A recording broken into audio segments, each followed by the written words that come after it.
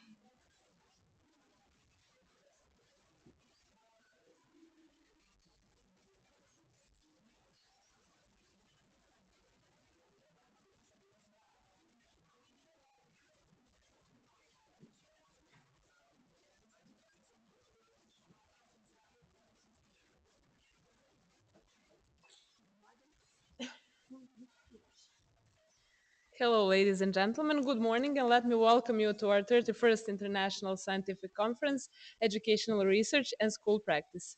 My name is Anna Drobac, and it is my great pleasure to open this year's conference dedicated to the International Civic and Citizenship Education Study, ICCS 2022. Today, we're going to discuss ICCS 2022 key findings and explore some broader topics relevant to this study and to modern societies in general. But before we begin with the presentations, we will hear opening words from representatives of conference organizers and co-organizers. So first of all, it is my great honor and pleasure to invite Nicoletta Gutwein, Director of the Institute for Educational Research, to open the conference officially.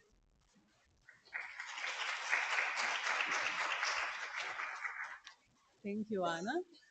Dear colleagues, dear guests, it is my pleasure to welcome you on behalf of the Institute for Educational Research in Belgrade to the opening of the 21st International Scientific Conference, Educational Research and School Practice, ICCS 2022 Results and Implications. The Institute for Educational Research is a leading scientific institution in Serbia that addresses various theoretical and practical challenges of contemporary education. Today, more than ever, the Institute is deeply concerned with the contribution of research to improving practice that aims at more inclusive and democratic societies. I wish also to extend my warm welcome and thank to our co-organizers for their support in preparing this event.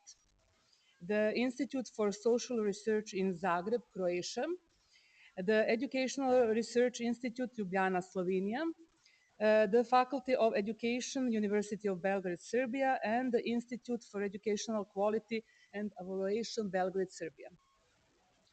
The aim of the conference is to explore the critical role of civic and citizenship education in preparing individuals for active and responsible participation in today's complex and rapidly changing societies. We are indeed pleased that so many eminent speakers in these fields are present to lead the discussion on the following topics. ICCS 2022 secondary analysis, conceptualizing civic and citizenship education, digital technologies and media literacy, democratization in school practice, teachers' perspective, international relations in schools, school climate and school culture, participation, engagement, and civic activism inside and outside the school. Migration, environmental, social, and economic sustainability, social diversity in education, inclusion, and mental health. We all hope that this conference will examine various aspects of this contribution and propose promising solutions to deal with them. With this hope in mind, I hereby declare the conference officially open and wish all of you an enjoyable and productive scientific work. Thank you.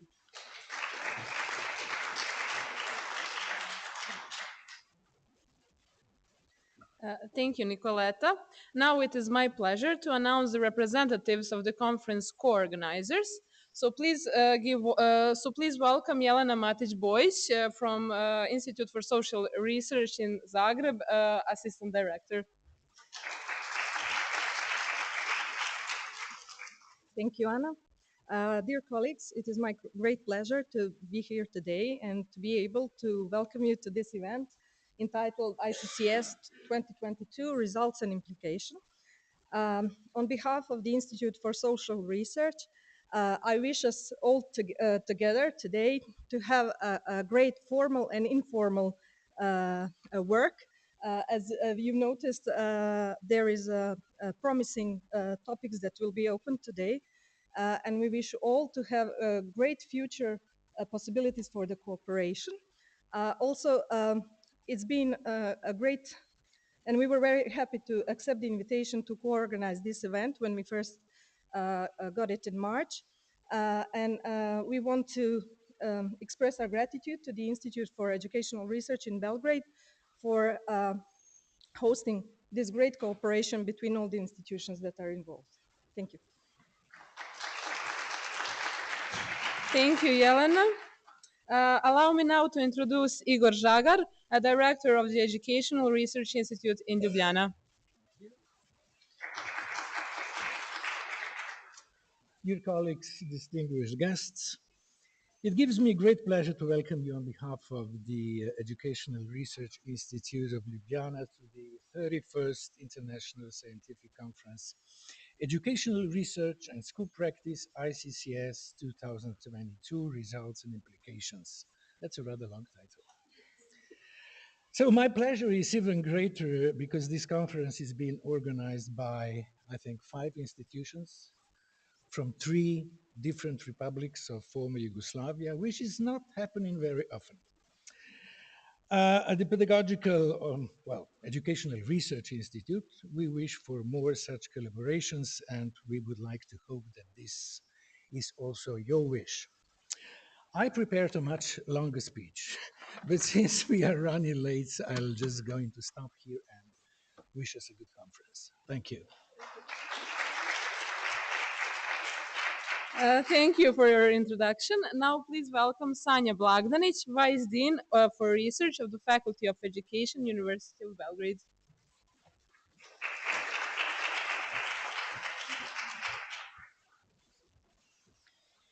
Dear colleagues, it's my pleasure to greet you and welcome you to our faculty. After international studies that measure the level of mathematical, scientific, and reading literacy, today we will gain the first insights into the extent young people in Serbia are prepared to take role of citizens in a world where understanding and practice the concept of citizenship and democracy are changing. For our faculty, the ICCS 2022 results will be opportunity to reflect on whether and how we are training our students to develop civic awareness, activism, and sustainable behavior with children in a manner appropriate to their age.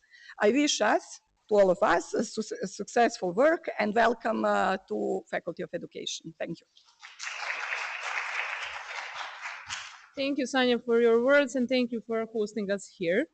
Now it is my pleasure to introduce Branislav Ranđelović, Director of the Institute for Education Quality and Evaluation in Belgrade.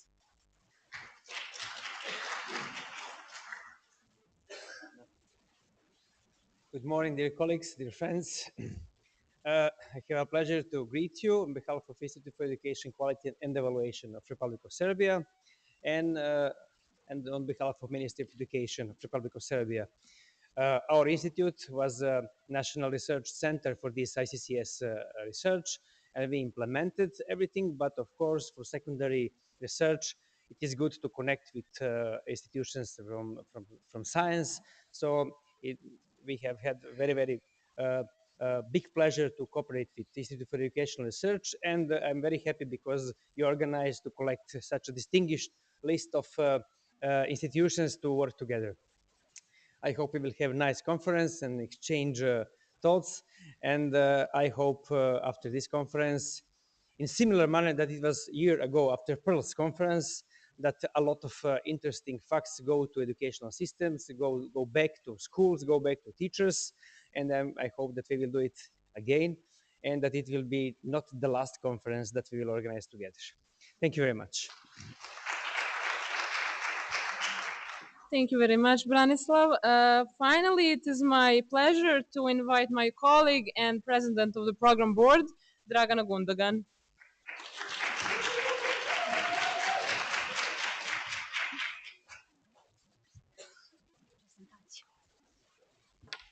Hello, thank you all for coming. It's a great pleasure to see you all here. Thank you all on behalf of Institute for Educational Research, Nicoletta and me, thank you all for participating in this conference, and thank you for everybody who is following us on live stream. So first I wanted to thank all our organizers. We are together for 1 year already in preparing this conference, and it was great experience that we were together in all this process. So thank you, Institute for Social Research in Zagreb, Educational Research Institute for Ljubljana, Faculty of Education. Thank you, Sanja, for having us all here today, and Institute for Education Quality and Evaluation. And I wish you all a successful and exciting day. So since I'm here, I will start with the first keynote speech. We a bit changed the program. So I will present our first keynote speech. Mladen Radulović, my colleague from Institute for Educational and Research, prepared some analysis. So the initial idea for the conference topic came from participation to the ICCS Civic and Citizenship Education study organized by International Association for Evaluation of Educational Achievement. So Serbia took a part for the first time in that third wave, and we got very valuable and interesting results.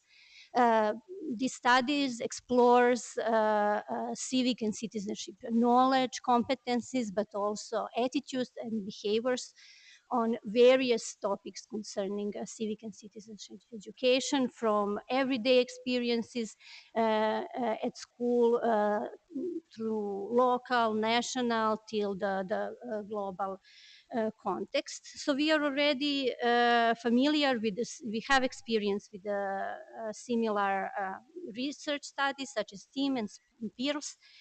And now we are provided with data from civic and citizenship education for the first time with the same well-known rigorous methodology. It's quite high quality, large-scale comparative studies on nationally representative sample. I didn't. No, I'm not first one. Okay. Yeah, sorry. Second. Yeah, we are still here. So basically, we will have keynote speeches and one more session, which is dedicated to secondary analysis from ICCS. So we will all have a chance to discuss, explore insights and ideas we have from ICCS. And after that, in afternoon, parallel sessions, we will discuss about same topics covered by ICCS and inspired by ICCS, but colleagues will use various sources of evidence. No, we are still there. Still, okay. Sorry. What I have to say, and what I experienced while preparing this conference is rising interest in civic and citizenship education today, and there are many reasons for that, and probably some of them are definitely the troubled world we are all living. It's already common phrase we heard so many times that we are living in a rapidly changing world, facing with many diverse challenges, and many of them are stem from global trends such as environmental problems, economic crisis, and use of digital technologies. So we all have to cooperate together to find a solution to tackle them. And of course, they all have specific impacts on a local perspective. And what we are aware of, that educational system often struggle to keep up with the change. And we are always lagging behind the reality young generations are living. So the question is, what is the role of modern educational system, and how we can prepare young generations for various roles and problems they will face, starting from preparation and entrance to labor market, political participation, or everyday communication. So for that reason, some of the focus areas are presented here from ICCS 2022. So we have very age-relevant study which covers a lot of topics who are relevant to young generations' everyday experience. In that manner, it is important to say that schools are social institutions crucial for political socialization, and they are sites for democratic learning. And when I say that, I mean the whole school experience, young generation live in schools, not only the processes during the classes, but also in school years or after school activities. Schools are one of the first institutions where children meet, or they should meet, their peers from different environments. They learn also there how to become friends, how to share, how to cooperate together for the common good. What is common good? What is justice, solidarity, and freedom, and what are their responsibility? They also learn about social norms, formal and informal, and what is even more important, how they are introduced in the practice. So in that way, schools prepares young people for active, responsible, and reflective citizens roles, participating in all spheres on their present or future life. In that way, education should be empowering and liberate them, help them to understand the world they are living, and show them the way how to become active and responsible citizens.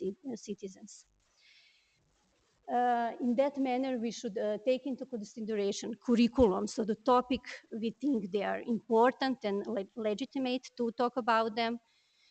Also, what is important, and we will discuss a lot about them, what is called school culture, school climate, or school ethos, so intersocial relations, relationship with authorities, the way how debate is organized and managed during the classes. That is all example which should be empower young generation to be aware and self-efficient in their participation. And of course, it's important to note modes of participation. So they learn what are their possibilities, what are the modes for participation, but what they also often learn is what are obstacles for that participation. Now we can proceed. In that said, ICCS 2022, I will present just shortly here, covers a broad range of trends and phenomena in modern society, such as civic institution and systems, civic principle, civic participation, and civil roles and identity. And some of them we will discuss more during today's conference. What is important to say, and we will also tackle that later, this study covers cognitive but also affective behavioral domain. Which is also very important for civic and citizenship education. So we will discuss also a lot about the cognitive side, so the knowledge, but not only reproduction of knowledge, but also how it is applied in practice. And Mladen and I, as a sociologist by our formal education and identity, we will cover more this affective behavioral domain today. So we will talk about attitudes toward important principles, issues, institutions, what is opinion of our young student respondents, how they see and perceive their roles in society, and that is connected with their engagement. So the experience with the engagement, perception of future engagement, and dispositions toward that participation. What is important also to note that all we mentioned and all school processes are reflected by the wider context in which educational system is organized. And this especially applies to civic and citizenship education more than many other subjects maybe. And it is important to stress all that long-term historical processes, pedagogical traditions, and social and economic situation of certain societies, especially when we do comparative analysis, which is sometimes challenging when it comes to this topic. So for this reason, ICCS covers broad range of multi-layered and comprehensive contextual frameworks, which really help to get a sense of the profile of the country we explore, or maybe we compare with some others. So we have individual characteristic, home and peer environment, school, what we mentioned, all the social climate, intersocial relations, and wider society. So today, basically, we will focus more on this presentation on this wider community and wider context in which civil and citizenship education is conceptualized and how it is implemented. So for this reason, we will just briefly sketch the context on Serbia that we are talking about. But sociologists usually, when they talk about this, they start with the process started 35 years ago. But slowly, it is marked by post-socialist transformation and integration to capitalist system on its semi-periphery. And it brought many characteristics similar to other countries from who passed the same road of post-socialist transformation. It is, of course, connected with some broader global context. So it is, I think about like deep economical crisis, democratic deficit, weak institution, and rise of corruption. Especially it has some specific influence and dynamic on the cultural and value orientational sphere, since it has its own pace and it's developing a bit and changing a bit slowly. So this is covered by traditional autonomy, what we call institutional vacuum, and value normative dissonance. Concretely, value orientations presented in this period were during the 1990s: egalitarianism, distributive statism, collectivism, authoritarianism, traditionalism, and nationalism as its dominant legitimacy frameworks. Beginning of 2000 brought a gradual and a bit confusing change on those value normative orientation. So traditionalism decreased slowly together with authoritarianism, and retention of nationalistic and confused liberal value orientations. When we take into consideration some more recent studies, especially on young generation in the whole Southeast Europe, we see increase of economic liberalism, even though it's still not dominant. It's definitely increasing and getting more and more legitimized.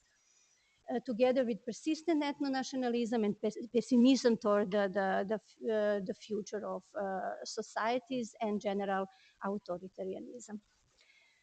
Also, what is important to say is revitalization of religion and rising religiosity, and desecularization in all sphere of social life, including education. We will discuss also about that. Just to mention briefly, in 2001, we introduced religious education together with civic and citizenship education, and they are from that period perceived as some kind of opposition. So the students in primary and secondary school have to choose between one of them. That traditionalism goes with gender inequalities in all sphere of public and especially private life. Also, Serbia is characterized as a very low level low trust society in institution and interpersonal trust. So the most trustworthy institutions are army, church and police, which also say a lot about values orientations. And all the rest institution, formal political institutions, parties, international organizations also, traditional media are very distrusted, and it all has influence on interpersonal sphere and gives a place for the rise of opportunism and corruption, which again decrease trust in institutions. So we are in one closed loop. All that has implications on solidarity, cohesion, participation, and potential social change. So it's not surprising that it's present very low level of formal engagement together with political disengagement, alienation, and dissatisfaction, and low external political efficiency, what we can see even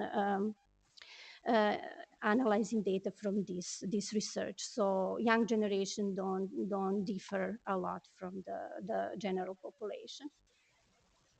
Yes, so having all this in mind, what I said, the general context, we wanted to explore how it is connected with value orientation in general population, but also to compare them with results from other participating country and to see how it is correlated with achievement, how this situation has implication on assessment on this study in this cognitive sphere. So here we will present 6 of them, which is like the most distinctive. So we have traditionalism, belief in institution, and political participation. I can not see well, I don't know how it is from there. In order to do so, we will use t-test to compare Serbian students from other participating country, and we use the database from International Student Questionnaire. Yes, this is just illustration of scores, what student had in front of them when they answer on these questions in student questionnaire. So concerning endorsement of gender inequality, it's more oriented to public sphere. Then we have religion, how they perceive religion is important in their everyday life, position religion should have in society, and how it is important for their moral reasoning. Yes, concerning trust in institutions, it is measured trust in parliament, courts of justice, police, public parties, etc. Then we have satisfaction with political system, how they perceive how political system is responsive to their interests, and importance of conventional citizenship activities such as joining political party, voting, engaging in political discussions. And expected participation in illegal protest activities covers spray paint protest, stage protest, or blocking traffic or occupying public buildings. Okay, we have 5 minutes for results. So very shortly, we can see here, I hope, yeah, it's visible enough, that when we compare students from Serbia with students from other countries, we see that gender equality is less endorsed in Serbia sample. And this gender inequality is very highly endorsed, one of the highly endorsed questions in a worldwide average. And it is connected to, it is highly correlated with achievement in both contexts. According to influence of religion in society, here Serbian students have a higher score, which means that they have more traditional point of view, and it's not highly correlated in the case of Serbia. More it is present in other countries correlated with achievement.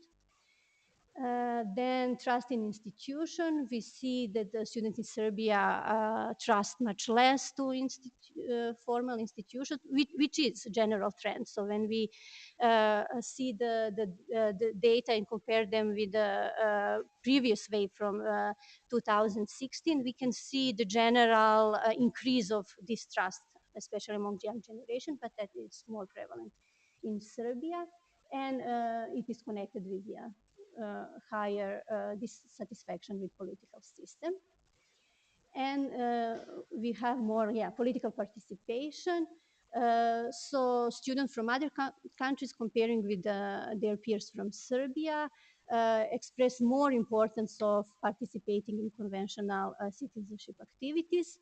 It is other situation when we ask them for illegal activities. Here, Serbian students show more willingness to participate in this kind of unconventional political activities, and they legitimize them more, which is also connected with the rise of unconventional political activities in general population. So in a conclusion, we wanted to see how these value normative relations are reflected in everyday school experience, how it is connected with processes in general population and worldwide also.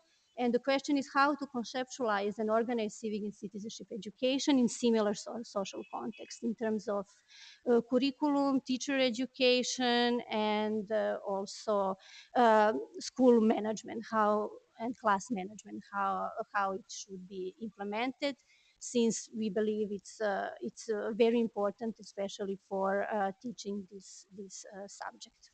And it is connected with the general role and aim of education in modern societies. So we offer you more questions than some easy solutions and recommendations, but I hope till the end of the day we will come up together with more ideas. Thank you.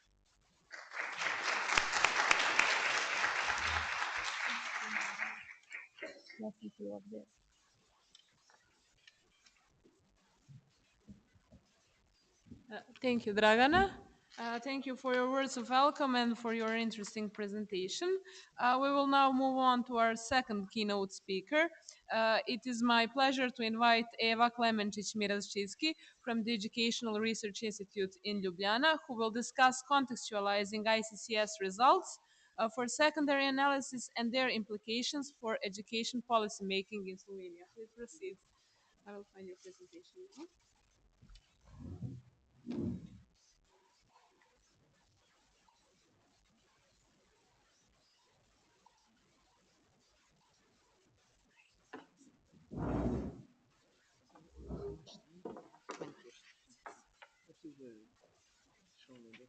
Thank you.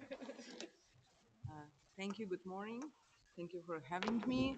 Thank you for attending this first session. My presentation today will not focus on the results because there will be a lot of secondary analysis, presentation of good practices, and so on. So I will try to contextualize a little bit ICCS study, our CCA, Civic and Citizenship Education Development in Slovenia. I will slightly speak a little bit about secondary analysis, but mostly I was invited to speak about policy making and our experiences. So I will speak a lot about this. Actually, there is a high degree of should I? No, okay. There is a high degree of interdependence between these three areas.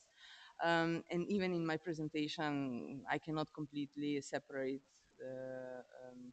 them from each other. So there will be slight connections between those three areas. IEA has a long history in doing international large-scale student assessment, getting back to 1959. Uh, of course, IEA is conducting those assessments together with national coordination centers. All three national coordination centers are today here from Croatia, from Serbia, and also from Slovenia.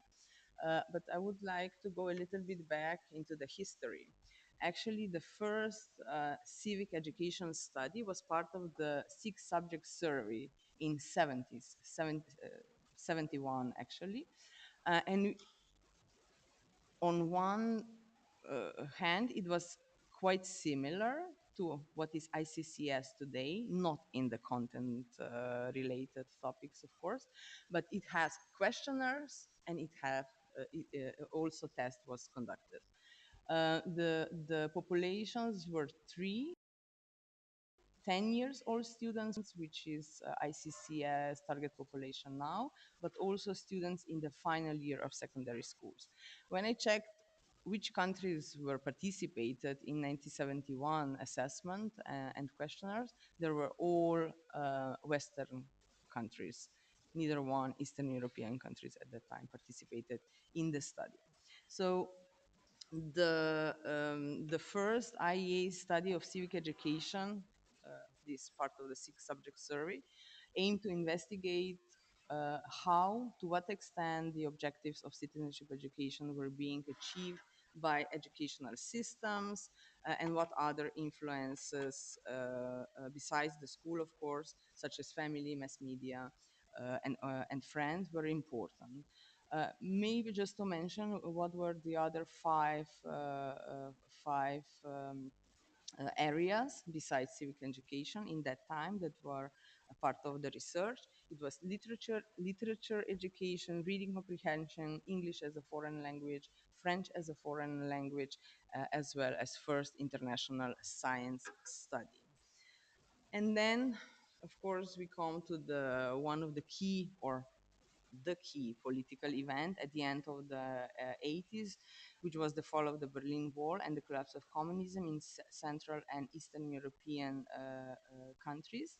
And this actually was leading to question about how these countries' educational systems are prepared or are preparing students for democracy. At that time, also Council of Europe start organizing meetings with both Eastern and Western European educators to discuss the topics of, at that time, mostly civic education. However, in 1993, a separate international study on civic education, not as a part of another research project as it was the case with six subject survey from 70s, was allegedly encouraged by Eastern European representatives, recognizing the importance of comparative research in preparing future generations for democracy. And those initiatives came from countries that have already participated in IEA studies in mathematics and in reading.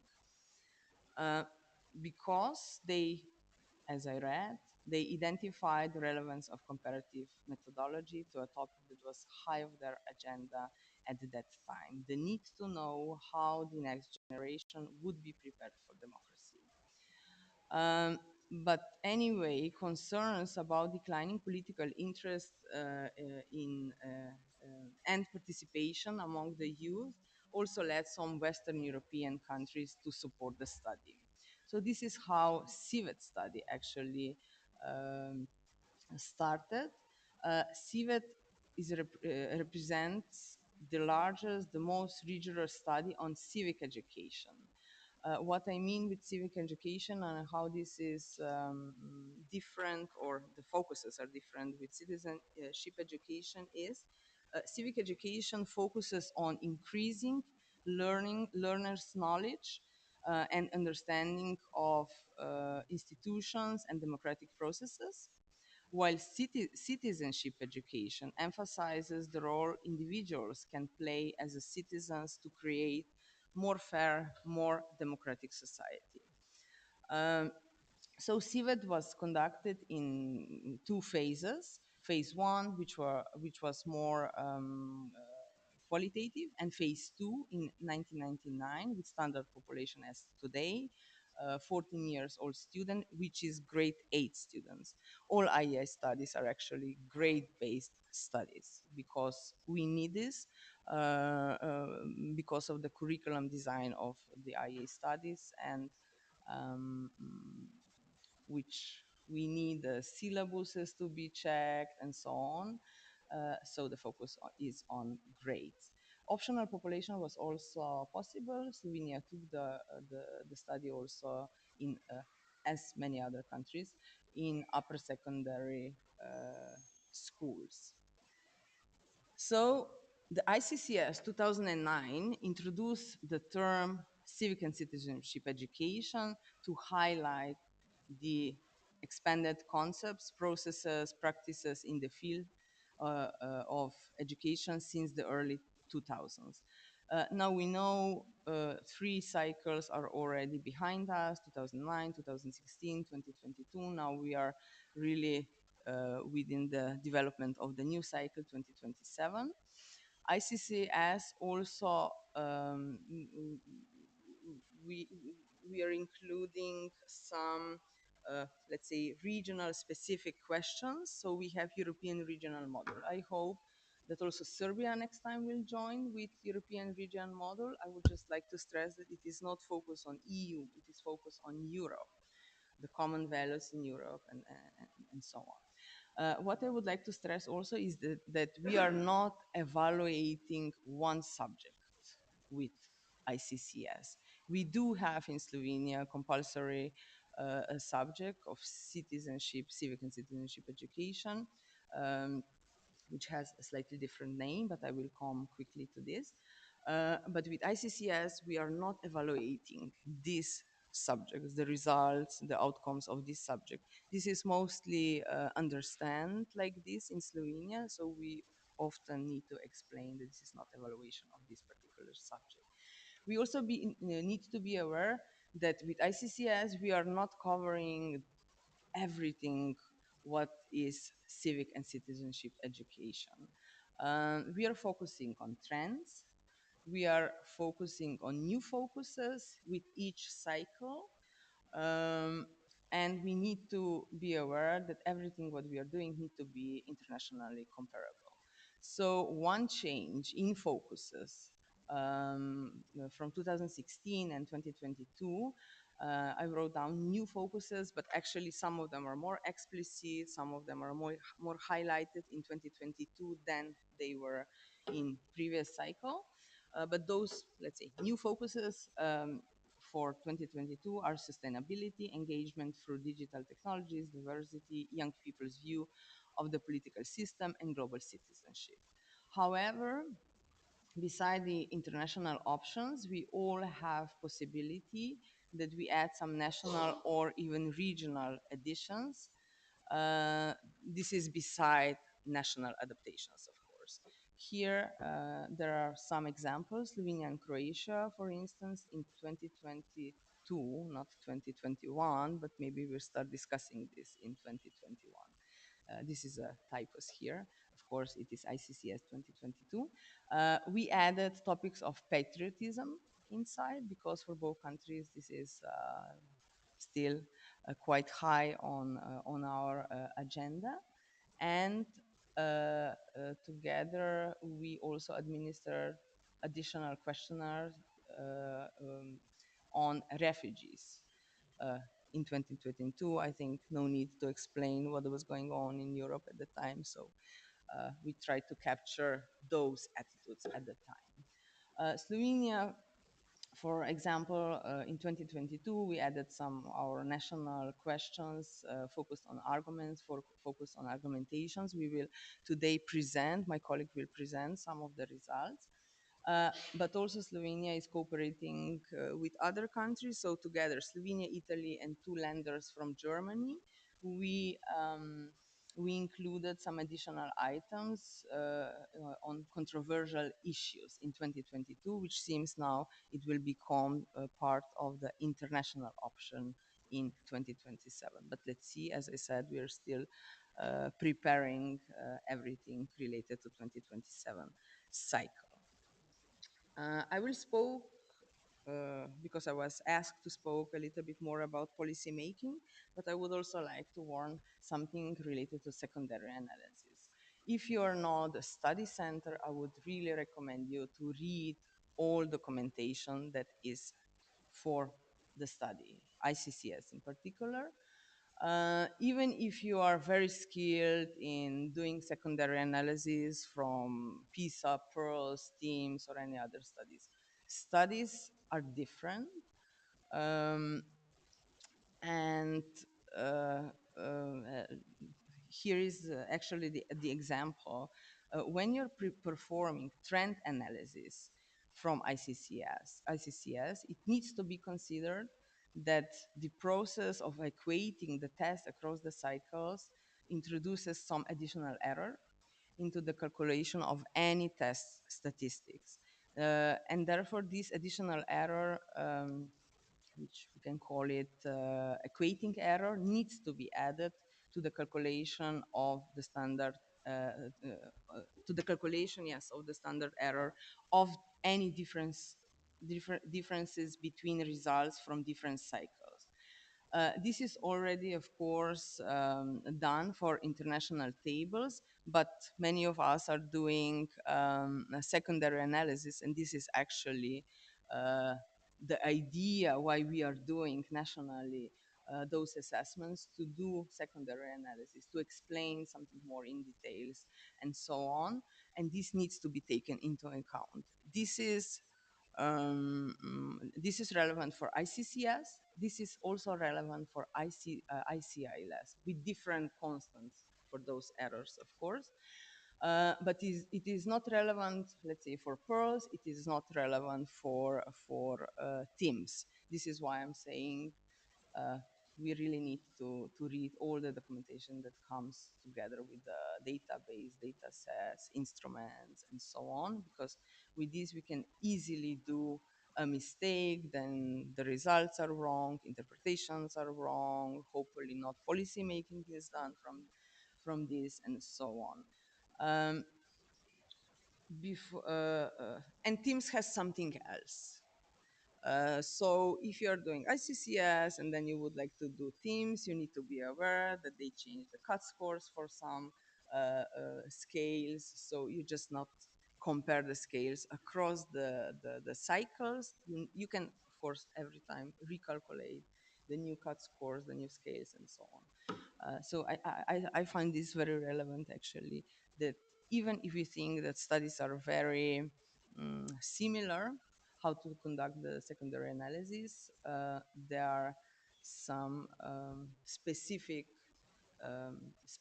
issues that needs to be taken into consideration. Of course, also complex sampling, complex assessment design, IRT focus, plausible values, weights, when to combine some databases, when this is needed, when this is not allowed, and so on.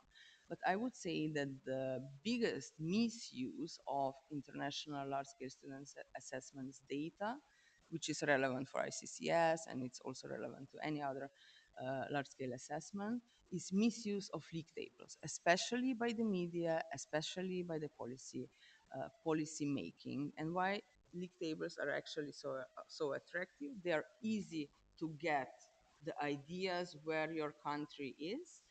Of course, also ranking normally in today's society it is valuable. Some people would say that large-scale assessment, international large-scale assessments, are today more as an Olympiad.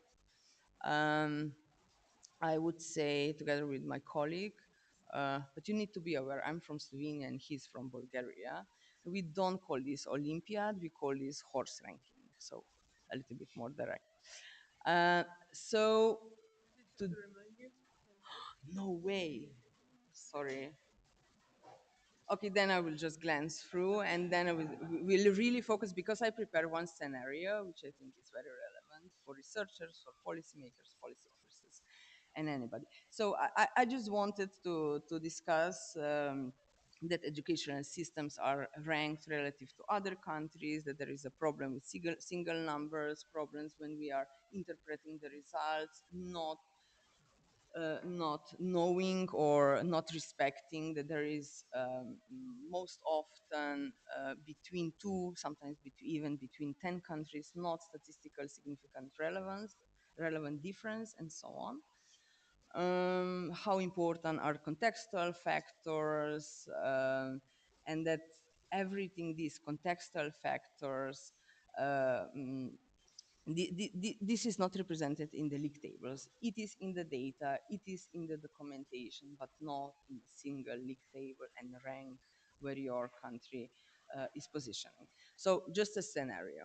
Uh, I found very relevant one theory from 1987. I was looking, I could not find it anymore, so I don't know who developed this theory, but the idea was that researchers and policymakers, we don't share the same values, we don't share the same ideas, even if we are speaking the same language, we don't understand each other, we have totally different rules and so on. And I'm often discussing with policymakers, but also policy officers, and I can just say that normally it is like that. So here is a scenario which will lead us how researchers are thinking and how policymakers often are thinking. Policymakers often ask questions that researchers struggle to answer. So, as an example, policymaker may want to know if a specific policy is better than alternatives, and researchers want a definition of better, because without defining better, the question becomes not possible uh, to answer. Um, and those questions are: will success be judged in terms of increased student achievement or reduced dropout rates? Will reduced teacher turnover or enhanced quality of new recruits be the most important, and so on? Policymakers naturally wants all of these and much more, not just this. Uh, Even if the researchers define our own judgments about which inputs or outcomes are the most significant, there is absolutely no guarantee that the model will satisfy the expectations of policymakers. Even if we have clear definition what is better or on any other topic, not all research questions can be answered. Variables of interest may be difficult, may be impossible to measure, to control the key variables or dimensions, and so on. Uh, Researchers, of course, may be reluctant to take on policymakers' questions, even if they're very relevant. Uh, but for policymakers, the situation is rather different. Their questions demand answers. This is why researchers and policymakers are likely to come to very different judgments about the usefulness of the answers, because we hold the dramatically different views of what constitute good research. For policymakers, good research is compatible with prior beliefs, political commitments, timeliness, strength, simplicity of findings, clear implications for actions. All these will be likely valued above or much above any theoretical or methodological sophistications that we are working with. And as a result, answers that researchers produce may be of a little value from the point of policymakers, and the answers that policymaker values may not meet the standards of credible research. So here we are, and here I have the example between researcher, between policymakers and policy officers, because this situation becomes even more complex when we try to distinguish between policymakers and policy officers. So this is the realistic situation that I was involved in, and I'm a researcher. So when I had to prepare not our results, um, it was the meeting with policy officers. So I presented the results very non-emotional, because for me, whatever the results are, they are results. If the knowledge increasing, decreasing, they're just the results. So I'm not emotional about presenting them, mostly. One more minute. Okay. So how policy officers saw, and the policy officers in this discussion, they said, for the minister, the results were really low. For the minister, the results are even good. He just started his mandate. So he can use those results to speak about what was wrong prior to when he took the office. And policy officers for themselves. mm, We need to find some good interpretations on those results. Otherwise, we will be guilty of everything. And this was the real situation. So you can see the clear distinction between how we are thinking and so on. I also have example from ICCS 2022 after a 2 hours discussion, what the policy officers uh, um, took out from it. You all know how rich is ICCS, and I was discussing 2 hours, not like this, with the results. So I was really fast at the time. So after 2 hours, the idea, the answer was, now I get it. We need to improve the social emotional skills of students based on all what we had, what I presented in ICCS.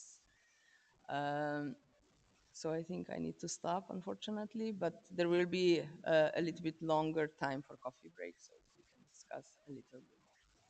Thank you. I will have a discussion. Thank you very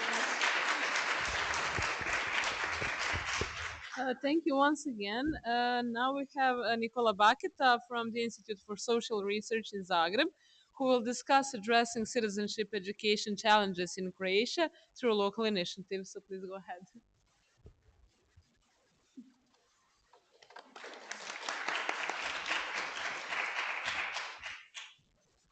Well, You can first of all, remote there. Remote. Remote for the presentation. it's here. Thank you. Thank you, Institute, for hosting us, and thank you for organizing the conference, and thank you all for coming. So, I will not be talking about the specific results. I will try to give some bigger picture and the example from Croatia, and my colleagues later in the next session will discuss some specific results regarding ICCS results. So I will lead you. So for introduction, we'll talk about what is political literacy actually.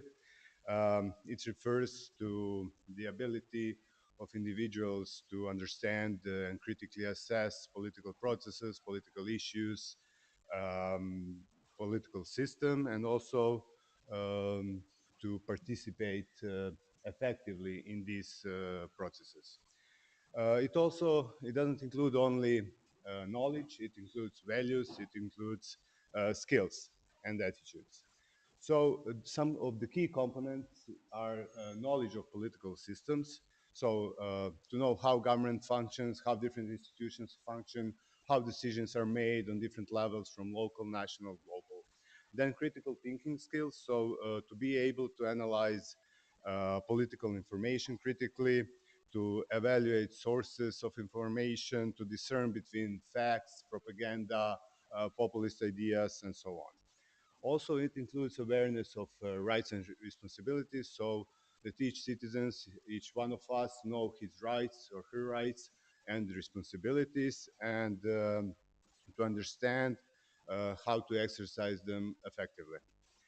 Also, it includes civic engagement skills, so the ability to communicate, to debate, and to collaborate with others regarding political or social issues, and to do that constructively. So political literacy is actually really important for democratic political system.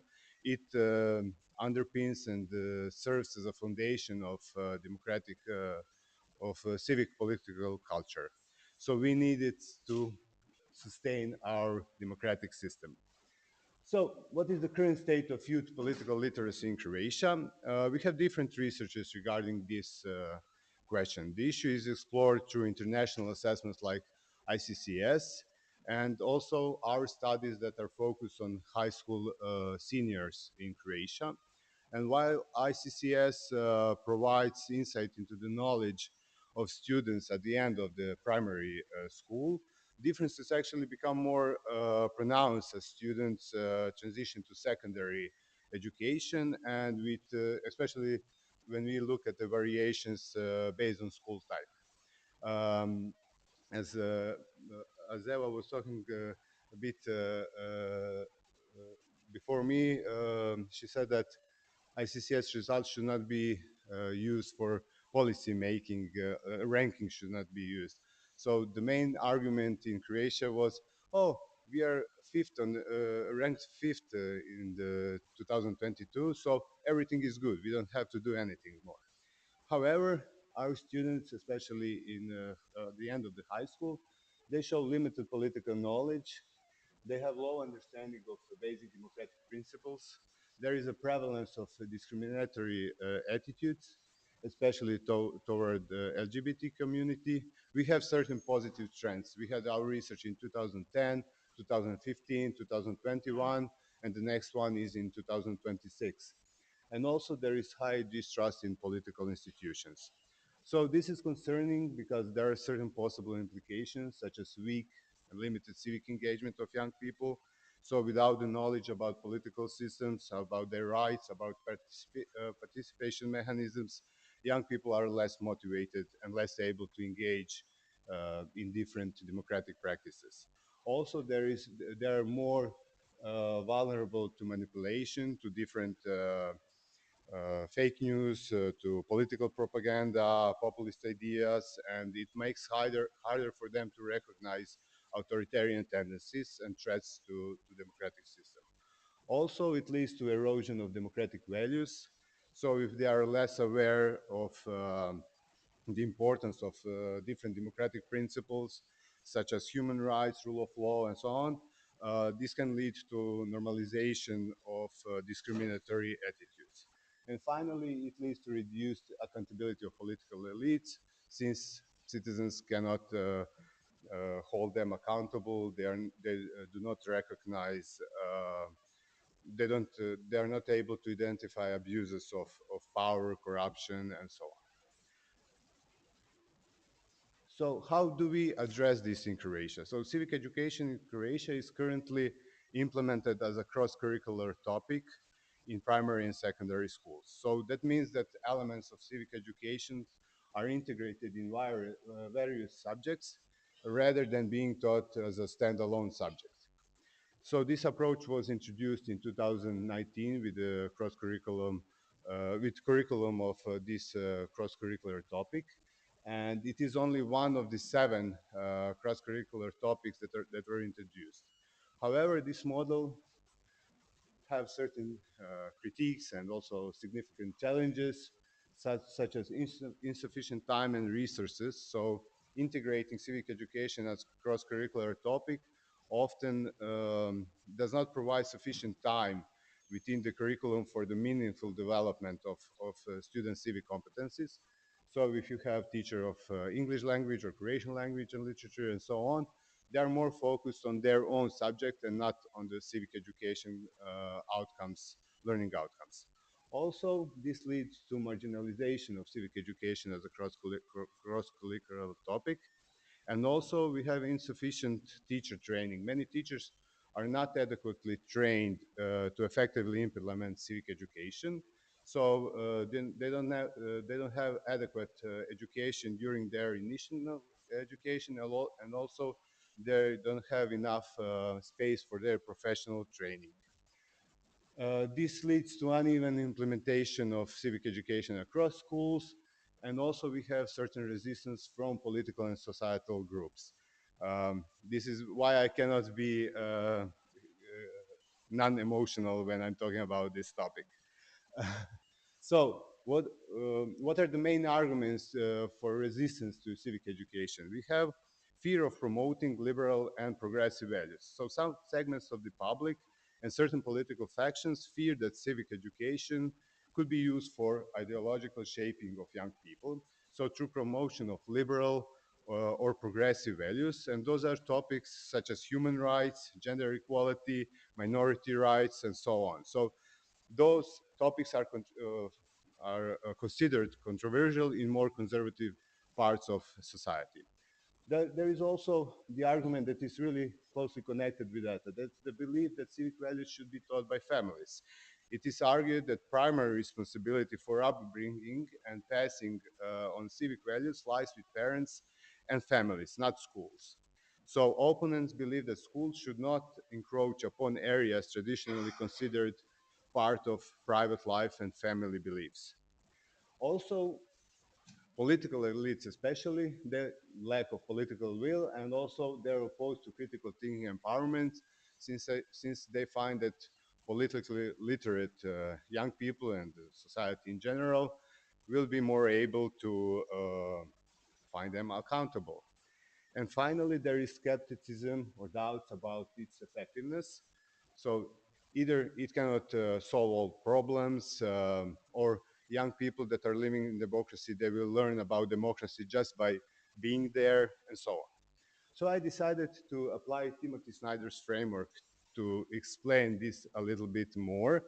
So in his analysis of historical and political phenomena, he developed the concepts of politics of inevitability and politics of eternity.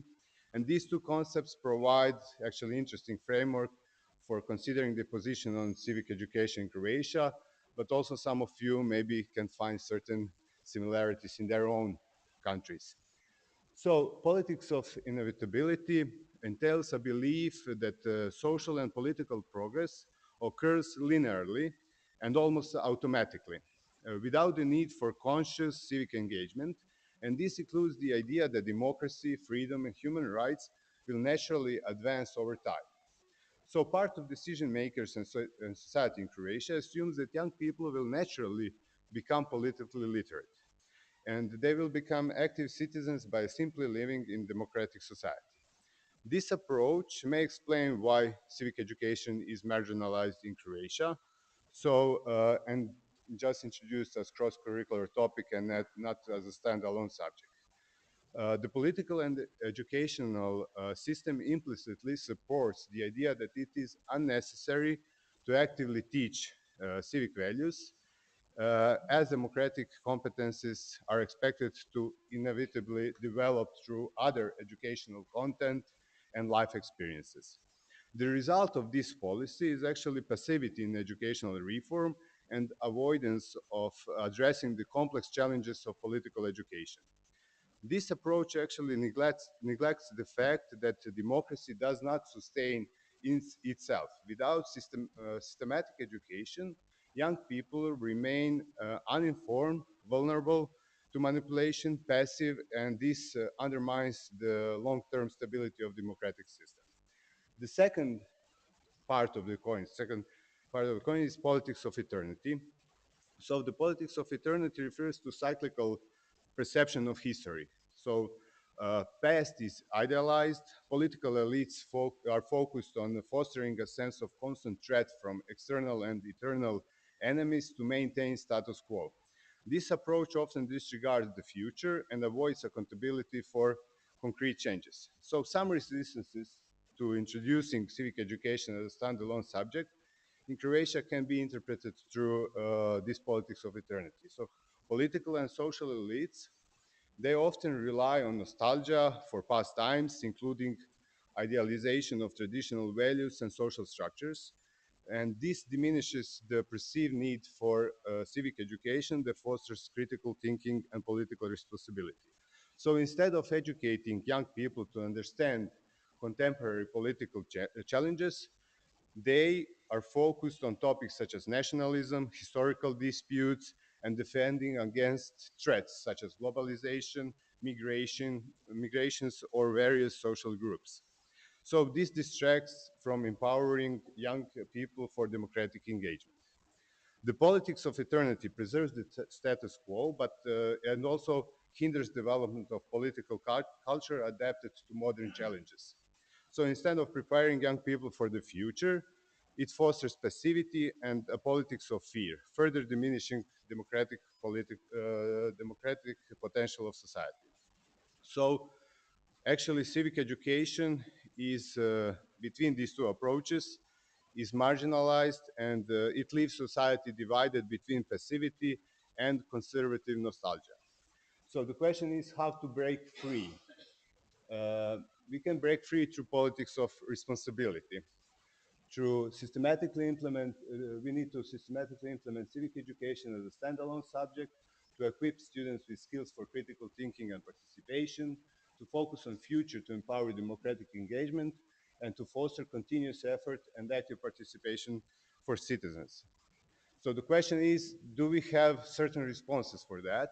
And actually, we have certain local initiatives that were created through this politics of responsibility from either institutions on local local governments, scientific institutions, researchers, and individuals. So these three initiatives, RIECA Citizens Education Model, School and Community Program, and Active Citizens Community Program, they offer concrete solutions to the challenges of civic education in Croatia. These initiatives effectively address issues raised by politics of inevitability and the politics of eternity. So how that is done? And I need to say that these three, they are not subjects, they are extracurricular activity, they are optional subjects, and so on. And so just small portion of young people in certain parts of Croatia has the opportunity to participate in these programs. But how it's done through these three initiatives? They have certain common future. So they're challenging the politics of inevitability through demonstrating the need for deliberate education to develop civic competencies.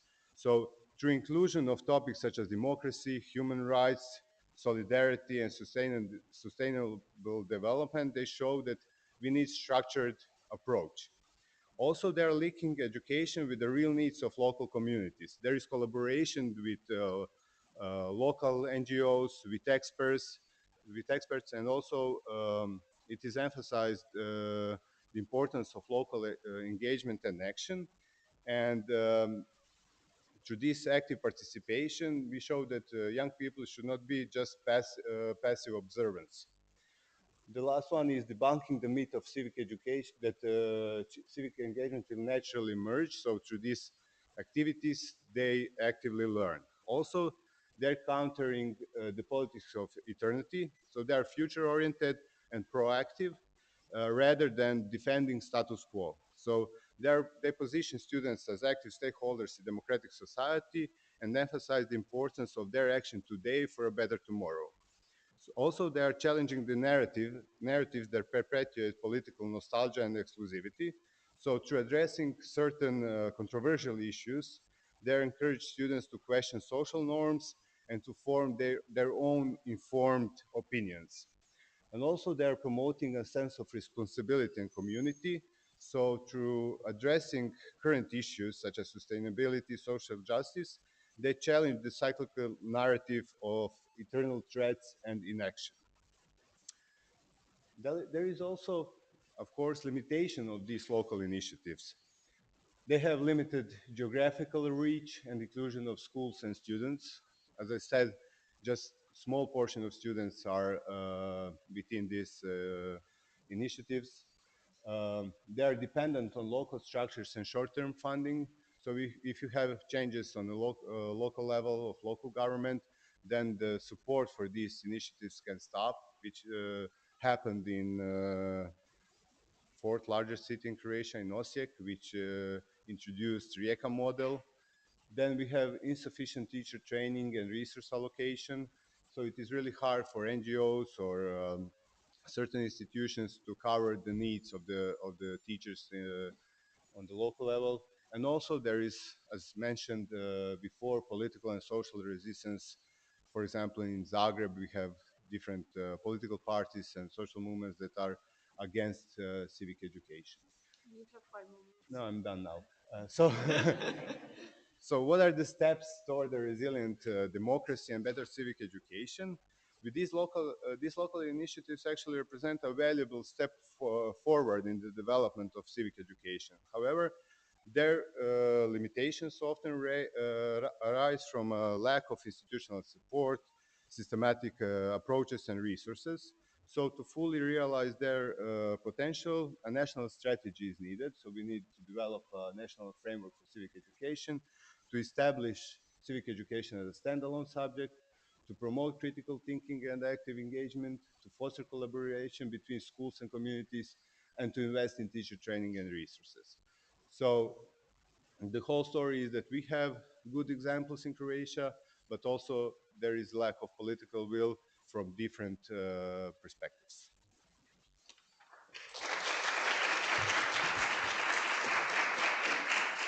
Thank you very much for those insights. Now we will have a chance to hear about the ICCS framework and gain insights into their experience into conducting the study from Branislav Ranđelović, Daniela Đukić, and Tanja Trbojević. Branislav, it is my pleasure once again to welcome you here.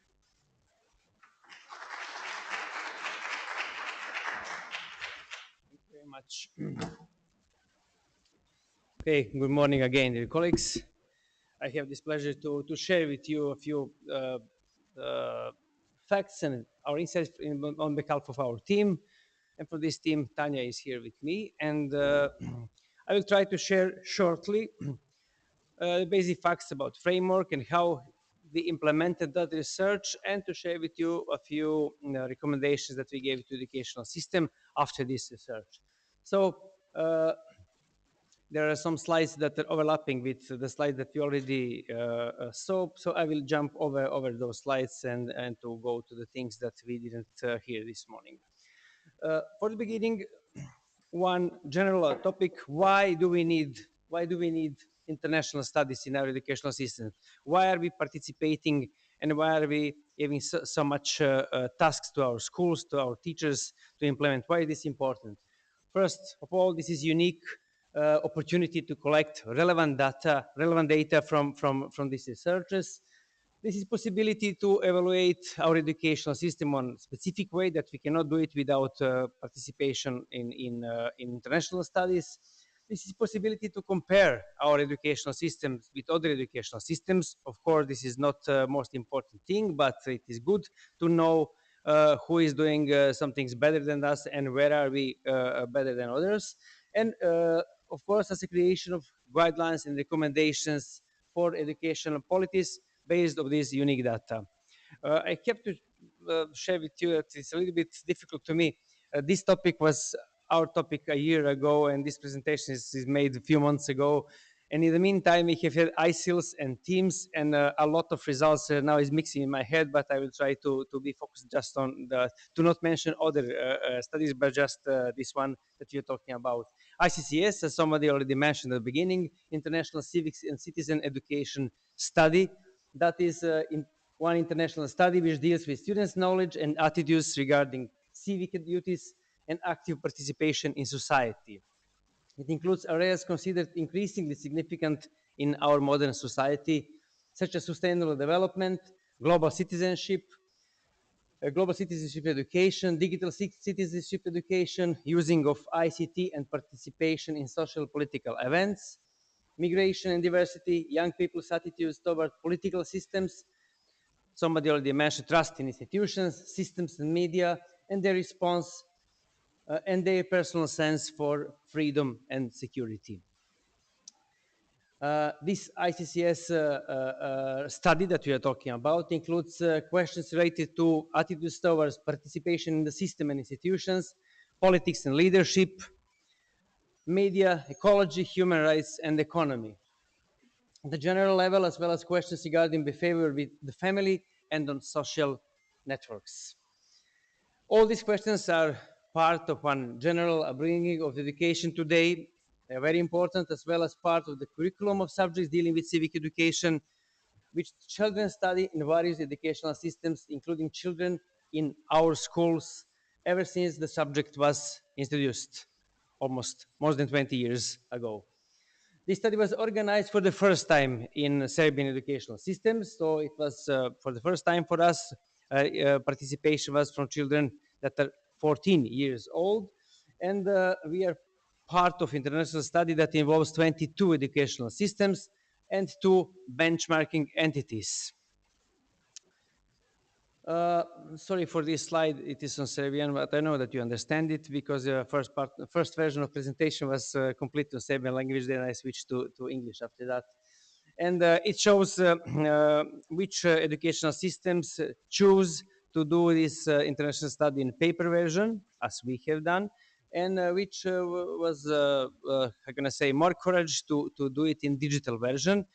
At that moment, when we started to prepare ICCS, at that moment, we still could choose one of those 2 versions. And before that, most of international studies was in paper based, but now it is far history. In this moment when we are speaking about it, all international studies already went full digital in accordance with trends and digitalization and implementing technology in educational systems in all segments, especially in testing part. So we are in a group of educational systems that at that moment choose to do it traditionally with paper-based. Why did we choose to participate in ICCS 2022? I don't know if you're aware, but those participations are very expensive. They have 2 parts of financing, one that is going to international partners, IEA and other that are organizing, and the other one that is our local participation, and that this is the money that we spend to implement it in schools. And when we started ICCS, most of international participation is covered by the European Union, so it's easier for us to implement it. But it is not the reason why we participated in ICCS because it is cheap, but because we recognize that with this study we offer to our school opportunities for open debate and participation in fostering knowledge, attitudes, and engagement. And we know how do adolescents view various social and political issues as they approach voting age, because we didn't have any local, our own study that is dealing with our topics. And we found out how those growing importance of social media influence the civic activism of our youngsters, of our young people. So a lot of very important facts that we find out through this study. ICCS collected a wide range of contextual data from teachers, principal, and students about the organization of civic education with curricula and programs. The results provide very valuable insights for making important decisions regarding educational policy and future practice. This is a list of educational systems that participated in ICCS. But it is, as you can see, it is split in four columns. First column is our educational systems that have particularly subject civic education. As you can see, Serbia is in that part of this group because civic topics are transferred to our students through specific subject that we call civic education. But as you can see, there are 3 other ways how other educational systems treat this topic. Second column in our educational systems that have integrated all topics about civic education in various subjects in the school. And as you can see, a lot of educational systems use that method that implementing through various subjects. Third column are educational systems that have the topics regarding civic education integrated in subjects in the school. And the last column are educational systems that have those topics as extracurricular activity. So, as you can see,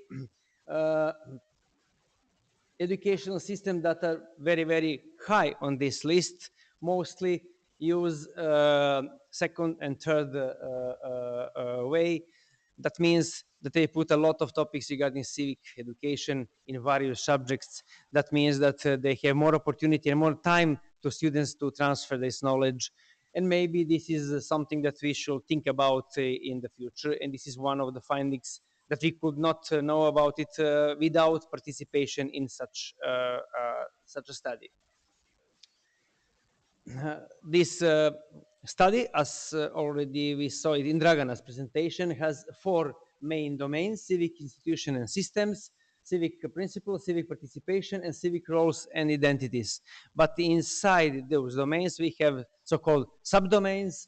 For example, in civic institution systems, there are 3 subdomains: state institution, economical system, that is new in ICCS 2022, civil society, that is slightly changed in comparison with previous ICCS cycles. In civic principles, we have subdomains capital, freedom, rule of justice, sustainability, and solidarity. The last 2 are new for the first time. And third domains, civic participation, we have decision making, influence, and society participation as subdomains. And in fourth domain, civic roles and identities, we also have 3 subdomains: citizens, citizen self-image, and citizen connections. So a lot of very interesting topics that are covered through this study.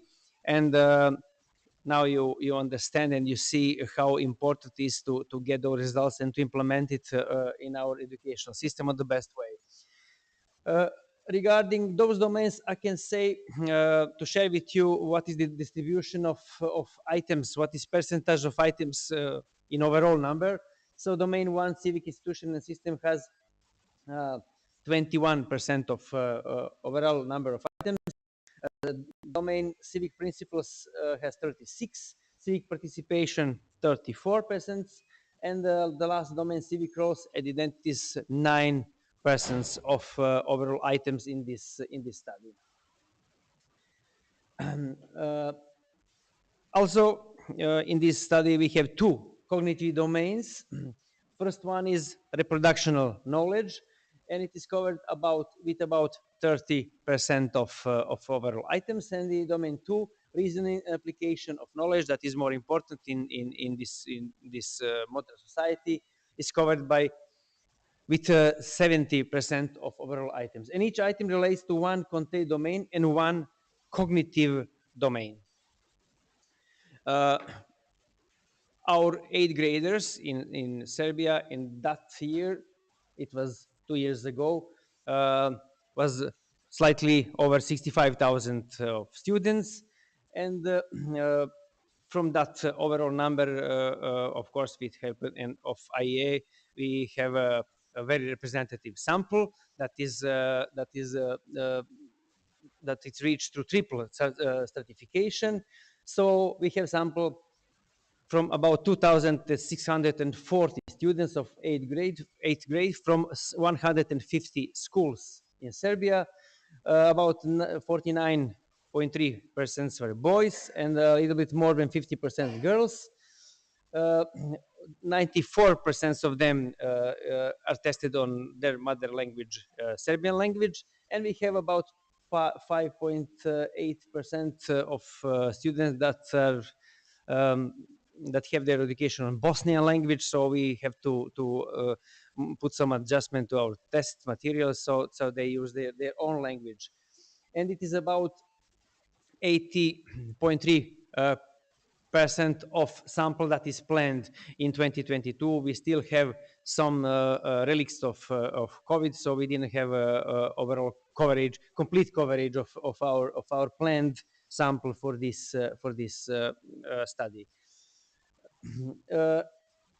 Not only students, I told you that ICCS covered teachers and principals, so a selected group of teachers from Serbian schools that participate in ICCS 2022 was 2,257 teachers, a little bit more, but this is number that really took participation, and it was tested in March and April 2022.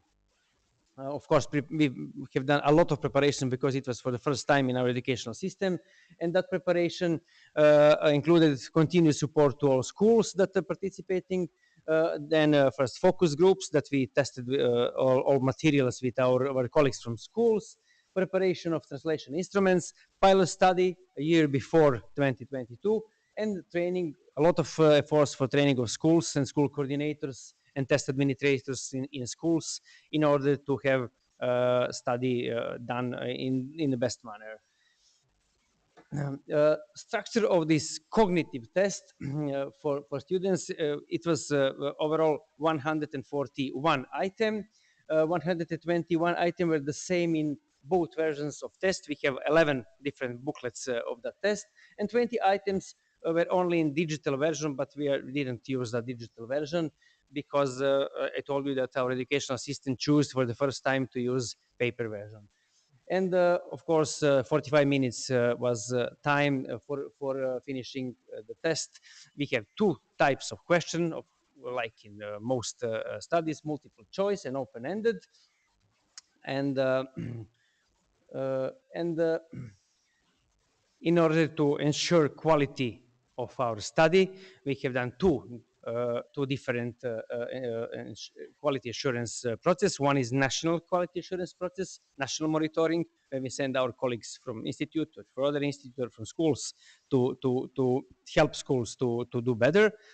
And international monitoring that is organized by IEA, and we have international colleague who covered 10% of schools, and that's why we are so sure that we implemented this study in proper manner.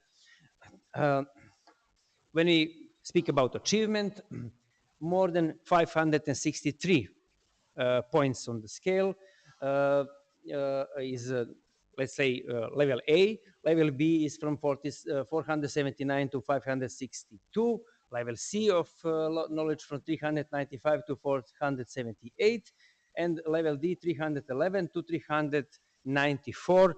And of course, it could be possible that some educational assistant get rank lower than level D. Overall achievements, 7 of educational assistants that participated had significantly better results above ICCS average, 5 in line with average or a little bit more or less, and 8 educational assistants that had results significantly below this average. Unfortunately, our educational system is in that third group, but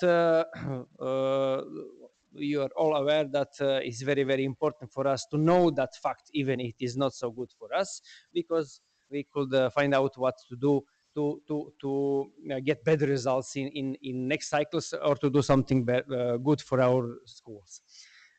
In this slide, we can compare ICCS 2022 average and what educational system of Serbia achieved on that study. And as you can see, almost half of tested students in Serbia reached the highest reference level of knowledge, A and B. It is about 43.6%. Largest percentage of students in our country demonstrated knowledge of level C, while smallest percentage of students did not reach even level D. So each of those facts has its importance for itself, and it could be transferred to some recommendations for future work.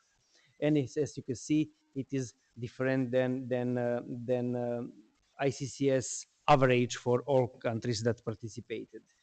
Of course, when we talk about gender equality or inequality, compare girls and boys, it is expectable, and it was proved that in 18 educational systems, girls are better than boys. In 2 educational systems are without significant difference between girls and boys, and there is no educational system that are boys better in this topic. I have a few examples. I don't know how much time do I have. I will jump over examples. You have more time. Just a few items that we choose to share with you here. One is a question: what is one of the main roles of the military in a democratic country? And there's 4 offered choices, to support the government during election, to resolve disputes between neighbors, to defend the country, and to represent people from different parts of the country. Of course, third answer is correct. And in the table, you can see how many percent of children in those educational systems answered correctly. And it is interesting that in Serbia, 94% of our 8th graders know that military is used for defending the country. Another interesting item that we can share says like this: fake news is a term used to describe false or misleading information that is internationally presented as news. How can the presence of fake news harm democracy? Name two ways. It was open-ended. Of course, we have clue how to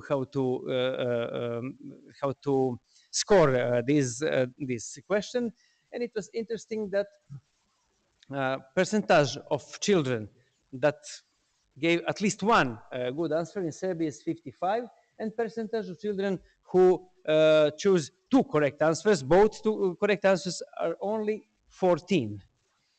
Fake news are very, very interesting, and I know in next cycle of ICCS there are a lot of interesting questions about that, and it is our reality now. It was not at the moment when we start the preparation of ICCS 2022. And the last item that I want to share with you, what can question or item was, what can person do to verify whether the information is news article is real or fake? And there was offered four choices. Check if the same information has been published by multiple different sources, check if the government agrees or disagrees with the news, check if their friends believe the news article is or not, and check if the news has the most views on social media or not.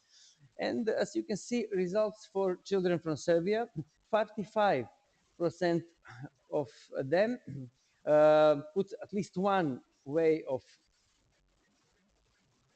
just a second. Yes, at least one way, and no, it is the same table. Nice, I see it now, 55 and 14. So I owe you that the last table, because I see the same table on both slides. Sorry, I didn't notice that. And for the end, most important findings from contextual questionnaire, just to share a few informations with you. For example, there is a strong support for environmental protection in all countries ICCS, and concern about climate change as a global threat. It has increased since 2016. 90% of the tested students believe that every citizen should contribute to reducing pollution. In Serbia, that percentage is 92.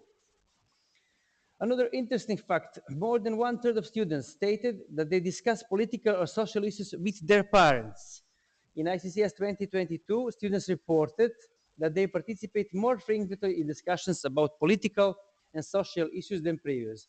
And in Serbia, 20% of children discuss these issues with their parents or guardians. Now you have 5 more minutes. Okay. 5 more slides.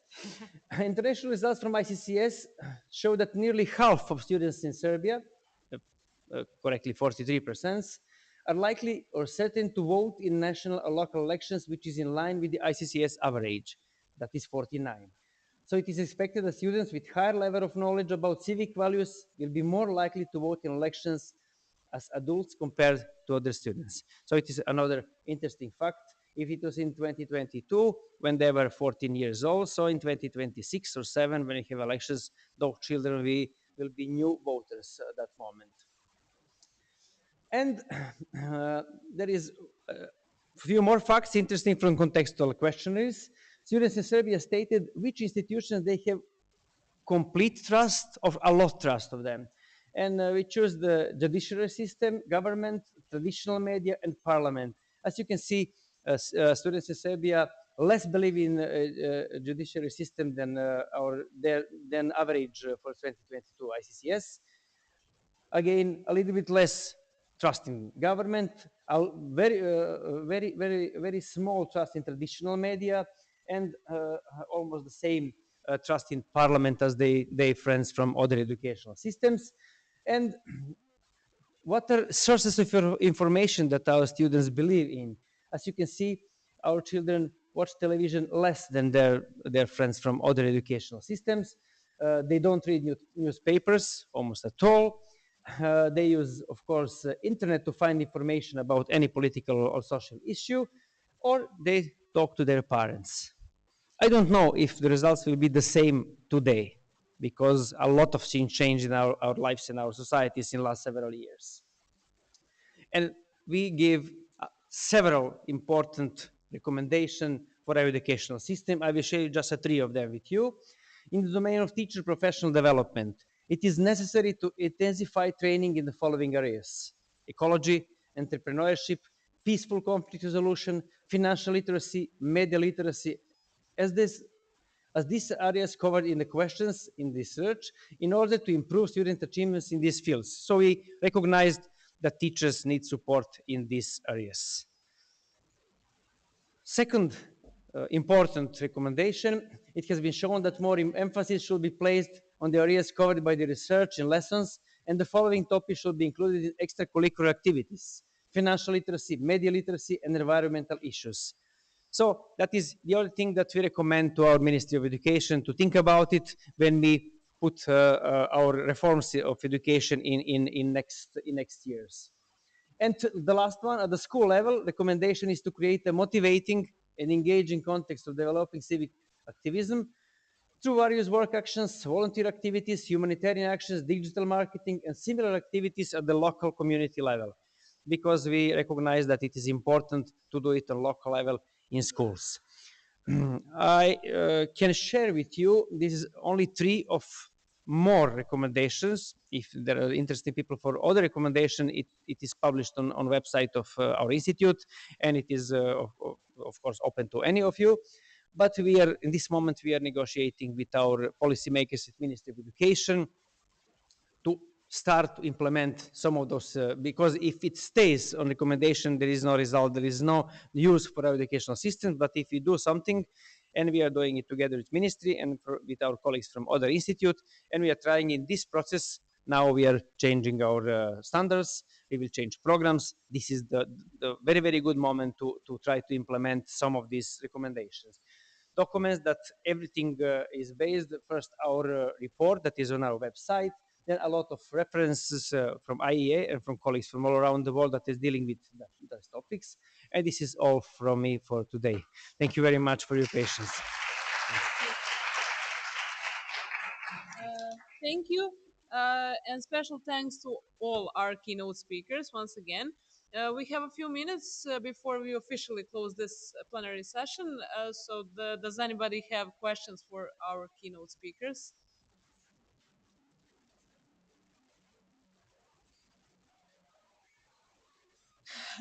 No, so we will take a coffee break, which will last a bit longer than expected, and we will meet here again at 12:15.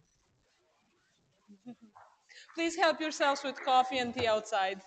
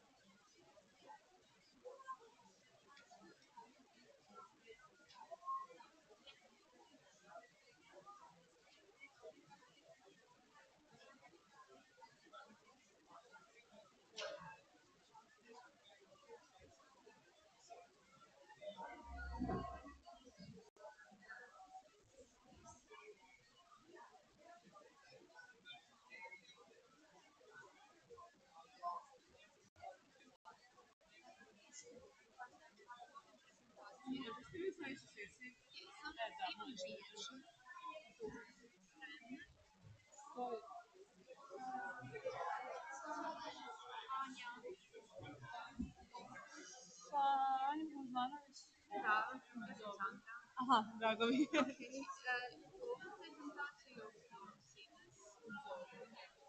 Sad sam tek primijetila da je ovdje ostalo. Nema veze. Možete tu da ga... Ma kod... Andra. Uvijek nešto promakne. Tražim kolegu koji je moderator da mu kažem. To je ovdje.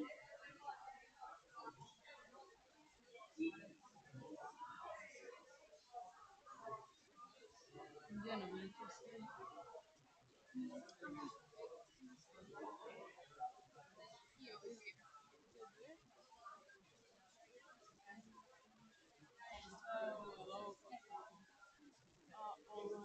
Samo da ja napravim, pošto imam mnogo ovih, da napravim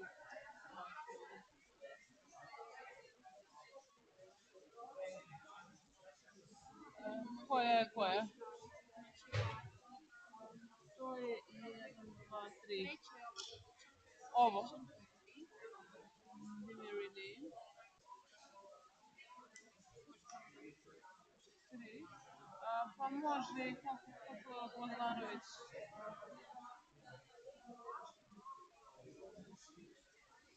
Znači tako, a ovaj onda redni broj 6 Anđelić. A ona je to.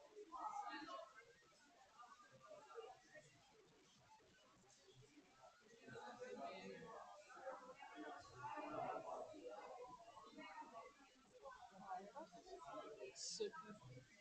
Hvala puno. Aha, može samo da... To, hvala puno. Znači 12:15. Da, 12:15.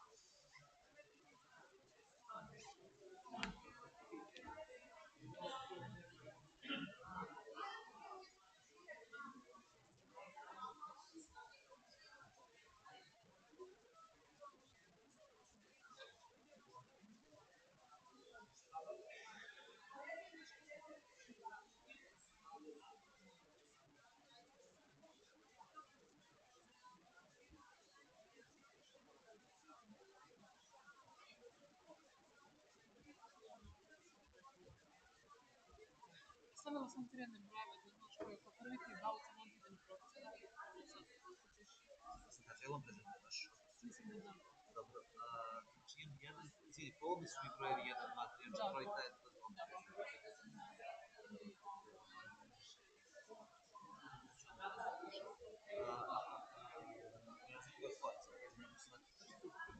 a recimo jedan i 2 minuta idu prvo opet sedmoro pa posle, to je zamisli. Posle diskusije, ja mislim da da. Pita Drago ništa. Kako mi rekao, ma nema bolje.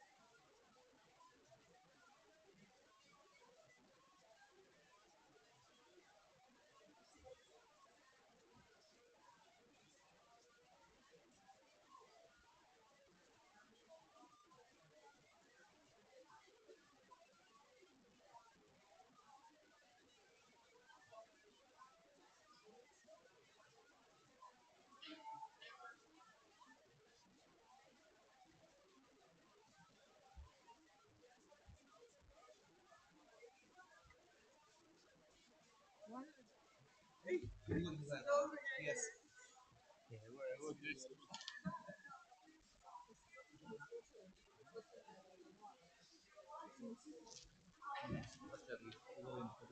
Jel ovdje stavljamo tako ovo, samo da vidimo samo gdje će ga otvoriti.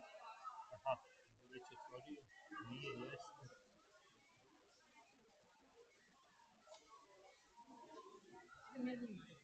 Da ima puno USB, pa sada vidimo da... A evo. Samo da vidim.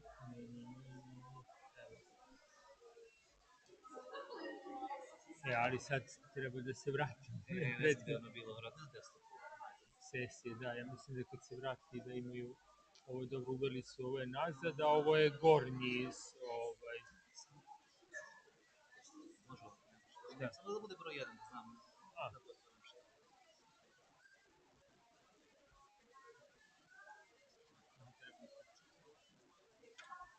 Ja sam vidim da li će otvoriti da ne bude.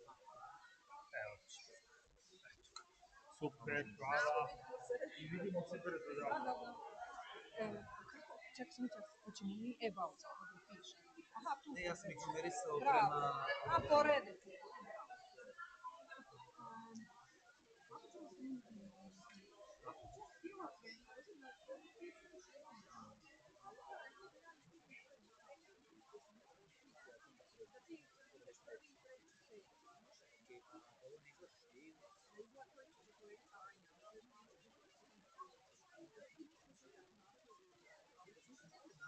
I...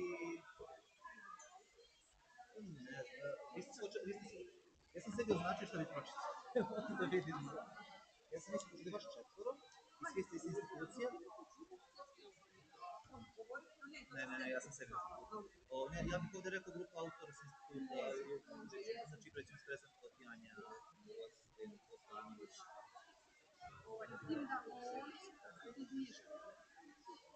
pa...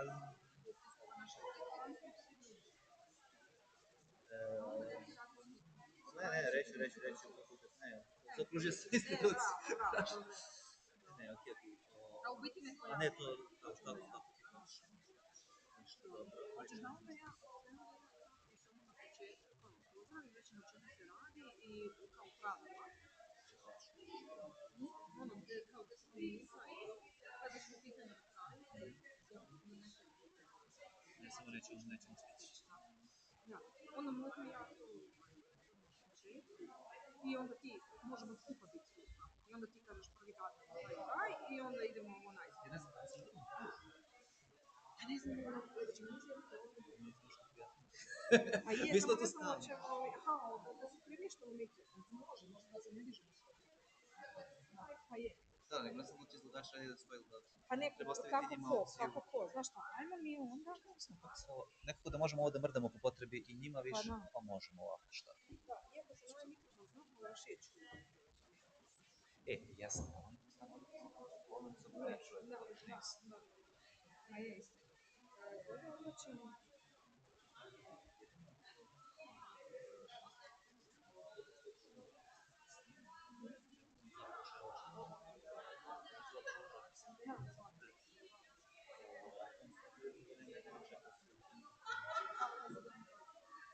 Ili kad se pogledati.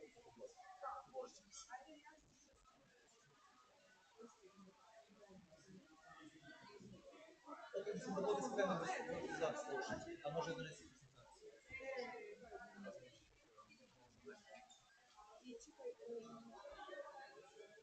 Ovo je već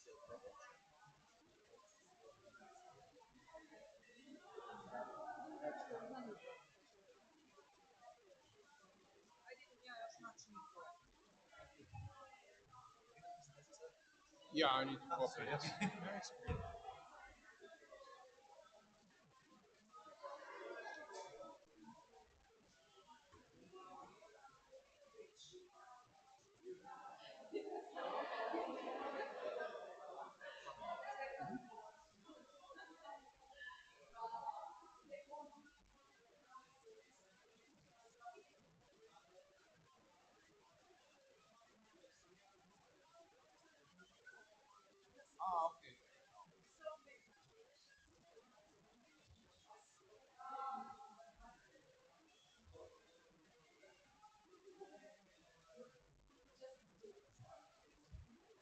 Mladene, kažu ovi možda već...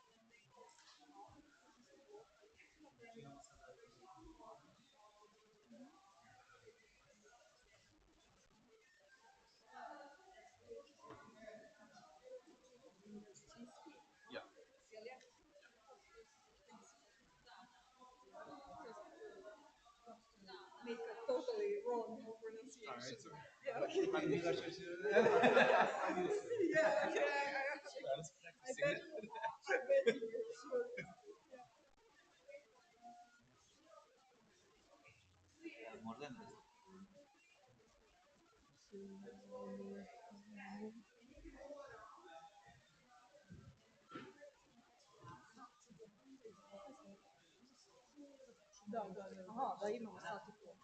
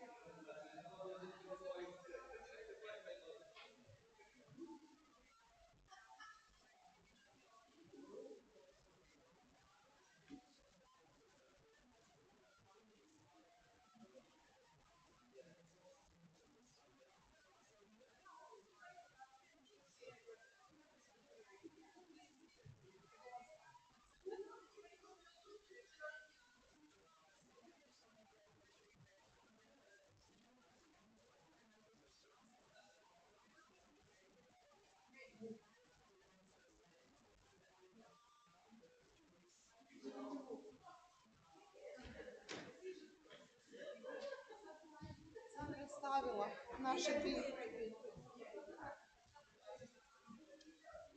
Ću morat piški. Otišli su, a ja sam, znaš šta sam ti bila, znaš šta je bilo?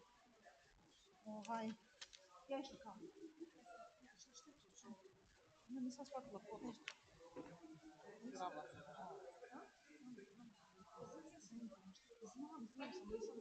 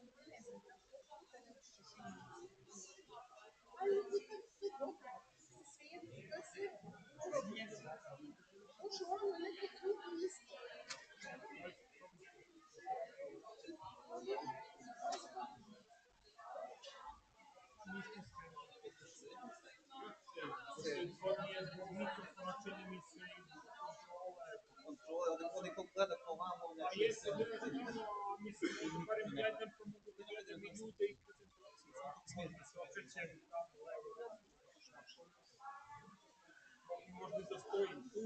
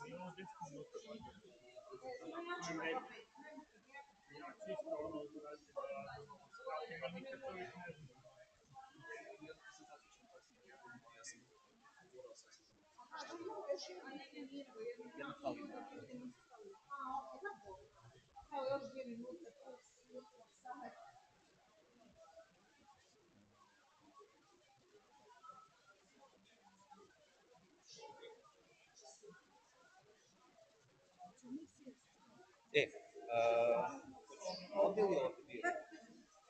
Svašta će seti se koliko, tako da ništa, možemo ovako, pa ćemo njemu pomeriti kada mu damo reč, to je to. Pričam svoje čaš. Da, malo je. Ćemo mi to srušiti, ha? Ma evo ovako, samo zato što da nas dvoje ne srušimo.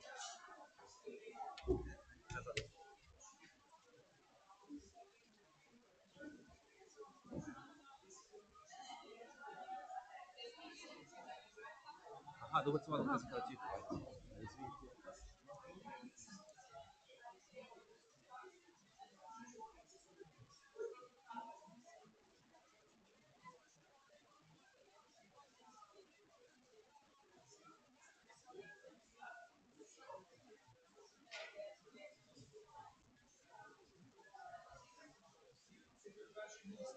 Nije to, nije. Ja sam svoj popile bacila.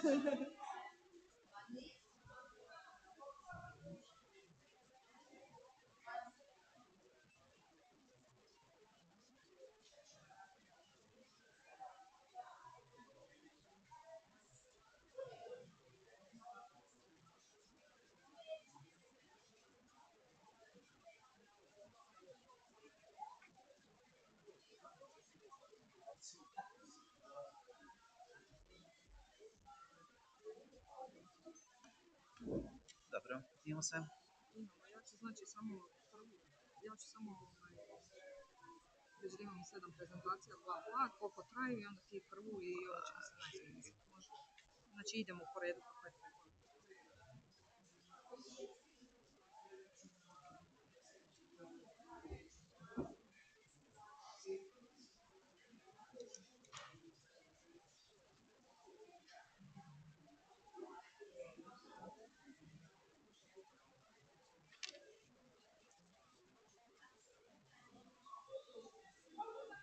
sad mi trebali da početi, a? Slušaj, aj prvi sad, zašto da počnemo?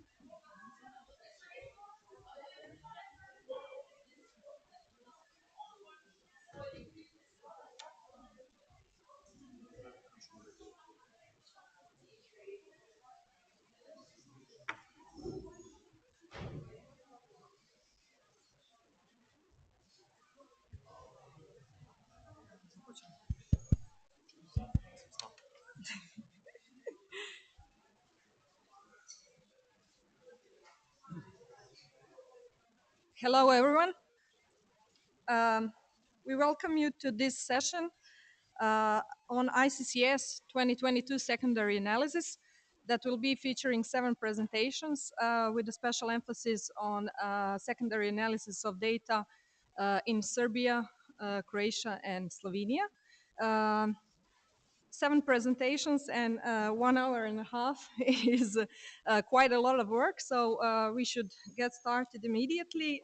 It is 10 minutes presentation time, so please we can start with the first lecture. Okay, so I'll give floor to Alexander Bautsal, who will present paper titled Comparing Citizenship Competencies Assessment Framework, Similarities and Distinctions in Serbia's Educational Context, written by Alexander Bautsal, Dragica Pavlović-Babić, and Jovan Ivanović. Hello, thank you. So that my 2 co-authors are also here. So if I made some mistake, so they are going to correct me. So it's going to be non-emotional, very technical presentation, but still so that in order to make relationship between civic education and real life, so that we just came back from the civic protest close to this faculty, so that and it reflects in a nice way what kind of civic education we would like to have in our countries.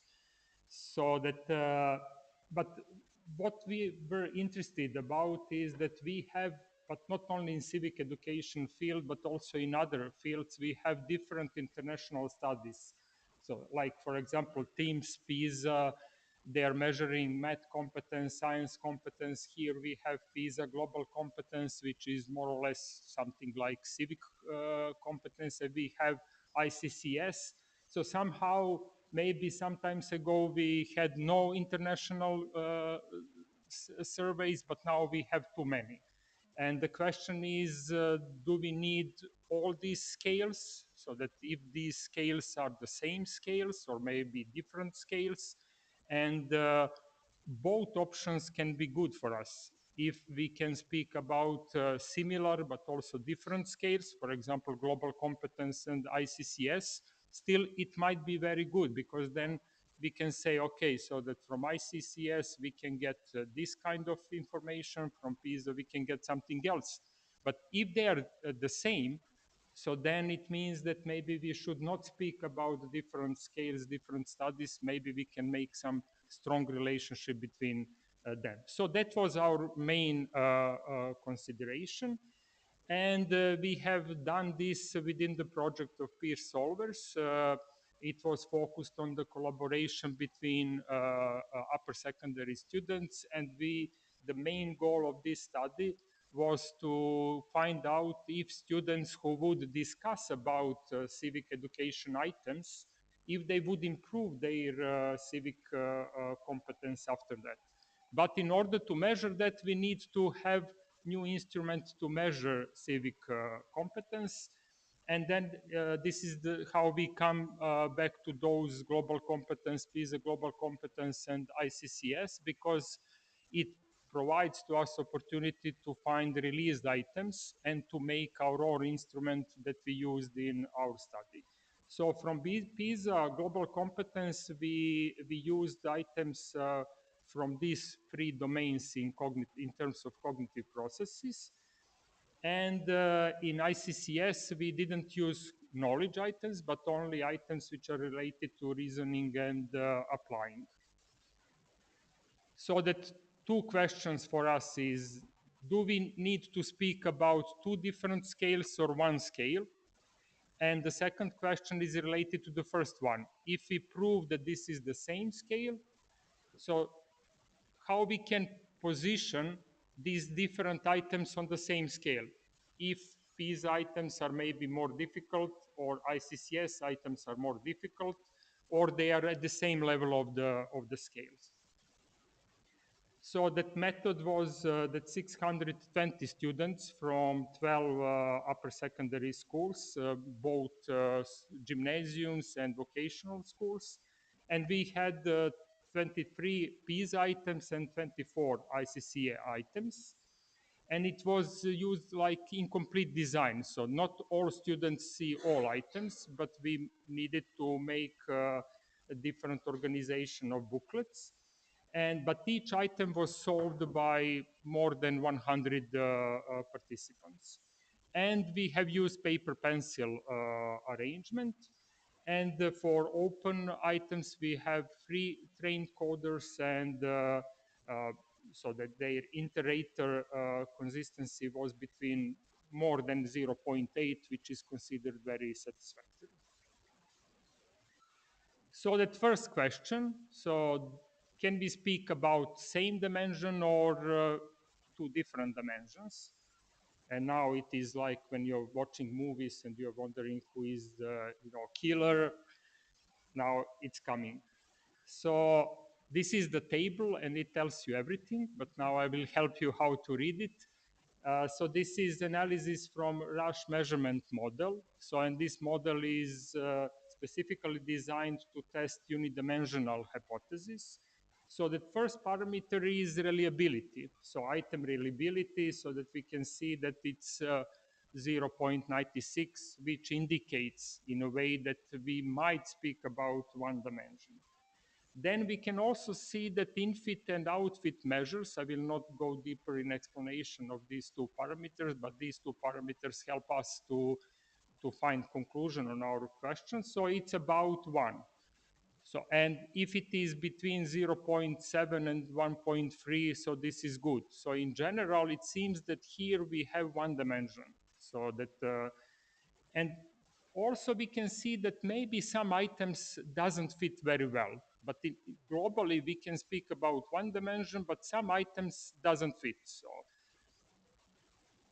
and then we also tried to test this one-dimensional hypothesis through confirmatory factor analysis in M+. And again, we got very good fit indices, so that we tested one factor model, so put all items together, and it fits perfectly. We test also 2-factor models to separate 2 factors, but then we get that correlation between these 2 factors is 0.998. So, which is another suggestion that we cannot speak about 2 scales, but in fact we have here only 1 scale. So now the second question, okay, we proved that this is 1 scale, but how items are distributed across this scale? If they are on the same part of the scales, or some items are going on the bottom part and some items are going on the upper part. And again, so that this is the analysis from Rush measurement model. On the left side, we have global, we have ICC items, and on the right side, we have PIS items. And what we can see that they covers more or less the same part of the scale. So that we might say that they measure same scale, but also they measure the same levels of the scale. And for example, these 2 items are of the same level of difficulty. So it means that more or less they measure the same level of the scale, but they belong to the 2 different studies. And you can see these 2 items, so that ICC item is in many countries, students learn about the history and culture of other countries, right? 2 different benefits that society gains if students understand the history and culture of other countries. And PIS item is about so that single story, so that if we have only one interpretation of certain event, what might be like shortcomings of that. And then you have 5 statements, and students needs to say if they agree or not with this statement. And if they provide correct answer on all 5 statements, then they get a full credit. So that now we also identify that there is slight difference in difficulty of items. So that these items were a little bit more difficult. But statistically it's significant, but for us this is practically has no meaning, because we can see, okay, maybe statistically like these items are a little bit more difficult, but if we see this picture, so we can say that, okay, we can use these two set of items as equivalent. And main findings, so that we can say that we have one measure, so that these items measure the same scale, that they are not different in terms of the difficulty. So what does it mean? It means that practically we can compare even quantitative measures from these two different studies. So that if you have as a country average score of 400 in ICCS, it is very likely that you are going to have the same average score in PISA global competence, which means that we don't need to use these two scales as two different universe, but we can make relationship between them. And okay, so this is implication, but maybe I can stop here because I'm running off the time. And if you would like to get additional information or to learn something more about the project, here you can find all information. Thank you.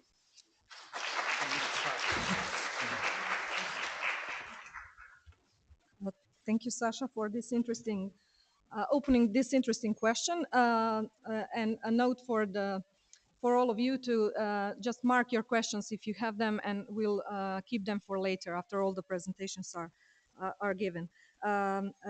Next, I would like to invite Costa, who is co-authoring a paper entitled Understanding the Public Competency of Elementary School Students in Croatia, together with Nikola Baketa, Marko Kovačić, and Berto Šale.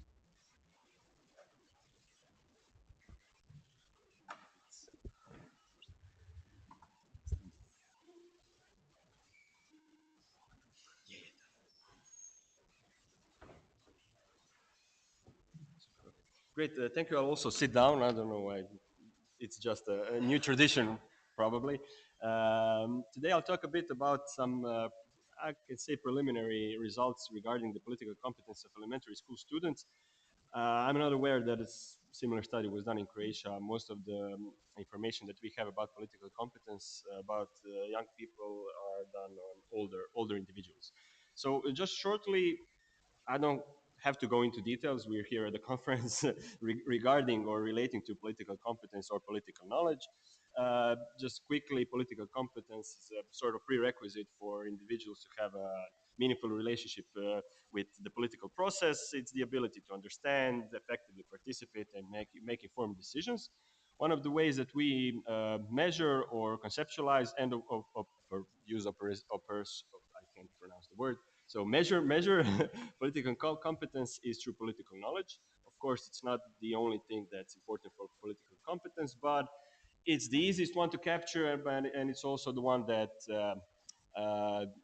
it's easier to increase, I would say, but that's a whole another discussion. So we are here talking about or discussing and analyzing political knowledge, or in ICCS civic knowledge. About the Croatian context that I'm talking about, Nikola talked about it in length, so I won't go into details. This is actually 2019 small mistake, but there is a discrepancy in Croatia between the intended curriculum of civic and citizenship education and the reality of it, at least when regarding high school students.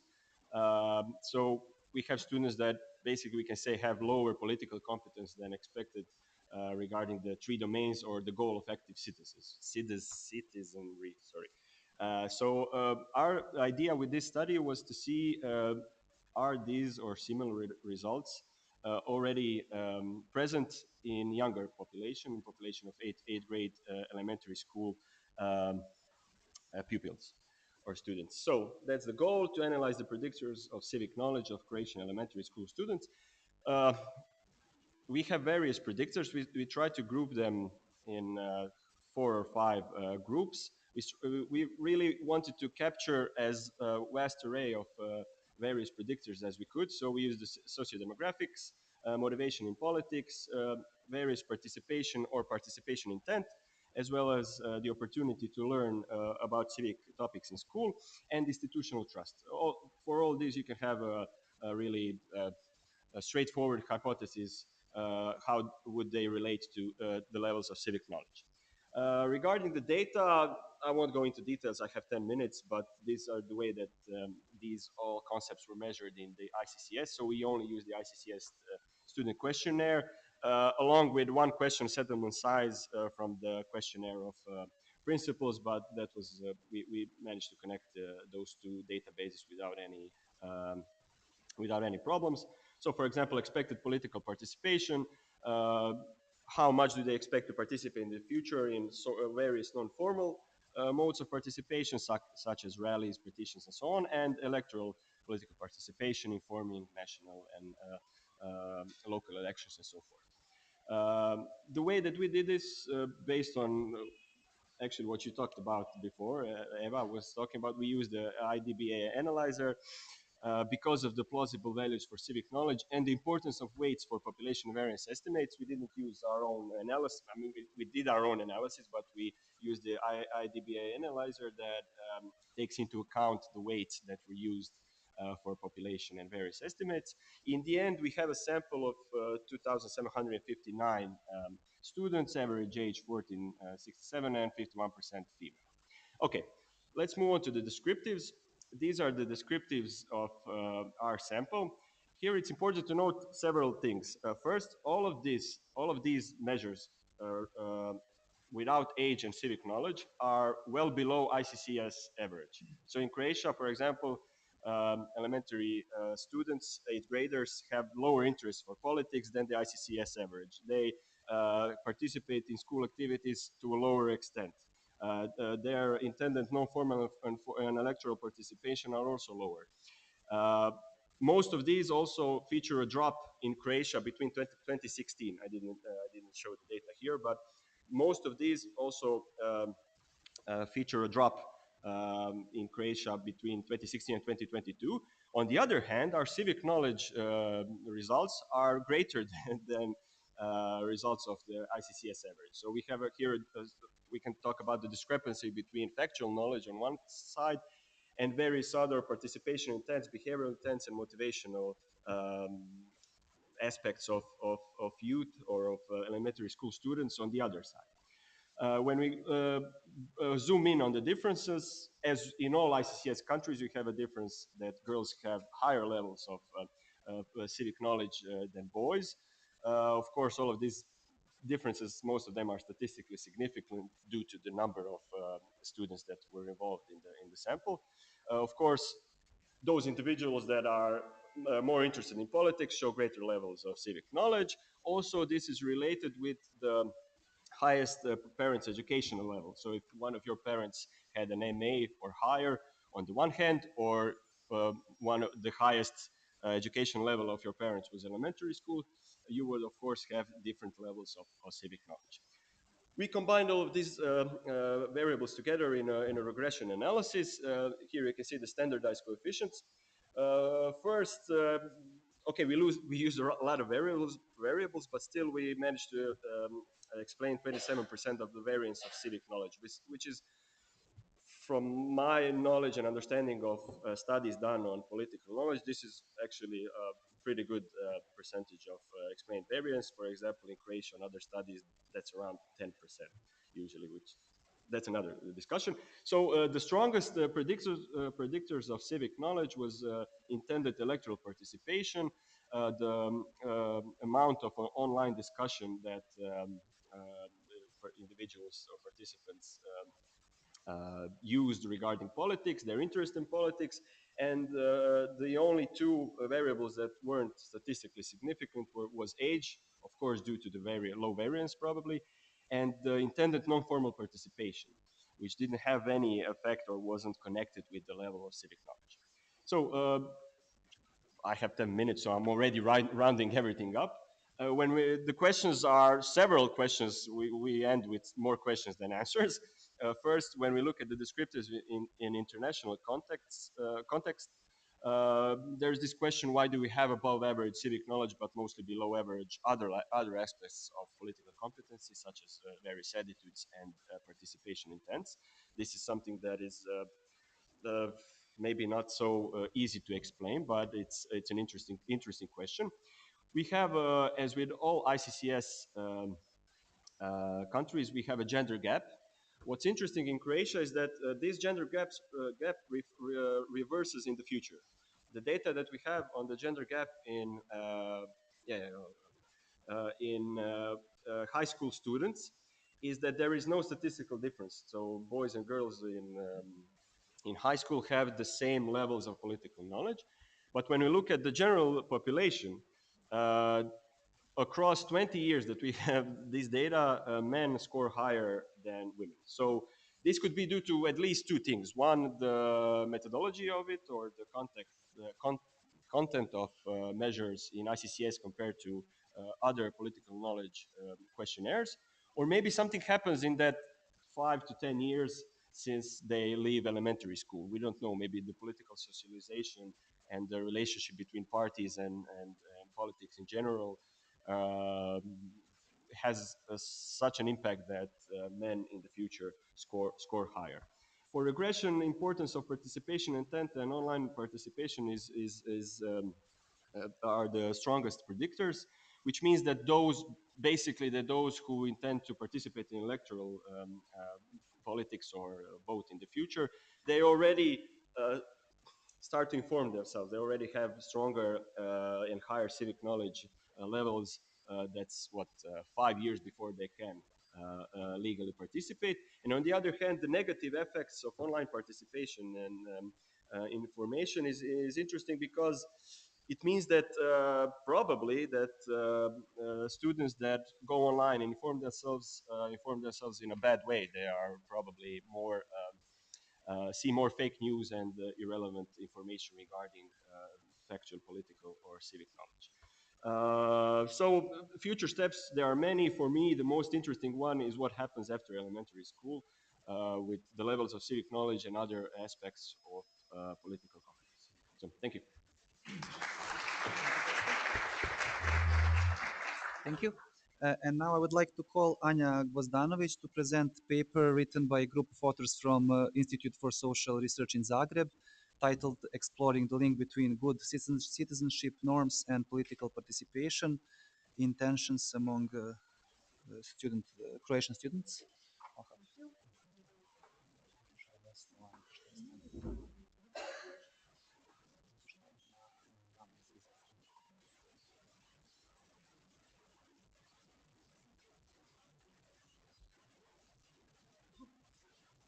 Thank you. So the focus of this, hello everybody. So the focus of this presentation is to examine whether and how Croatian eighth grader students or eighth graders' conceptualization of good citizen influences or is related to their intention to participate in society. So what does it mean actually to be a good citizen? Being a good citizen involves adhering to good citizenship norms, which are in their nature multidimensional. And these norms include actions like keeping eye on government, staying informed, following the law, practicing tolerance, for example.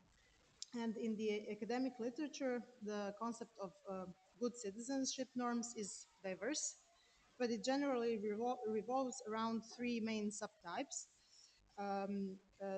of norms. So there are norms of political activity, such as voting, engaging in political processes in general, and norms of civic duties, like paying taxes, contributing to societal functioning, and norms of social responsibilities, which include respect for others and fostering harmony in society. So building on the idea that norms drive behavior and political behavior, this research aims to explore how these dimensions of citizenship norms shape intentions for political participation. Political participation is conceived as in two forms,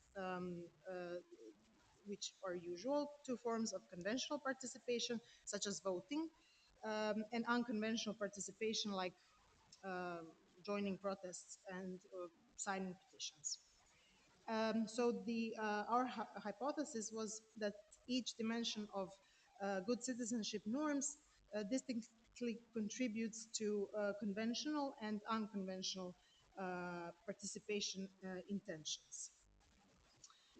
Regarding methodology, the analysis was performed on representative sample of Croatian students, 8th graders, 2,759 of them, and this is a quick overview of variables that were used in the analysis. So dependent variables were intention for unconventional political participation, and the question was, would you take part in any of the following activities to express your opinion in the future? And it was a 4-item scale, you will see it later, and intention to conventionally politically participate, which was measured by the question, when you are an adult, would you think you will do these things or behaviors?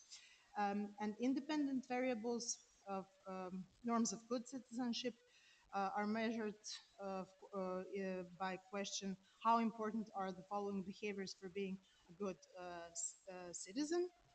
And by employing factor analysis, we got two factors, and that is political activity norm and civic duties and social responsibilities merged into one factor. And we controlled in a regression analysis variable of perceived opportunities to learn about civic education topics. So their students' perception of the extent of how much they learn about different topics, and we will see in detail more later. And this is the structure of the sample.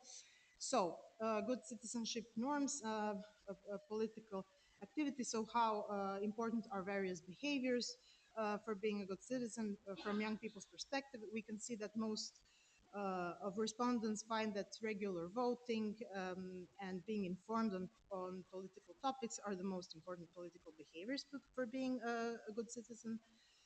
Relative minority thinks that is around 30 to 35%, believe that participating in political discussions and joining political parties are important for part of being good citizen.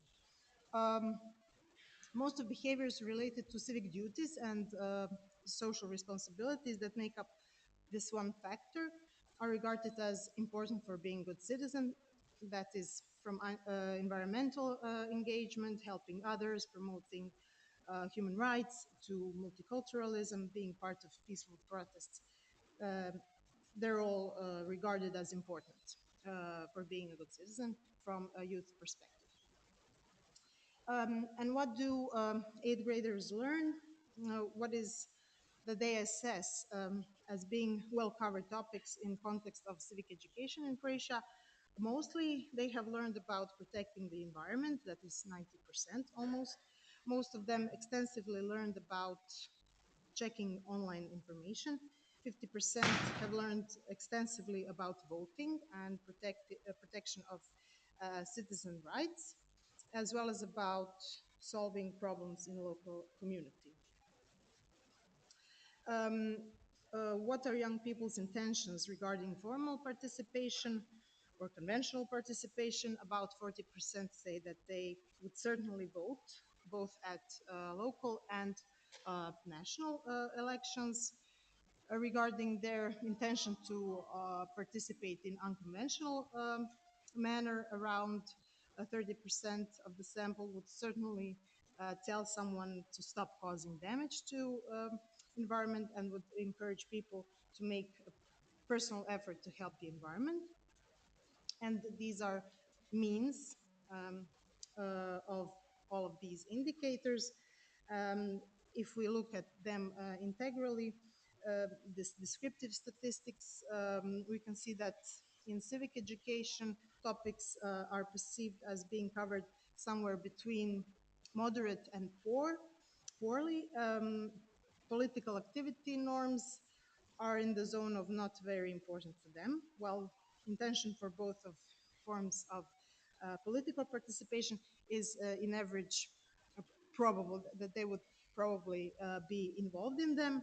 On the other hand, norms of civic duties and responsibilities are rather accepted.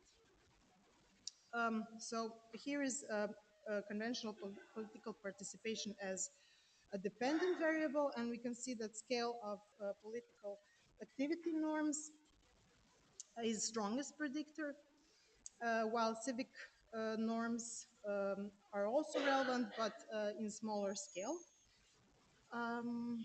And as unconventional political participation as dependent variables, it's reversed, meaning that we can see that scale of civic norms represent the strongest predictor for this unconventional participation, and perceived civic education topics is stronger predictor than political activity norms. And as well as in the previous case, gender plays also a significant role, but here is more pronounced. Women are more interested in unconventional participation. And to conclude, in line with our expectations, political activity norms are strongly correlated with an intention to participate in conventional forms of political behavior, and civic duties norms showed stronger correlation with an intention to participate in unconventional politics.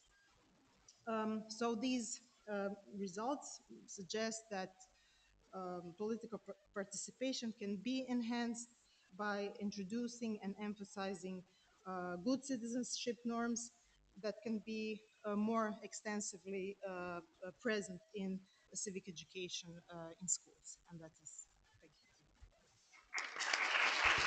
Thank you,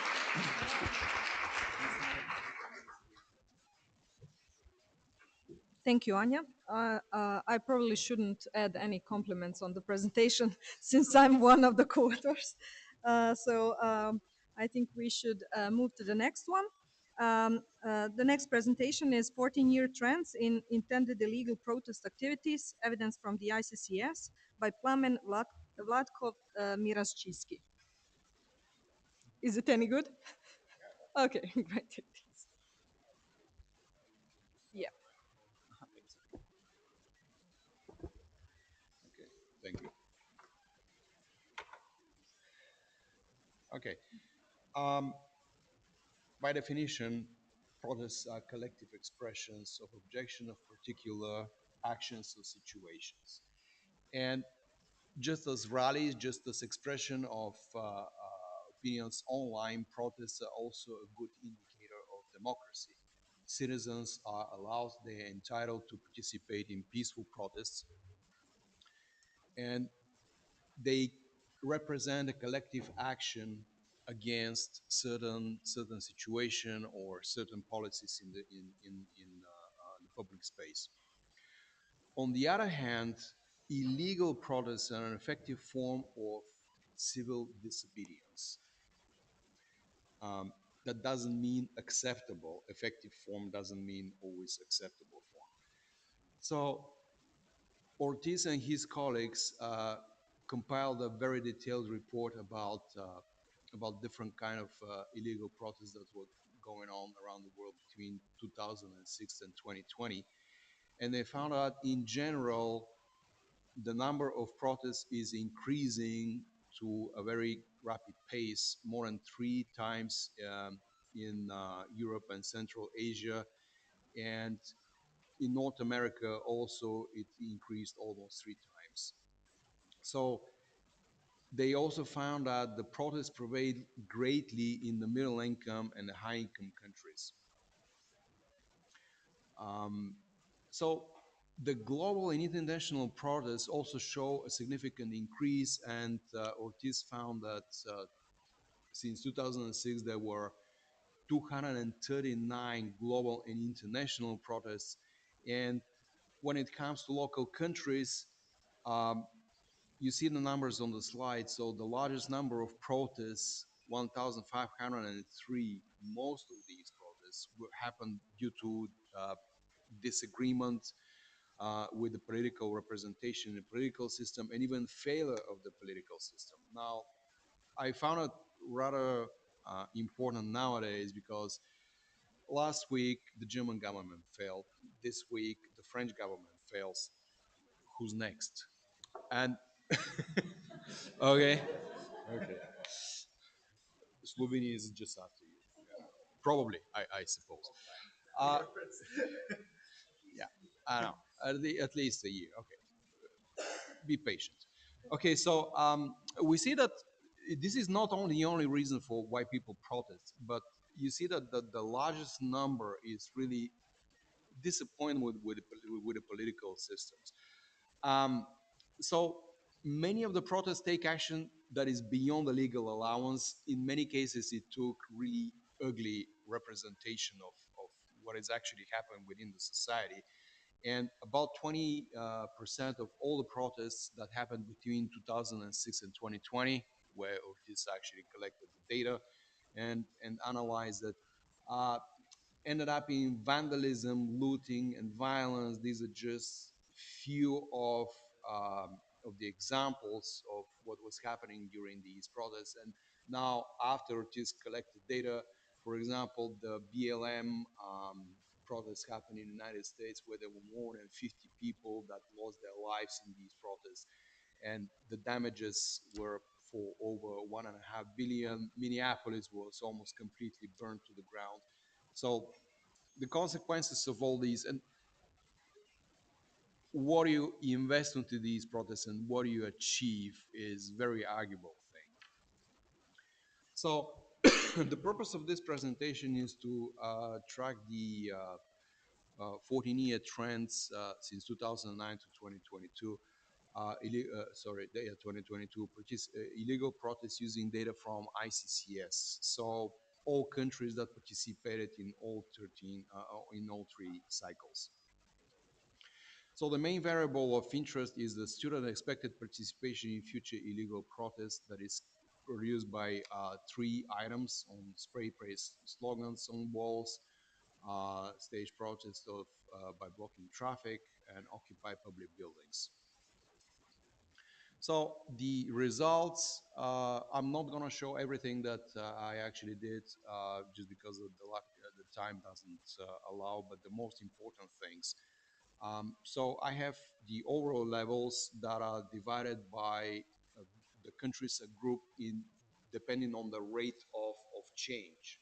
So the first group of countries, I don't know how well you see the names, not well at all, but okay, sorry about that. Um, so we see countries that have no significant change or no change, or even in some cases decreasing, like in Latvia and in the Netherlands. But in general, in this group, these are all countries that are in north of Europe. So we have some increase just in Denmark, but very small. Then we have the countries with medium increase in the rates of expected. He's protesting against me, against my presentation.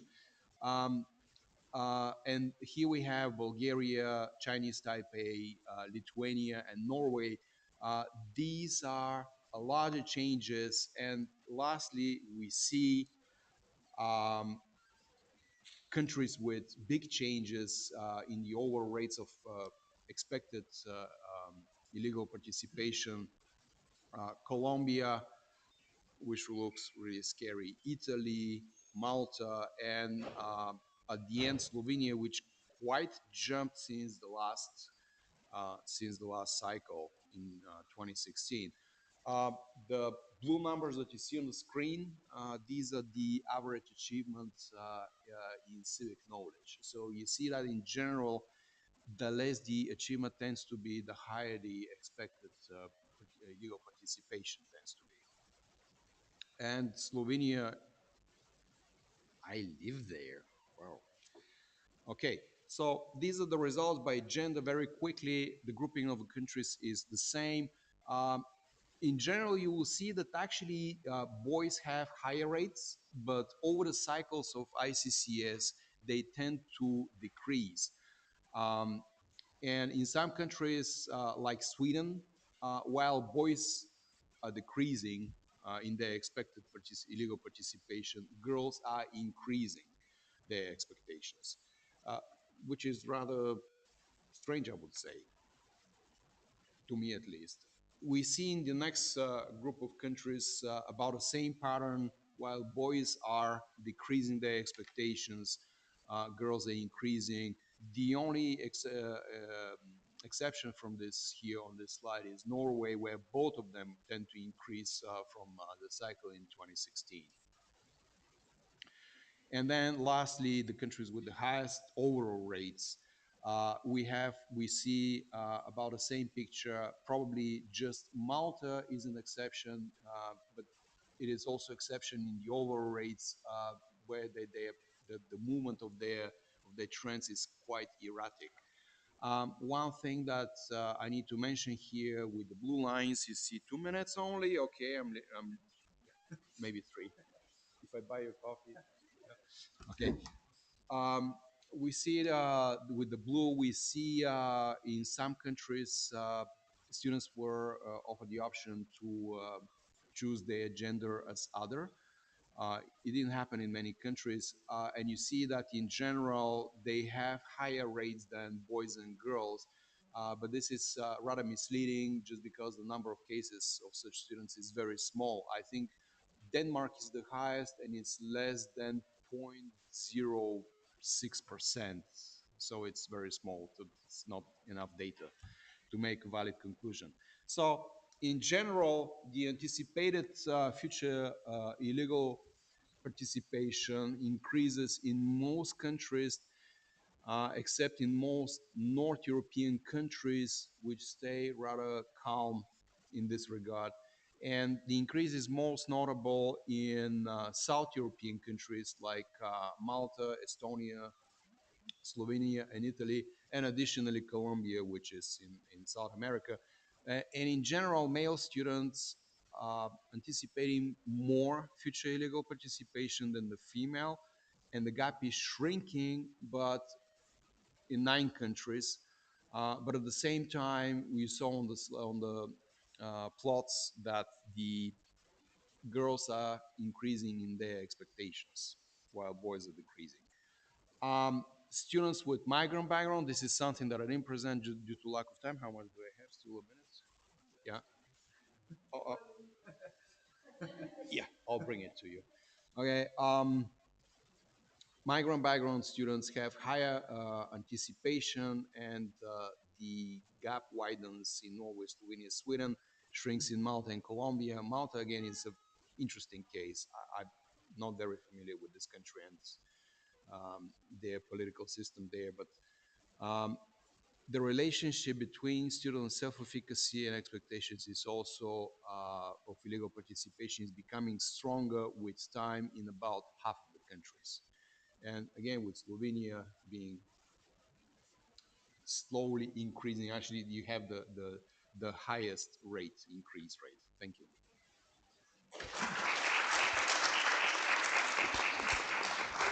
Thank you, Plamen. Now, do you want the coffee now? No, it's lunch. So I would like to call Alexander Milovanovic to present paper entitled "Is Political Engagement on Digital Media a Valid Indicator of Youth's Political Engagement?" The floor is yours.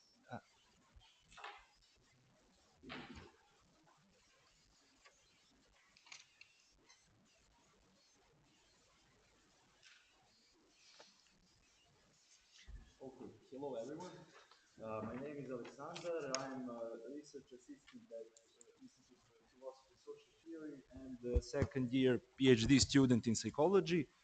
Unfortunately, my colleague and co-author David, who is a sociologist and a PhD student of sociology at Faculty of Philosophy, couldn't come because he got sick. But today we wanted to present to you our work regarding political engagement of young people. And our research is called "Is Political Engagement on Digital Media a Valid Indicator of the Youth's Political Engagement?" So, agenda, we will talk about our theoretical background, research questions which are derived from this theoretical background, methodology, and in the end, results and discussion. So I would like to start with the notion that young people are politically presented in contemporary media and theory as politically incompetent and lazy. But as we can see from last week activities and news, that young people are politically competent and they actively try to change the political situation of our country through various protests, blockades, and so on. Regarding that, I mean, this notion is moderately accepted through data that says that young people went to protests, around quarter of them public forums, party gatherings, and so on. Young people do not often vote, but they inform themselves of political situation through digital media. And the problem arises from the notion that political participation of the youth is interpreted through classical model of political participation, meaning that young people are they are as we could see they do not vote, but we think that political participation of the youth should be interpreted through new and innovative theory of political participation, primarily through online world. So we don't accept the conventional models of political participation, and we accept a broader, more loose definition of political participation, which through which we are making a possibility for research of political participation in online world as a medium that is important for young people.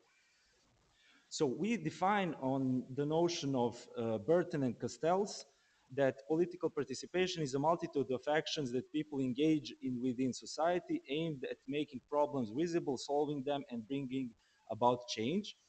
And political participation is understood as a broader view of politics, which pertains to social interactions, communication, and activities that have common purpose and encompass the pursuit of goals and values.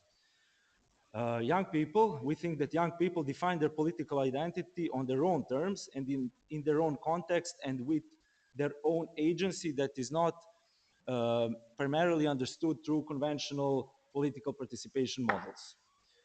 In this notion, virtual space becomes an arena where young people strengthen their political identity through engagement with petitions, with social media, and so on.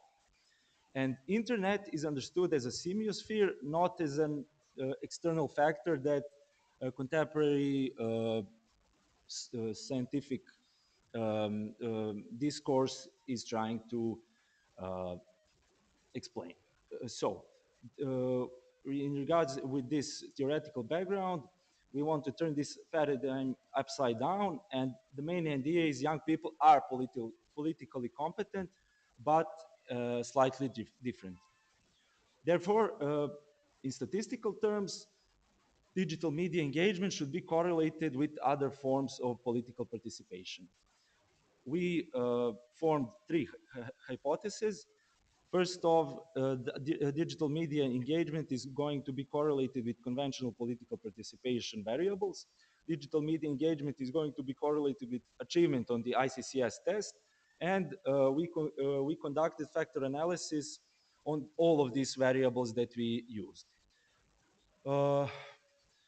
Using the framework of ICCS, we used data from 5 Balkan countries: Serbia, Croatia, Slovenia, Romania, and Bulgaria.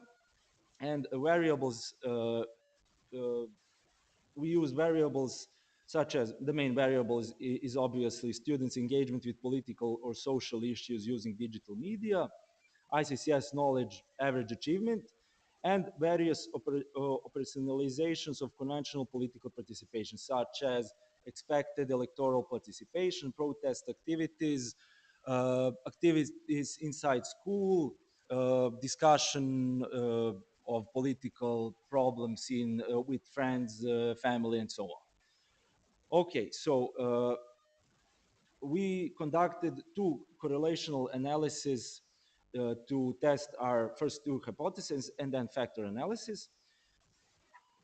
Okay, we can see the table. I'm sorry because it's so big. In this first table, we can see beliefs of students that are assessed in the ICCS framework, such as importance of social movement, expected electoral participation, expected participation in environmental protection activities, and so on. And we can see that correlations are not so huge. But when we conducted correlational analysis of activities like illegal protest activities, discussion of political or social issues outside school, participation in civic activities at school, we can see that digital media engagement is more strongly correlated with these activity variables. We can see this interesting correlation in Serbia between digital media engagement and illegal protest activities that is most highly correlated than in other Balkan countries, because we think that because Serbia had so much protests in this period that we can explain this correlation in that terms.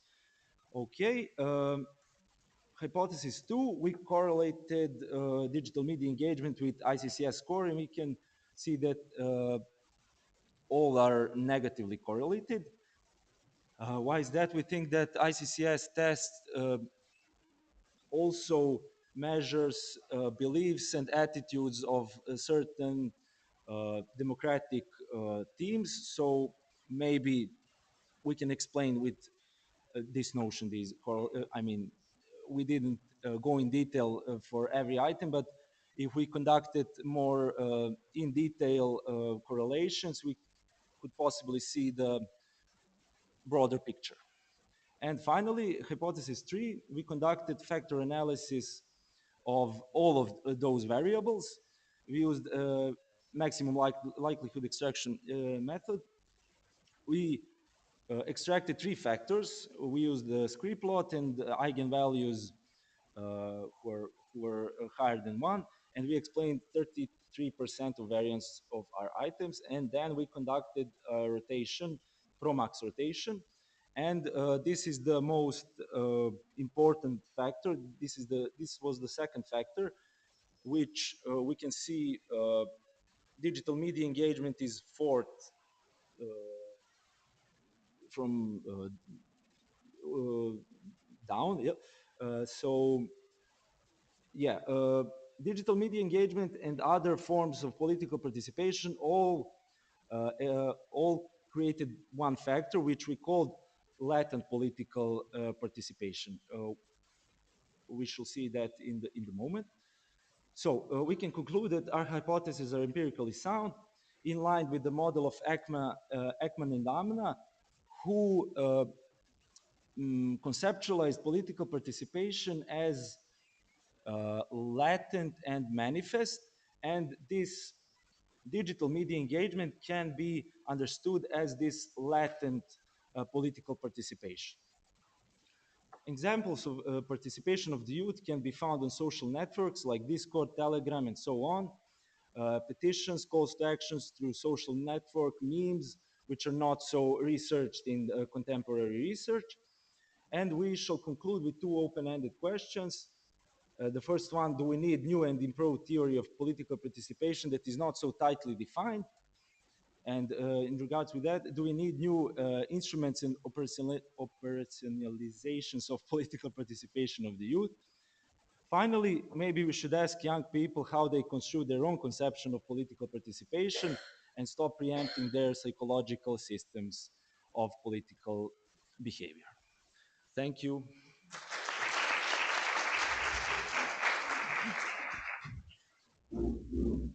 Thank you, Alexander, for actually conducting a study on something that many of us asked ourselves when thinking about how to measure youth political participation in today's time. Next presentation is Attitudes and Experiences of 8th grade elementary school teachers when teaching civic and citizenship education in Croatia. And it's given by Ines Perovic and Sandra Antulic-Majcen.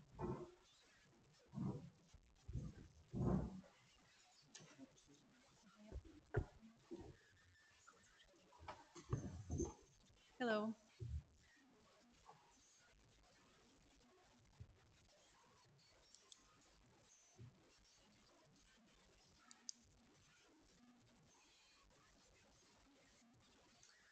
Okay, hello. So we are switching to teachers at the moment. So all of the presentations were on student attitudes and results, secondary analysis from the region. And as I see, the last two presentations are on teacher attitudes or experiences or similar subjects.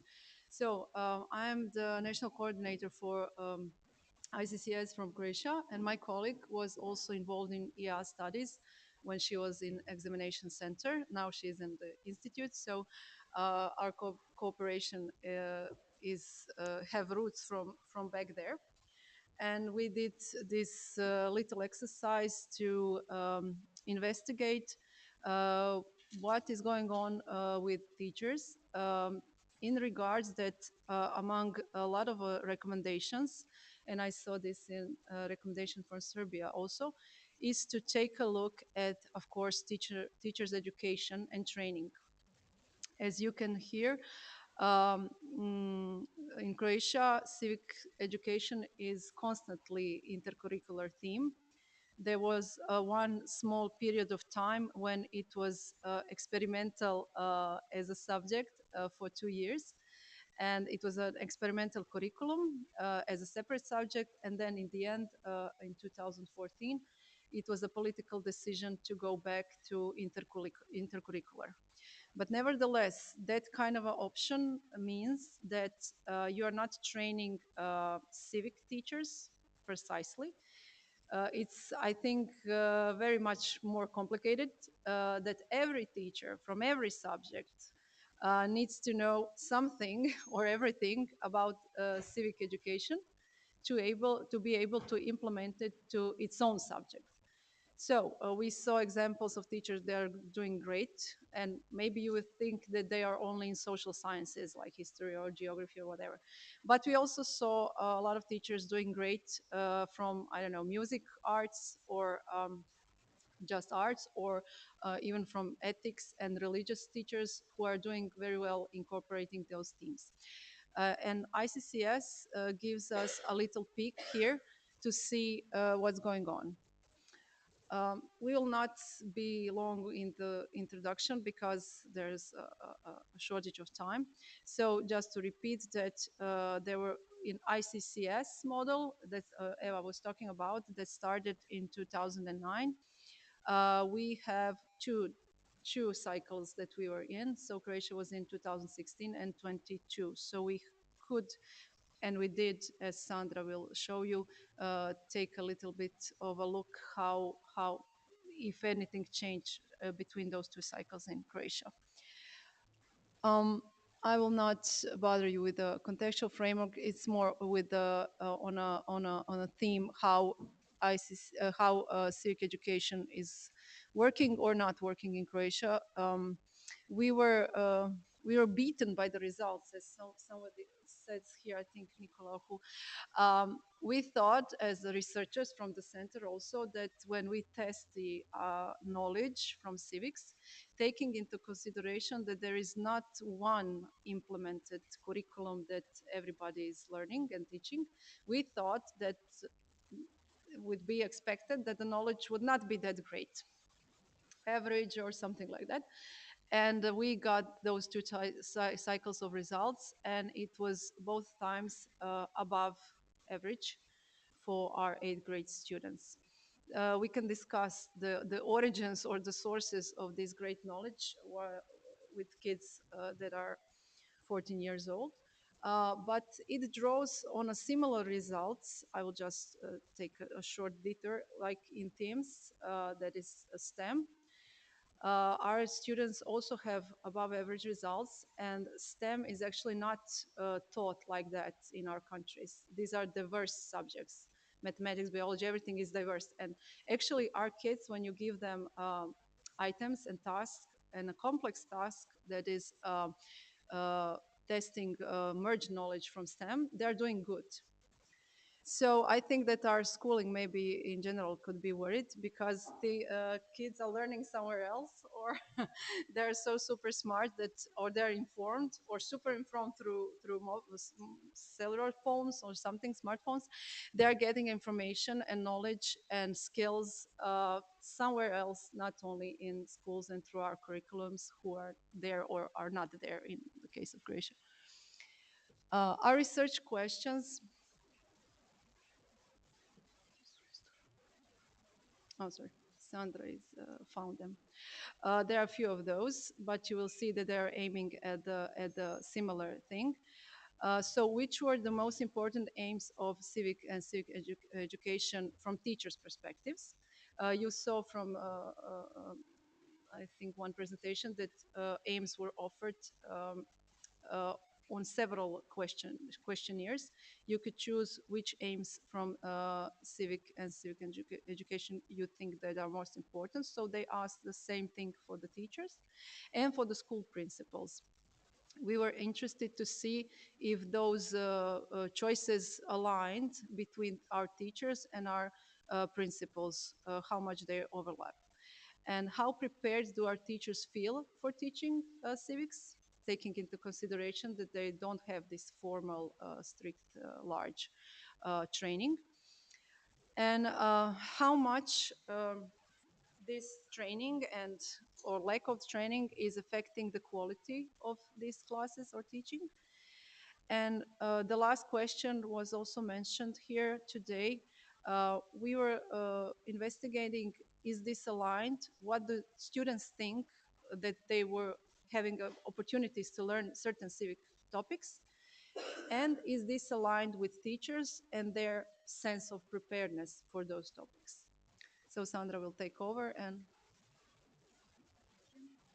so about the methodology and instruments, the key concepts at the level of teachers, which who were our most important focus, was their perception of CCE aims, their preparedness to teach these topics and skills, and their continuous professional development. At the level of schools, our focus was on principles, recognitions of importance of the same aims as a possible indicator of organizational support to those teachers and to education. And at the student level, the focus was of students' opportunities to learn. The sample, we analyzed data of almost 2,300 8th grade teachers, along with 141 primary school principals. These two data sets were merged with IDB Analyzer, and for all the analysis we used teacher total weight. So about the results, just a quick peek to the results. In terms of the recognition of the most important aims,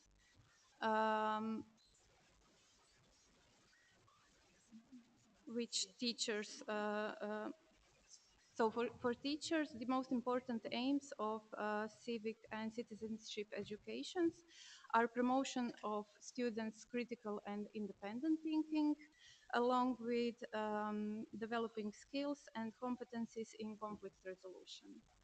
On the other hand, the least important goals were ones related to perception for future political engagement, development of strategies to reduce racism, and student participation in school life.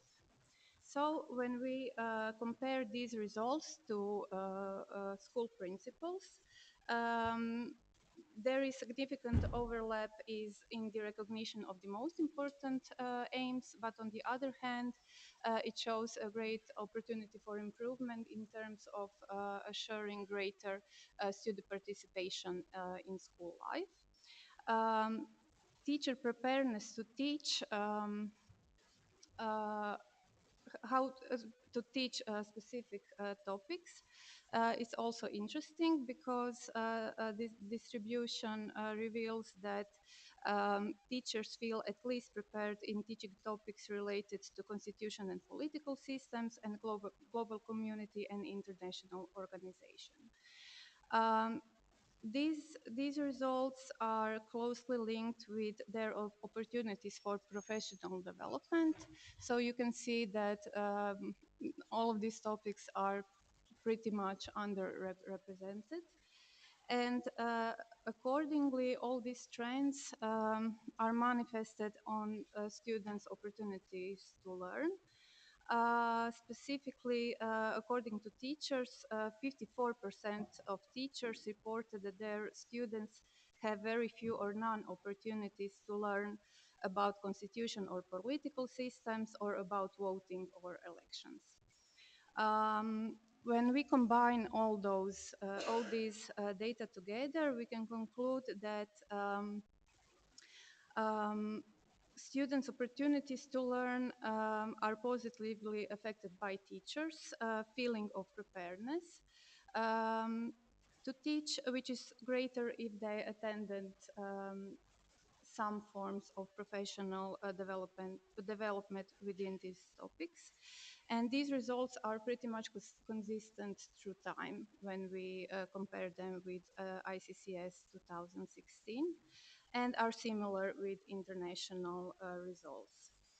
So all of this can serve as some kind of invitation to further research at the level of educational policies, especially teacher professional development in this area and in terms of how to provide teacher greater support and to improve quality of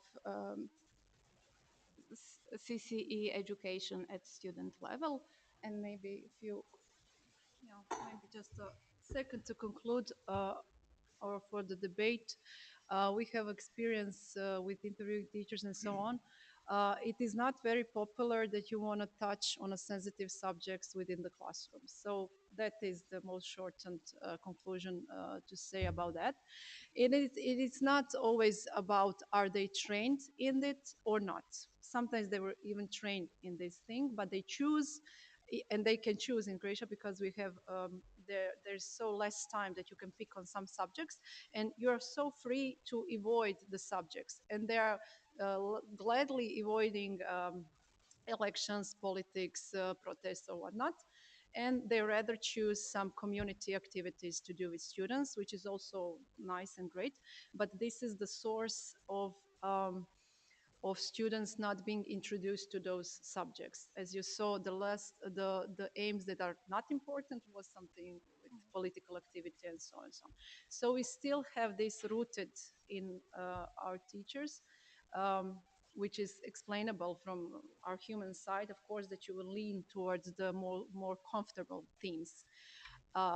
Unless if something extraordinary is happening in their school or their community, then they're facing it, that they're doing doing these exercises with with their students. But this is just keeping fire in control. It's not like everyday practice. So.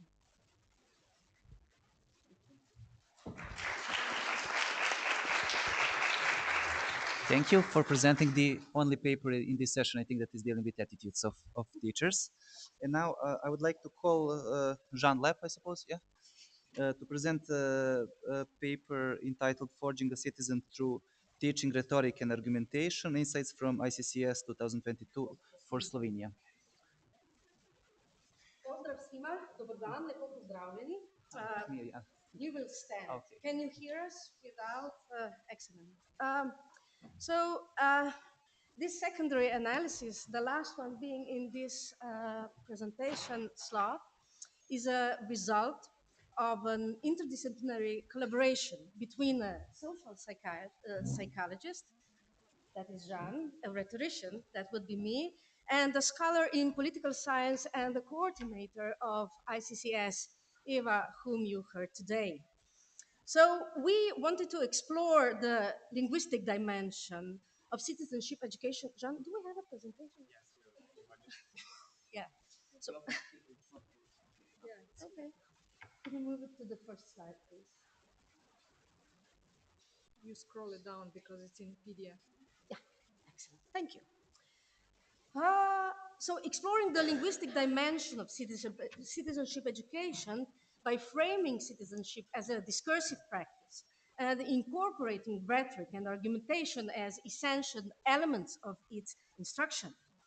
Our approach aligns with the classical rhetoric tradition, which has created a distinctive educational framework centered on systematically teaching critical reading, active listening, and persuasive writing and speaking, and more importantly, conceptualizing knowledge in eloquence and literacy as a means of citizen formation. In many educational traditions, this framework has been the foundation for fostering individuals' active engagement.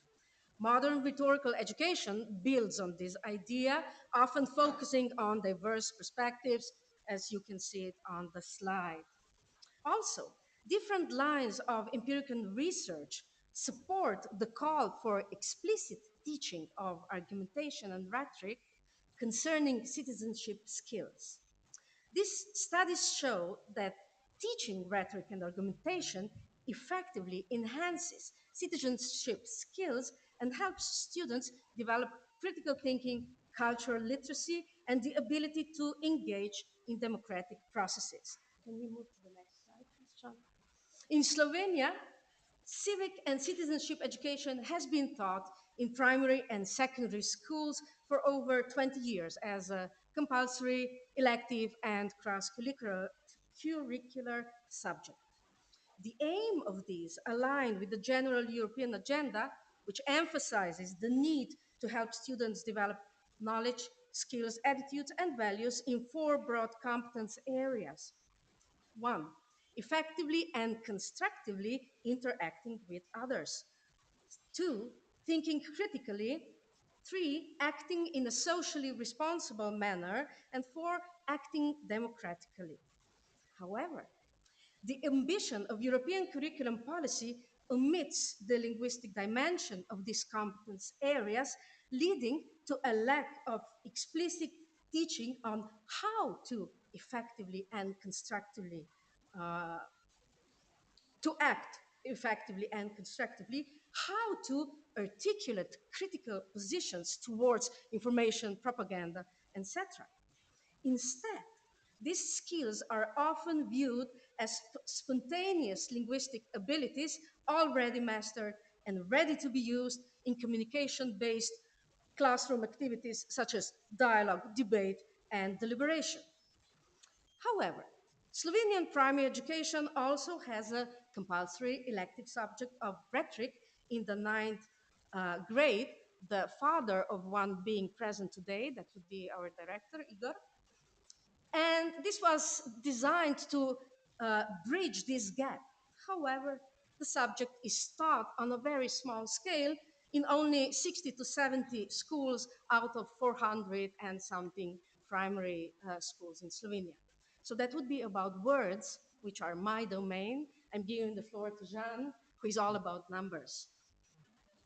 So yeah, if we sum it up, our problem or our research question more broadly was how teaching of rhetoric and argumentation, so TRA, is related with better student civic outcomes.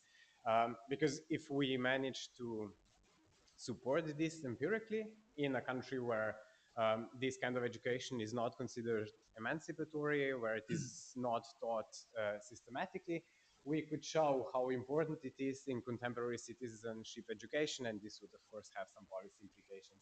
So the summary of our hypothesis was that teaching of rhetoric and argumentation would lead to better civic knowledge, better behavioral outcomes, both in present time and behavioral intentions for future participation, and would lead to more discussions in class, which is a form that is of civic participation that is age appropriate for school children.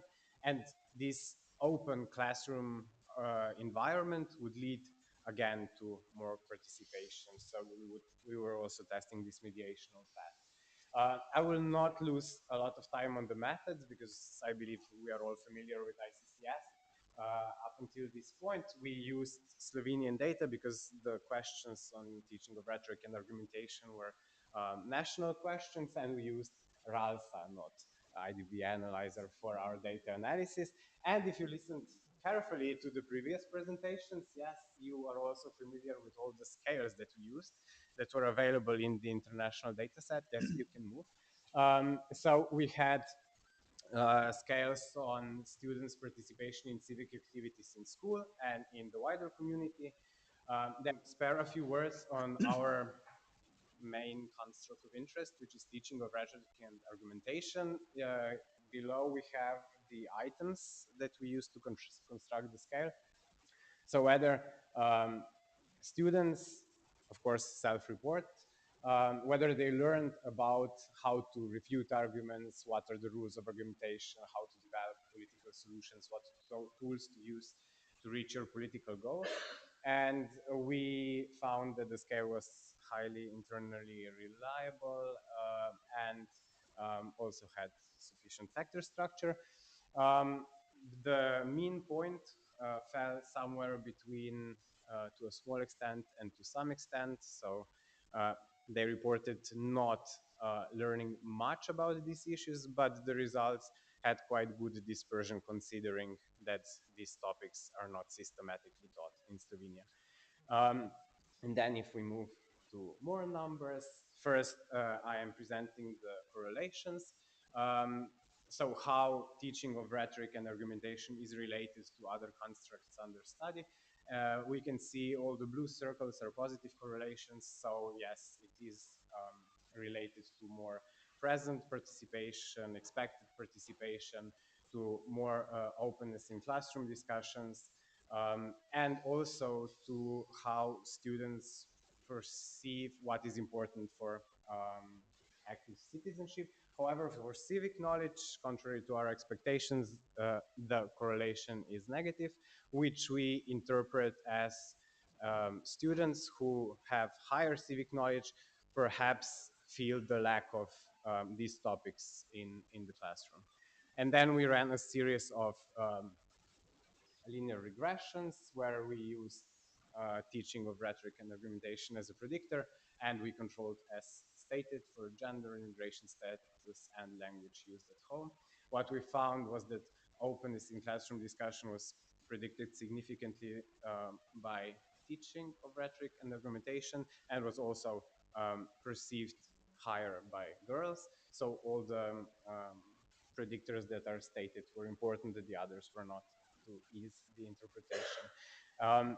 And for, let's say, behavioral outcomes or behavioral intention, we found that teaching of rhetoric and argumentation was important for all but electoral participation. Openness in classroom discussion was also important for school participation and for electoral participation. From the control variables, however, what was important was Slovenian usage of Slovenian at home as compared to any other language, so language other than the language the test was taken in. So children who used Slovenian at home, so let's say local students for ease of interpretation, were reported higher intent of future electoral participation and also participated more in the community at large. Yes, if we sum it up in a model and test the mediation, we also supported our hypothesis that teaching of rhetoric and argumentation leads to or contributes, because this is a correlational study, to more open classroom discussion, which then contributes to behavioral outcomes. And if we move to conclusions, even though we had some exciting results, let's say, we have to note that the shares of explained variance were rather low, which can be attributed to a lot of things, among them the limited range of some outcome scores, because also our students tend our intent for political participation, as is the case in the region. Of course, we are dealing with self-evaluations, so in the future studies, we would need to assess the amount of teaching of rhetoric and argumentation in a more objective way. Also, the questions were rather hypothetical regarding the participation, and we, of course, used correlational design nonetheless. The results seem to confirm our expectations that even if this is not taught systematically, it contributes something, and we could discuss whether 7 or 8% of increase in the outcome variable is small or large enough. But it offers opportunities for some. We can be humble, let's say limited interventions, or more expansionistic, so introduction in a more systemic way that could lead to even greater impact for students. So this would be. Thank you. Thank you both, and thanks to all presenters for their presentations and for sticking to those 10 minutes more or less. And so now maybe we can have time for 1 or 2 questions, or because Dragan already let me know that the lunch is ready, so we can have 1 or 2 questions, or we could discuss all of these topics over lunch. So I'm not sure what's gonna be. It depends on you. Are there any questions? Okay, I'll take that as no, so we can go for lunch. Thank you.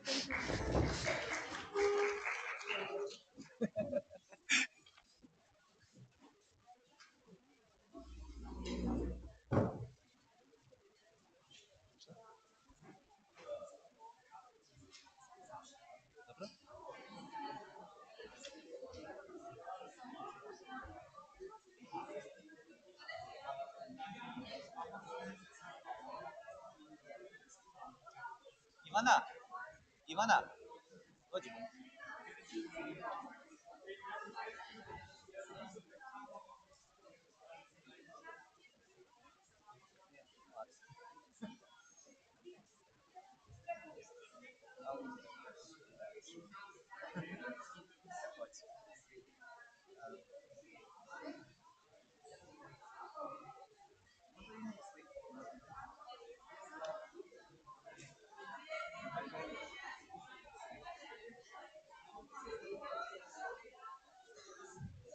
Jel vam treba i da neko vodi se sešću? Hoću. Samo da za 5 minuta. I odmah na kraju možda.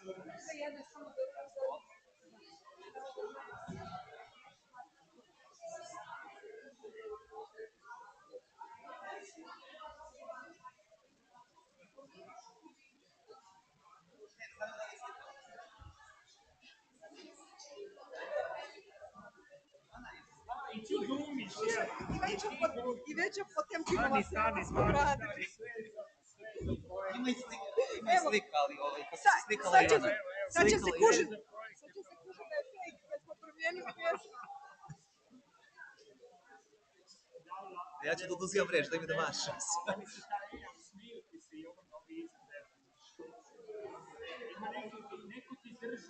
Imaš već sliku, ako imaš već sliku ne mora se sliku. Evo ga, jesmo već.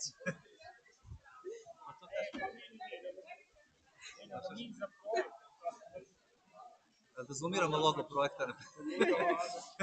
Evo sad mi samo pominju da ima samo jedan. Evo ga, vidim.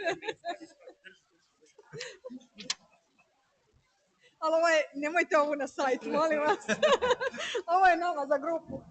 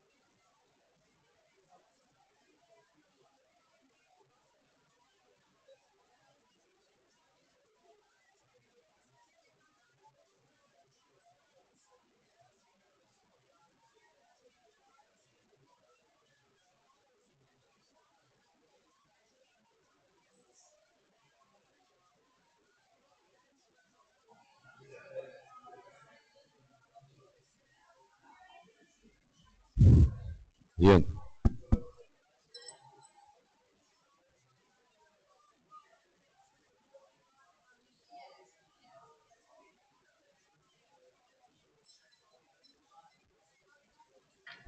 Bien.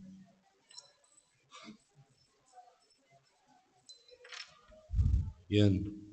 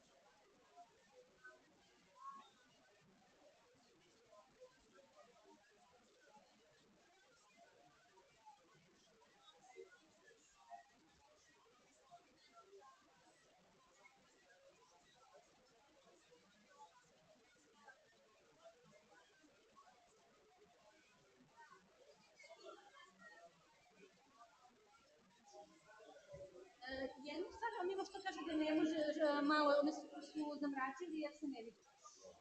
To je rekao da ne može. To nam je problem da vršimo crtati filmu, jer ovo nam je... Da, mači. Druga stvar, rekao što mikrofon isto da se ne čuje baš dobro. Ne znam šta ne čuju, znači evo ja stojim... Znači možda...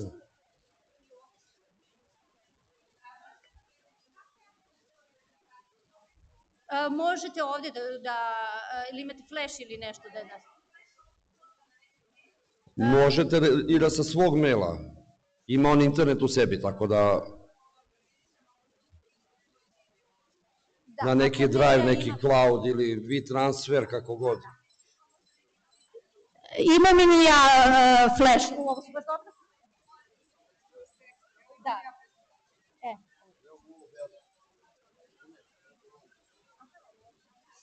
Sve stvari ima samo jedan u koji smo... Da. Tako da da, tu je... Ovo su dovoljno. Možeš i na desku. Ima, ja mislim, folder otvoren za hacking.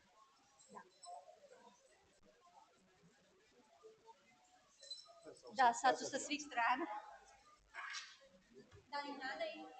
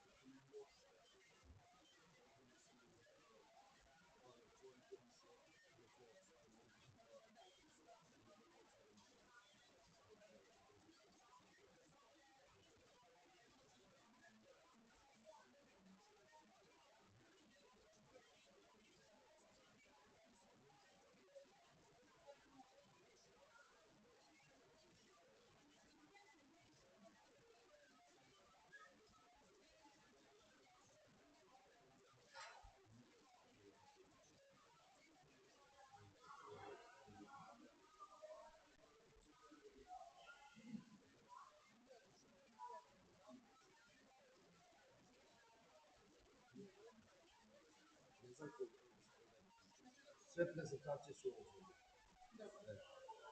Deskopi su ovdje. ICCS. Sve što je Ne, vidjet ćete da je uključen bio extended mode za monitor.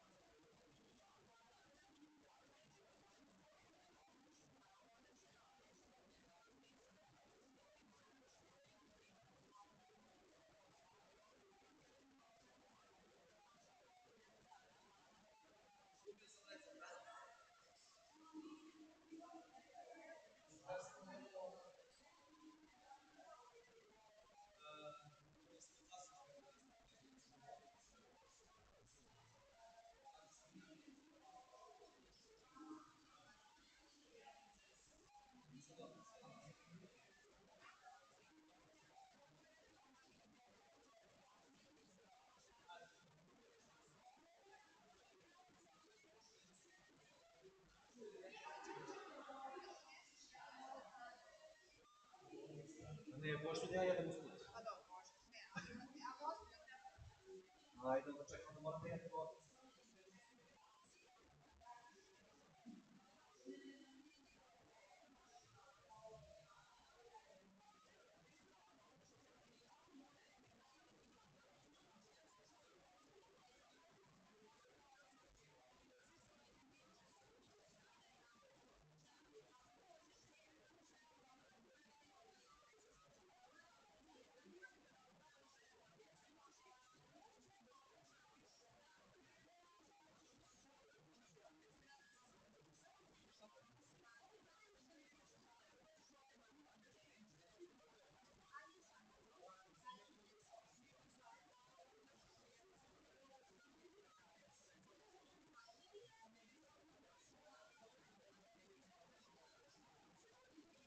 Ne pravi mi razlog.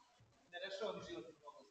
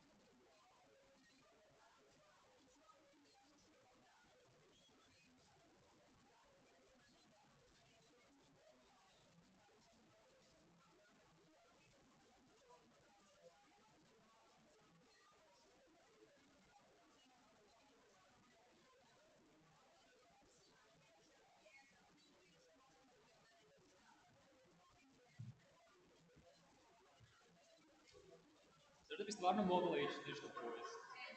Dobro, dobro, dobro.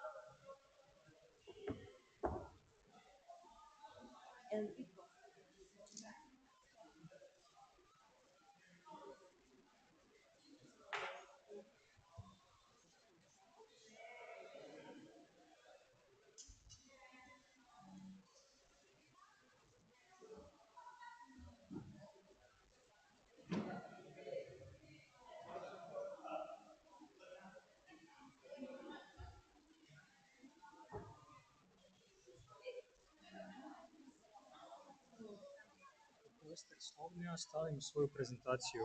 Ja sam prvi izlagač, pa onda. A, ok, super.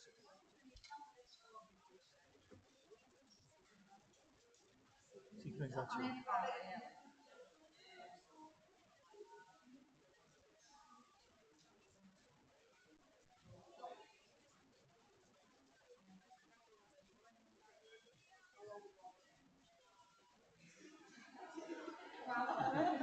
Ne čekali pola sata na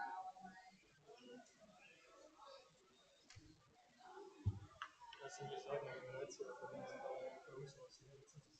Tako još uvek se nismo, ali mi ide skoro, pa vidim da svi čekaju, pa ne znam prosto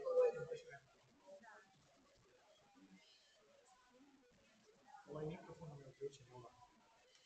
moja sestra iz Zagreba, ovde kao da će se pohvali da je zapamtila ćirilicu iz tih dana osnovne škole, da mi napiše nešto u ćirilici, ja kažem, ja nemam tastaturu u ćirilici. Ja sam se za vrijeme studija, inače na prvoj godini sam se podsjetio jer smo imali makrenka na odnosno ćirilici. Nije bilo drugog izdanja ste vidio. I guess we're for this session, right? Yeah.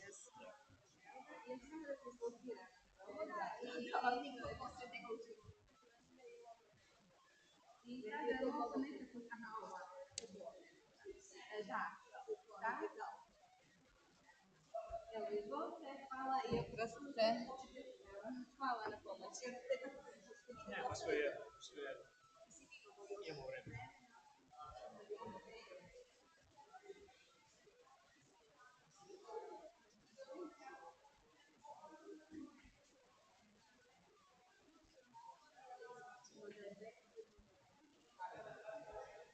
A, možemo na produžetak.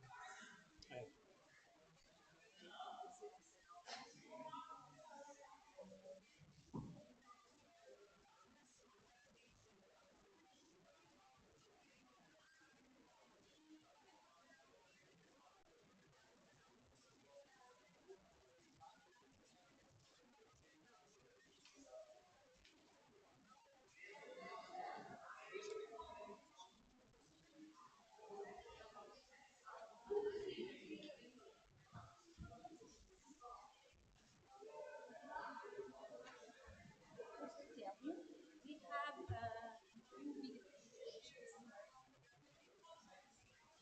So we can even decide the order.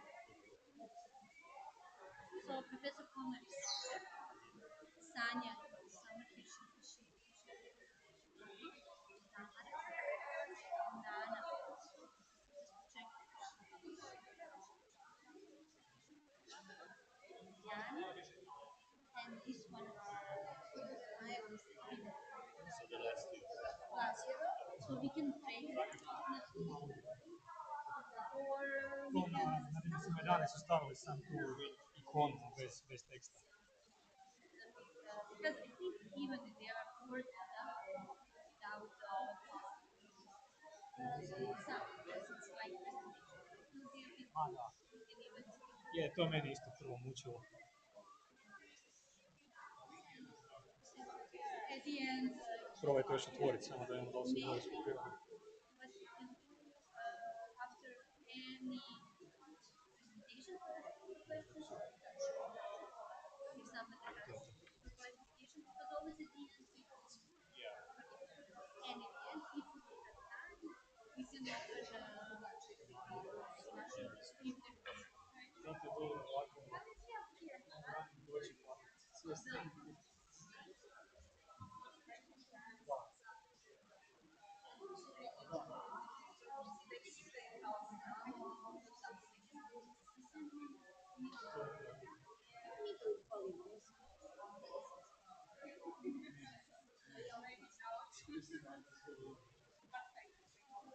ću zaspati dok pričam, ali ću vam publikati.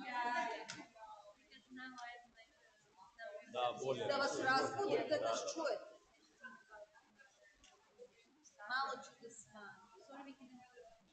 Da ovdje ne bude, ali ovako je vidljivo. Jer ako je ovo sve, može i jer onda će kukati što im je previše svetlo, ali ovdje ne. So, and now it will be nice.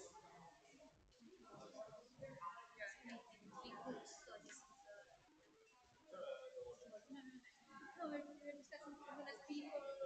Of course, yeah. Normally it's part of the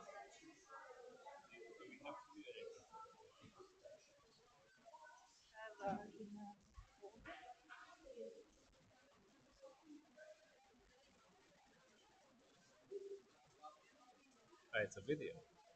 Ah, all right.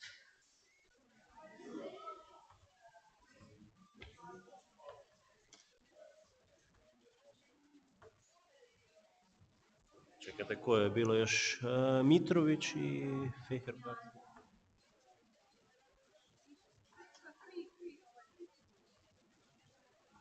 Of course.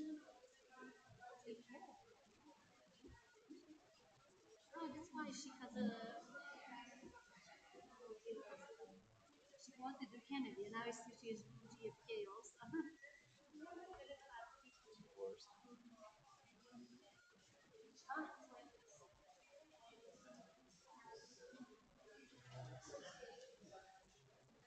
So it's like this, maybe we can just like slide so people can see. And unfortunately, she couldn't make it. Ah, so there isn't any video, just the presentation. Or maybe we just send it after the conference, or because I'm not sure if people will be interested to just look at the slides without any context. But then also, maybe I will then like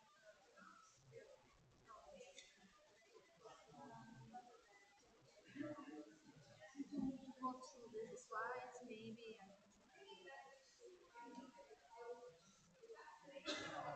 Oh, you're gonna be here in the room with us. Okay. Yeah. Okay.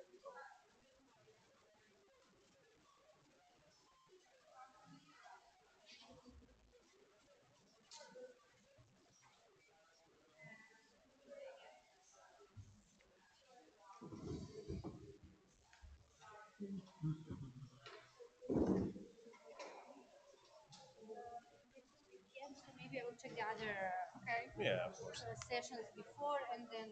Yeah, of course. Yeah. Perfect. So maybe we can start when it's ready. I So guess. it's 45, right? Or 2:45? Or Or we don't need to wait. If all people are here, I will. okay. No, it's No, no. yeah. Then Yeah. we will be on time. Yeah, okay. Ne, počnemo sada 30. Da. Ja sam se izmrtao. So this one is video. So, no, this is how we do the slides. That she's gonna, from what I understand, present herself just at the end. And this is DJ. So I would propose to just switch these two because I'm not really sure how this will work. But all other people are here. This is first speaker.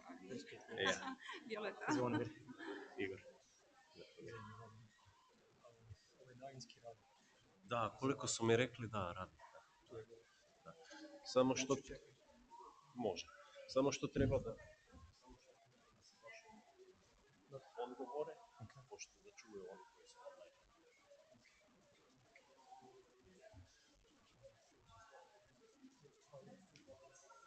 Da, da, to je.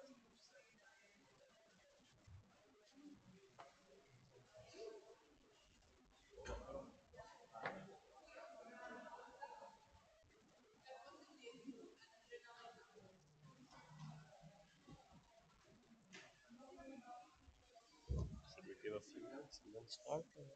Or you want to start?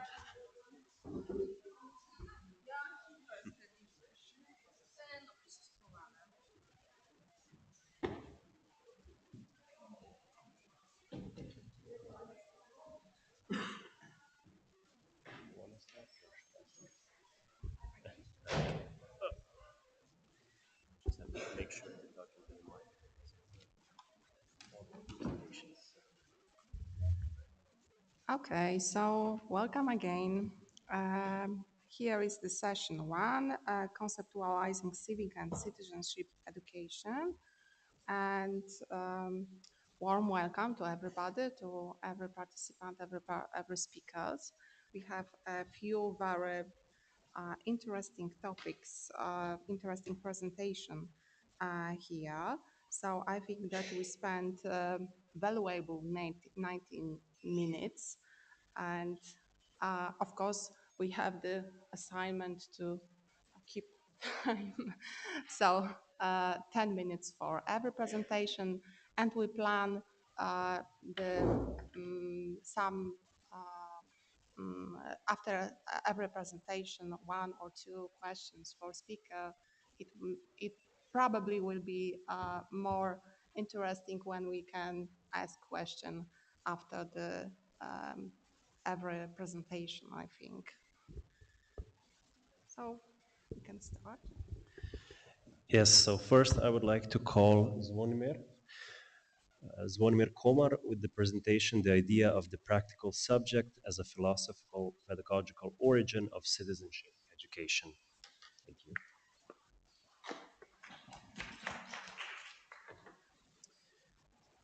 Hello, dear colleagues. My name is Zvonimir Komar. I work at Faculty of Humanities and Social Sciences in Zagreb, Filozofski fakultet. I will approach this topic as a pedagogue, and this is perhaps a bit different approach than we are used to. When I think about citizenship education, I think about it primarily in context of pedagogical subject. That is the context of um, what do we want this subject to become, that is citizen. It's not about merely taking on roles of citizen or simply being performative as citizen or um, having citizenship, citizen-like behaviors. It's about this central idea of becoming a citizen. So that's the main question that I'm going to try to address here. Of course, what I'm going to say here is merely an overview, and I hope we can discuss about some of these ideas later. Initially, one can say that this subject of citizen should be formed so that she can, on the one hand, adequately respond to his or her political context, but also on the other hand, he or she has to be founded in the idea of human being. That is where this philosophical and pedagogical moment comes in. A way of government, but also self-government that happens within this context of the idea of republic. These are very well known ideas, and philosophers such as Rousseau and also Montesquieu, and basis of philosophical political thought. So within this context, one has to say that this idea of social contract does not function as a trade. It's not, I'm going to perform my duties so I can have some rights for this attitude. But as Patrice Canives says here, the education of citizens should transmit the spirit of free consent to respect to the law and the sense of equality that is closely linked to it. So here we can see this idea that the idea of justice is that which articulates this whole, and being a citizen means that by protecting one's own rights, we are protecting everyone else's rights, and vice versa. So this is a very important notion, that this is not some kind of trade agreement between the state and an individual. And from this, in this context, one can say that this appropriate response of individual to his or her context is being able to actively participate in political life, which has its purpose in production of community that embodies public good. So when we see this idea of active participation in political life, one has to say that political life is something very broad. It is not only um, going to elections or being political in narrower sense, also the way in which we interact with our neighbors, the way in which we look at other human beings, our little everyday actions are also in the deepest sense political. So if we form ourselves as pedagogical and political subjects, then this formation should come through and be able to manifest itself in various areas of our life. Earlier today, we've heard some on the first glance puzzling results of some research where we saw discrepancy between knowing what it is to be a citizen and actually being a citizen. So this is why this idea of pedagogical subject and becoming a citizen, I think, is central. And also upon that idea, the question of how do we educate not only young people, but people in general to become citizens. Here we also see this implied meaning of democracy, that it is being able for processual, being processual co-decision, co-governance, also self-governance and productive critical dialogue. And also this process does not mean that there is particular interests that are in conflict with other political interests that somehow regulate themselves through dialogue. That's not it.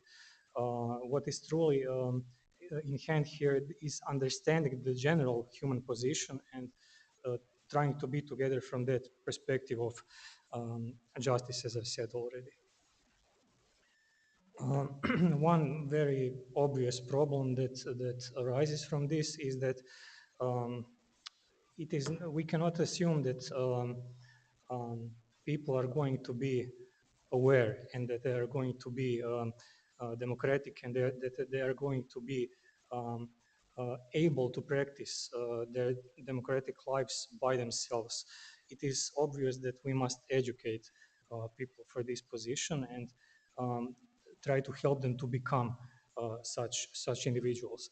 And also this classical idea that also the very possibility that one can enter political arena is enough to account someone as a political being. That's not enough. Mostly because of this last point that I've made here, that democracy is an ongoing and all-encompassing historical practice.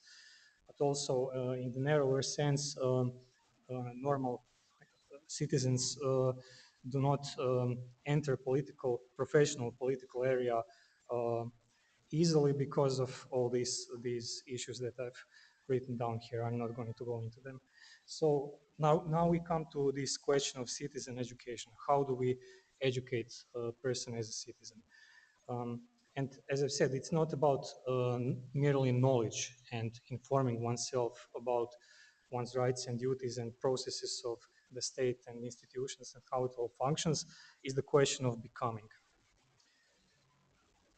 So what I see as a central thing is that one has to become freedom. One has to become not merely free, but embody freedom in his or herself to be able to be a citizen. And this classical idea of Aristotle from his Politics is that being free in essence means being able to participate on logos, while on the other hand, the being of slave is such that slave only approaches logos through aesthesis, only through feeling. And what this means is that if we are merely objects of politics, then we are not citizens, then we are not free, then we are slaves. We become free in the moment when we participate on logos. And what Aristotle means here is not only that logos is what we say, what we demonstrate in our behavior. In the deeper sense, logos is also mind. So to be able to think, to be able to articulate oneself through thinking, that's the basis for being free being and also being a citizen. I've written some examples here. Um, it's very difficult to actually educate oneself in such a manner today because um, we have all these kinds of predetermined ways of being that we only reproduce in some way. So this is a very big problem for pedagogy. And I'm going to end with this slide because my colleague says that I'm at an end. There's various points where we can enter this philosophical pedagogical idea of practical and political subject as basis for the idea of citizen, but Immanuel Kant's idea is a very good place for doing that because he has always, and he has developed all these ideas that are central to these issues. So the idea of freedom, the idea of a human being as autonomy, the idea of practical reason, the idea of human being and then an end to himself and not means for something else. So this is a classical starting point for this approach. So this is only a question that I'm going to end with. My main question from the perspective of pedagogy here is how to educate for becoming free, not only knowing what freedom is, but how to educate for becoming and being free. And secondly, how to educate thinking that starts from freedom and forms this freedom. Then this education is not merely knowledge about something, but knowledge that forms subject. That's my short idea, but perhaps we can discuss some more about these ideas. Thank you.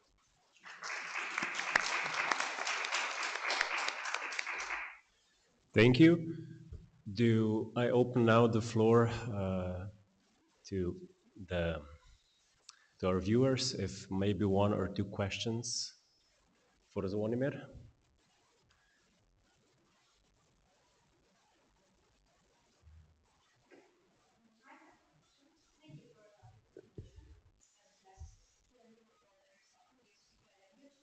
I was just wondering how to connect Aristotle's idea of policies interests through the establishing for the citizen being active citizen itself. Through so the idea of connecting ethos and those in the philosophical perspective. How do you do it? Okay. Well, Phronesis says perhaps one can translate that as deliberation, as process of yes, process of reasoning, process of reasoning and thinking about things that can be different, as Aristotle says, not this theoretical firm episteme, but the ability to reflect, to see what is around you and to processually react to what's here, guided by the idea of good. I think that from this starting point, as well as from Kant's starting point, one can articulate whole pedagogy. In also in the way in which we articulate the goal of education, where from this idea it becomes open-ended. It cannot be contained within some kind of outcomes, but it's some kind of a way of ethical being, and also as politics is first it's ethics as something that deals with individual, and then it goes into politics as that deals with being together. So this is one continuum that can function very well in pedagogy, and also on the second level, not only when we talk about goal of education, the very pedagogical practice and practices can be articulated on this idea as well. I experiment with this in various ways in my own classroom at the faculty, and I think this is why I chose this topic, because I think that this is a very good entry point to what being a citizen really is. And this, it's very stimulating to hear these other presentations today, and ask oneself, how do we achieve that? How do we achieve that? And this way of phronesis, also pedagogical tact. Max van Manen also talks about pedagogical tact as pedagogical articulation of phronesis. So I think that this has also huge implications for teacher education and didactics in general. So lots to discuss here. Thank you very much. And now, next presentation, it's Sania Petkowska, and title of presentation is Adapting David Kerr's Model of Citizenship Education Curricula for the Observation of Citizenship Education in a Post-Socialist Context.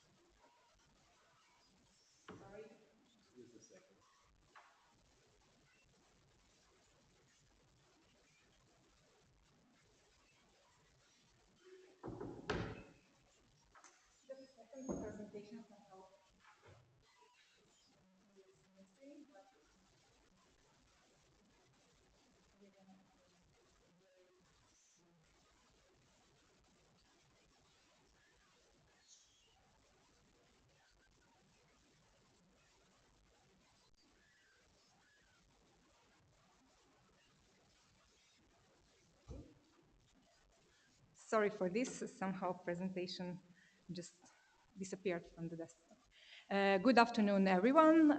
Thank you for having me. I'm Sania Petkowska, a research fellow at Institute of Criminological and Sociological Research in Belgrade. By formal education, my background is interdisciplinary, but I identify myself as a sociologist of education. And I'm gonna open for the beginning today the issue of curriculum, which maybe should have been opened a bit earlier in a greater extent, but however, it's never too late to start with it. The main argument, as I said, is that when we speak about outcomes of civic education, one of the most important components, of course, is curricula and the process by which it has been adopted, designed, and put it into effect in certain society. I'm gonna speak about curricula from a specific angle, which is speaking about the model for observing and evaluating curricula of civic education developed by British scholar in educational sciences and also expert in educational policy, David Kerr. This model has been explained in an article from 1999, Citizenship Education in the Curriculum, an international review, which I used in my own analysis of curriculum in Serbia. I'm going to speak about a bit later. This model is practically based, and it has been developed later on to a great in different directions, but as it has been published in 1999, the basic assumption is that there is a core there is a set of core dimensions that need to be observed when we speak about curricula of civic education. And in this article, distinction has been made between minimal and let's say extended or maximal concept of civic education that we should look for when we approach analysis or evaluation or observation, however we call it, or of civic education in a certain country. Here is the list of 6 minimal dimensions that should be looked for. But however, I mean, as I said, distinction is made between minimum and maximum, and those are, let's say, core dimensions we should observe. What is very important is that initially this analysis and this model has been applied in comparative level. So 16 countries has been analyzed by these 6 core dimensions. As you see, among the core dimensions are mentioned curriculum aims, organization, and structure, which means whether it is, of course, a separate subject or it is cross-curricular subject, etc. Then teaching and learning approaches. Then third dimension is teacher specialization and teacher training. Then use of textbooks and other resources, assessment arrangements, and current and future developments. As we can see by first sight, it is very it's not a complete list of what we could think of when we try to develop model of how we should evaluate curricula of civic education. There is much more to be analyzed. Therefore, in an article I published in 21, I think, but then it has been published with all metadata this year. It's article Civic Education in Post-Conflict Society, the case of Serbia. I tried to extend and elaborate of this model, and I did analysis of older or initial program of civic education in Serbia by using and extending this model of curricular analysis. First thing I noticed is that in order to understand how curricula of civic education has been developed in certain countries, we at least need to understand, I mean, not at least, we need to understand much more things without which we cannot understand what conception of civic society, citizenship, etc. actually has been applied and taught in classroom. Some of the elements that were also suggested to me by reviewers, for example, our educational system and educational policy as such. Without it, of course, we cannot give comparative overview and analysis of curricula because people don't understand how the educational system looks like.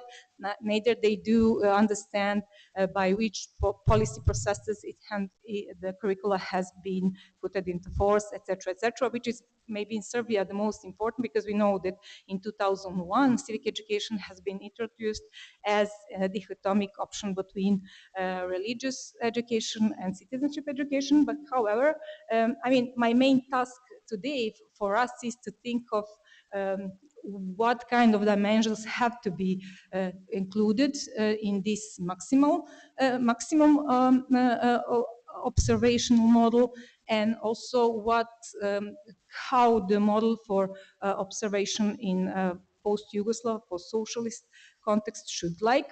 There is plenty more that could be included, but the main idea is without having a clear idea of core elements of curricula, and also by using comparative, let's say, insights, we don't have basis for analyzing also outcomes, and we don't have, we don't have a good reason to expect good outcomes because without this consistency, it's hard that the curricula will have strong effects.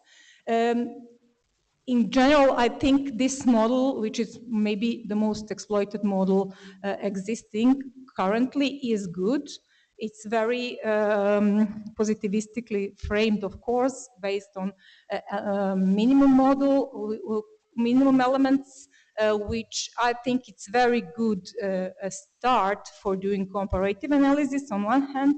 On another hand, I think that it's very important for countries to have insights into how other countries are coping with this process of developing and designing civic education curricula. But however, of course, this model is not ideal.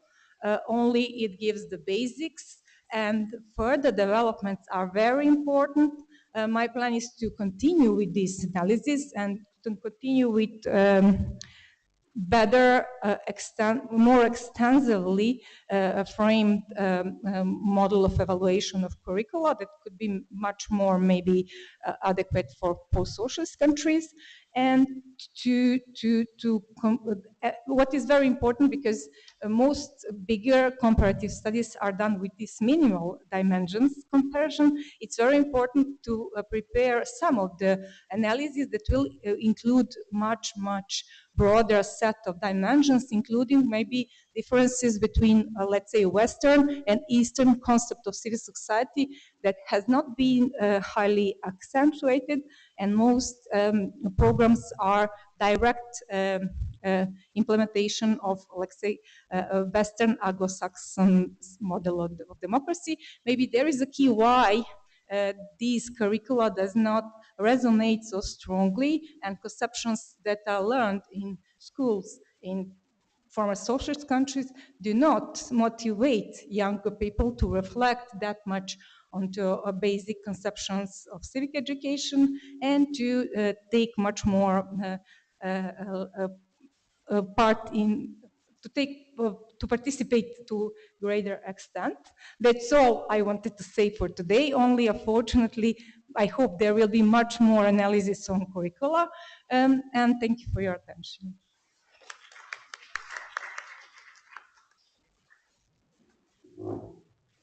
Okay, maybe some questions.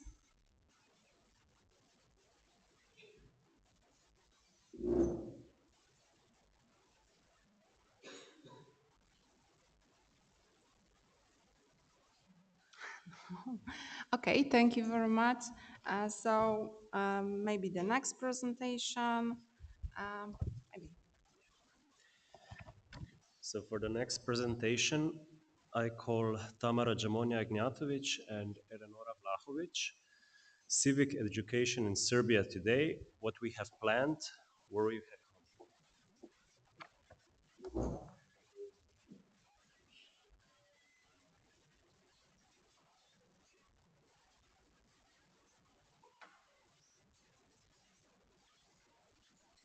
Hello, everybody.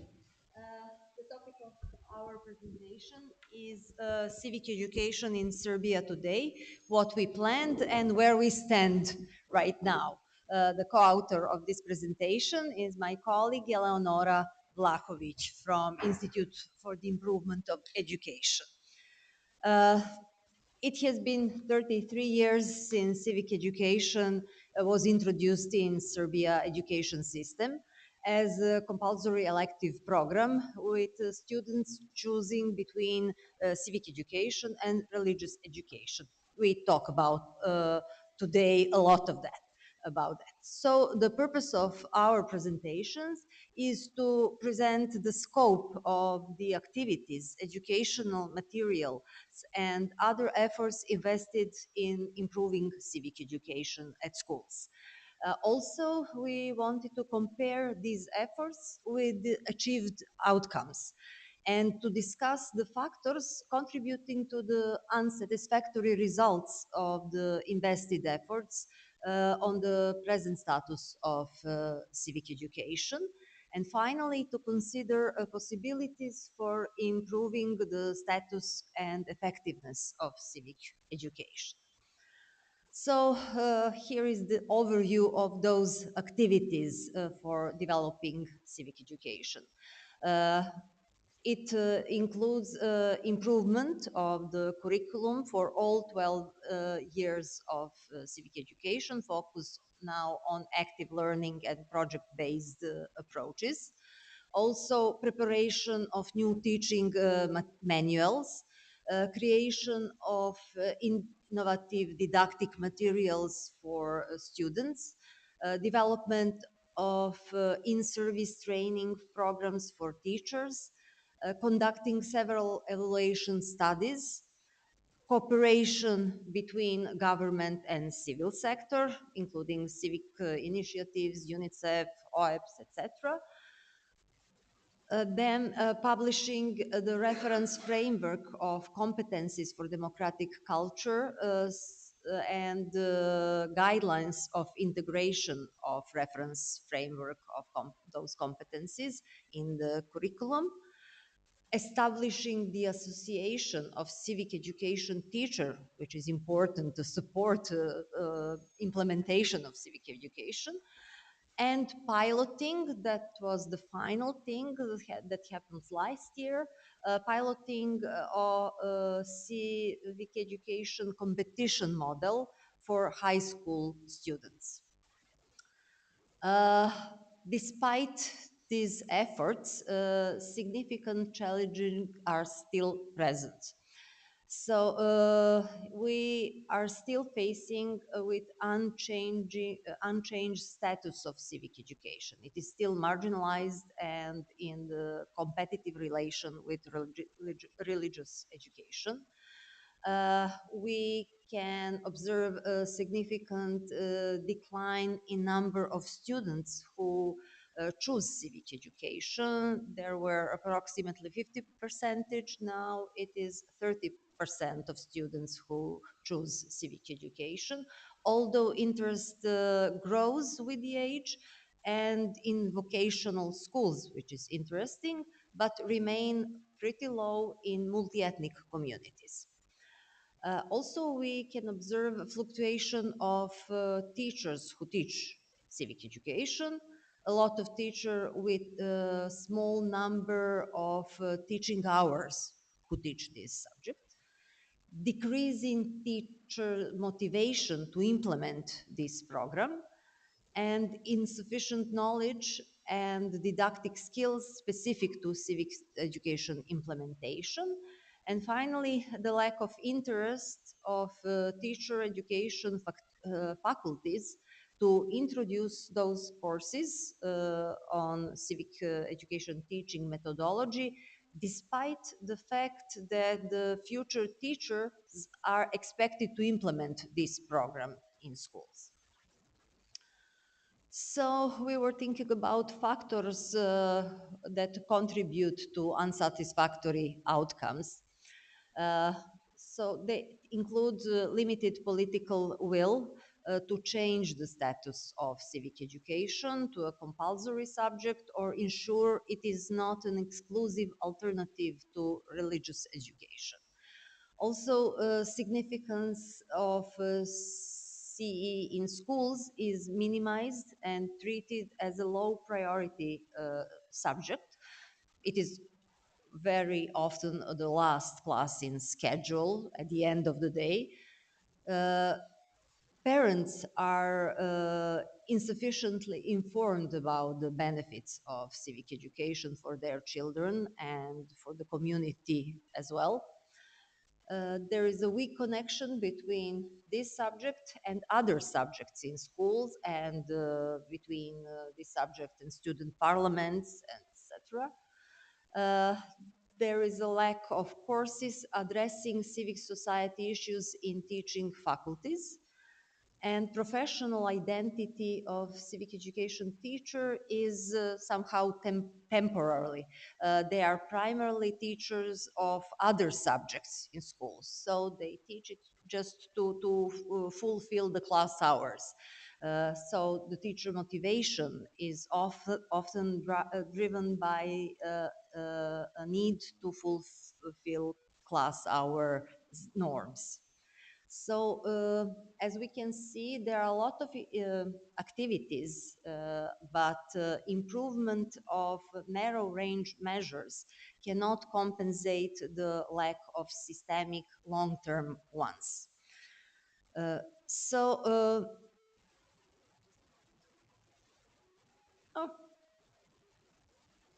There is one slide that I cannot show. It is about some our recommendation, how we can see what we can do to improve that. So those measures are connected to what we mentioned before.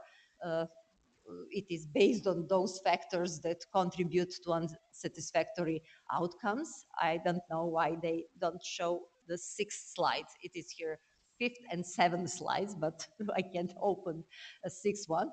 But they are directly connected with those factors that contribute to unsatisfactory outcomes. So there are a lot of it is necessary that the subject must be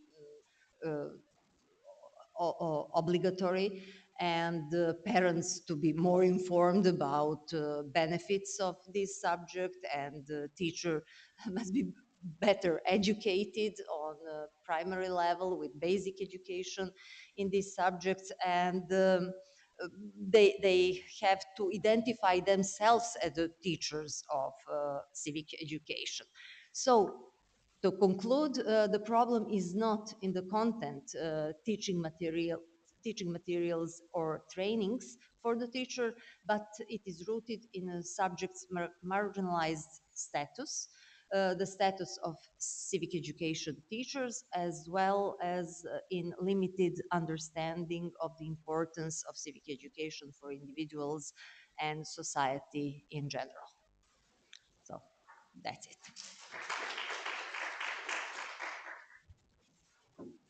Thank you. I again turn to the audience if there's any questions or comments, perhaps. Yes.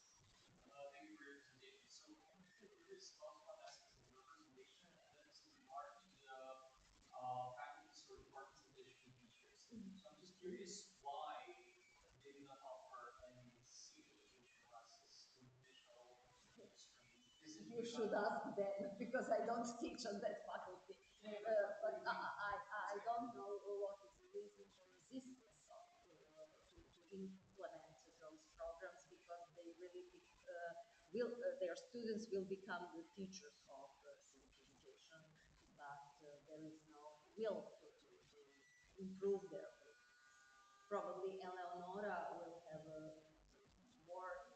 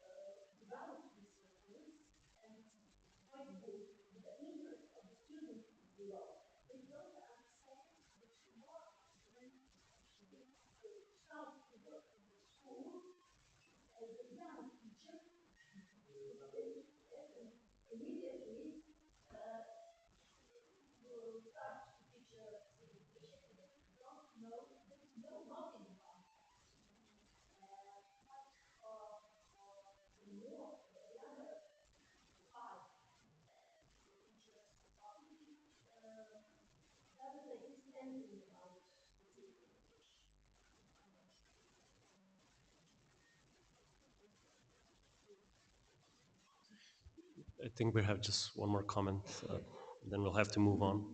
Yeah. Probably later during the break. Just a short comment.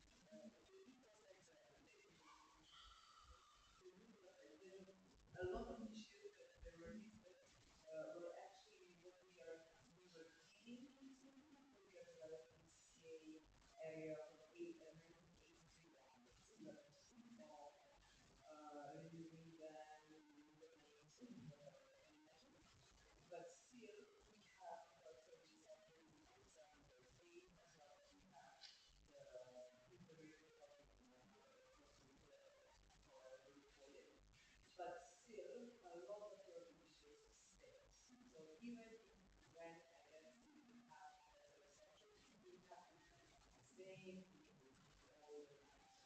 Of course, I think that the main reason for this situation is in political will and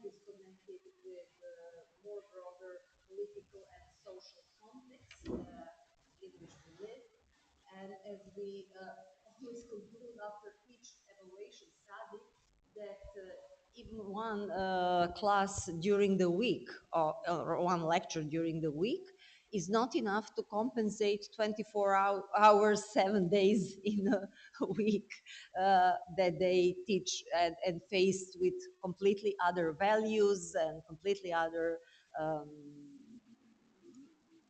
attitudes and broader context that through media, social media, and everything. So that's the main problem. But if I try to speak about that, I need much more than 10 minutes. Okay. Thank you. Thank you for the presentation.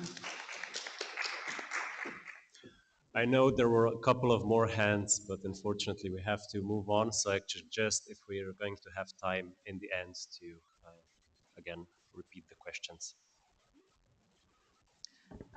So the next presentation is non-knowledge shaped and diverging perspectives, a case study of Croatian teacher voices in defining and practicing citizenship education.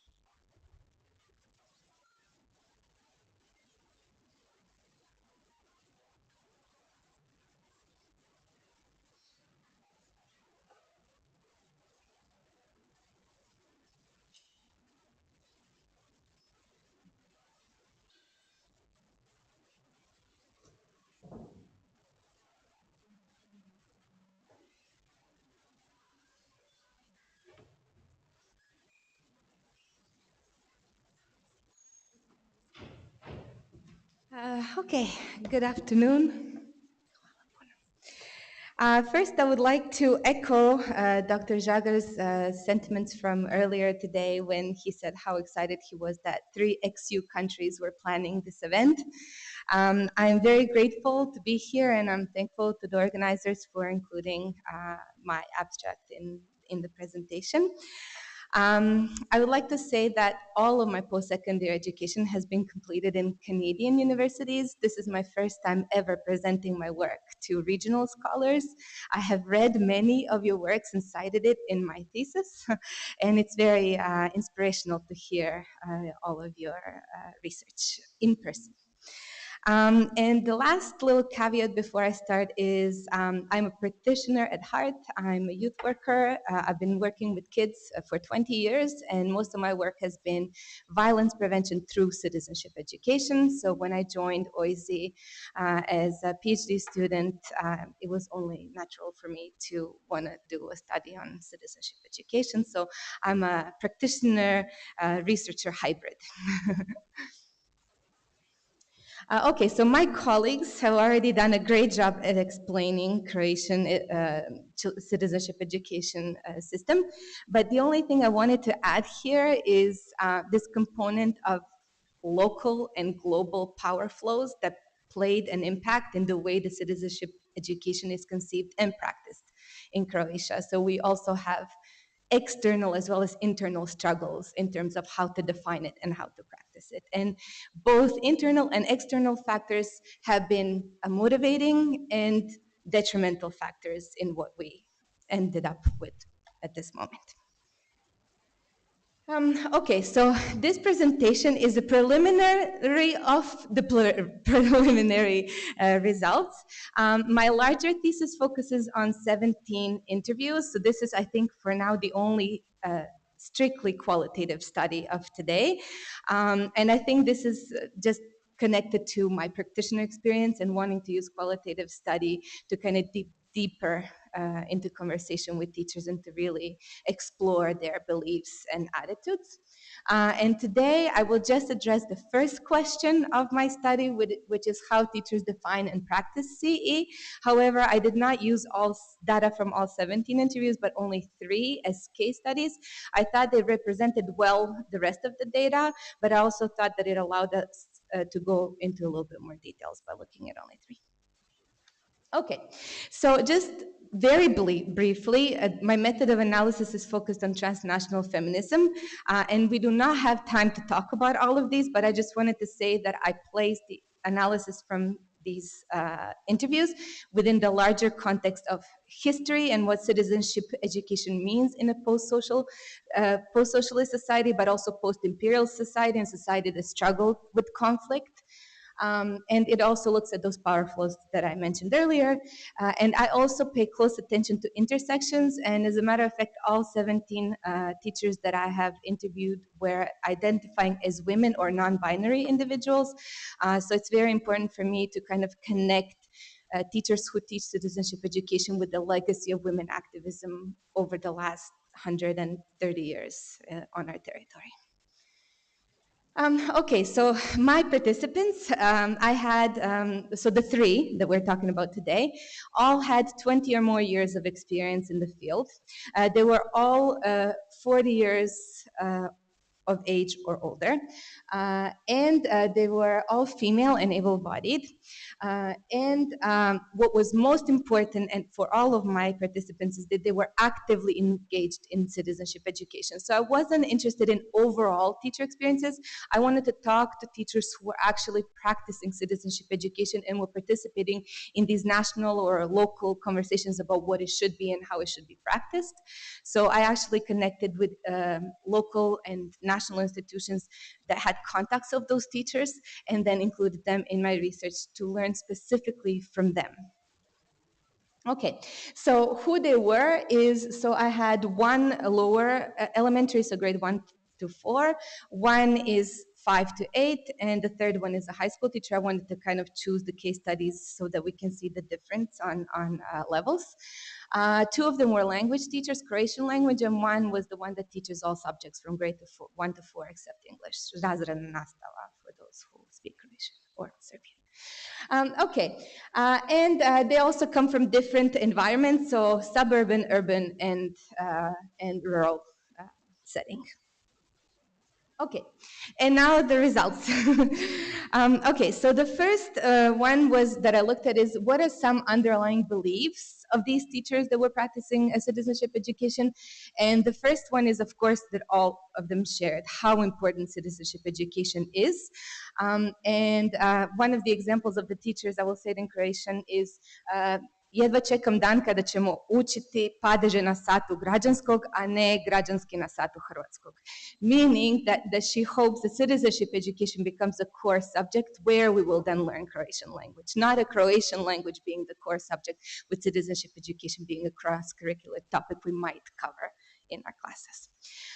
The next one was about belief in the pedagogical approach of citizenship education, believing that it is different from what is offered in regular courses, and deeply believing in its role in creating democratic societies. So the way that we teach, the pedagogy that we use, then creates citizens, or builds them up to be stronger and better citizens.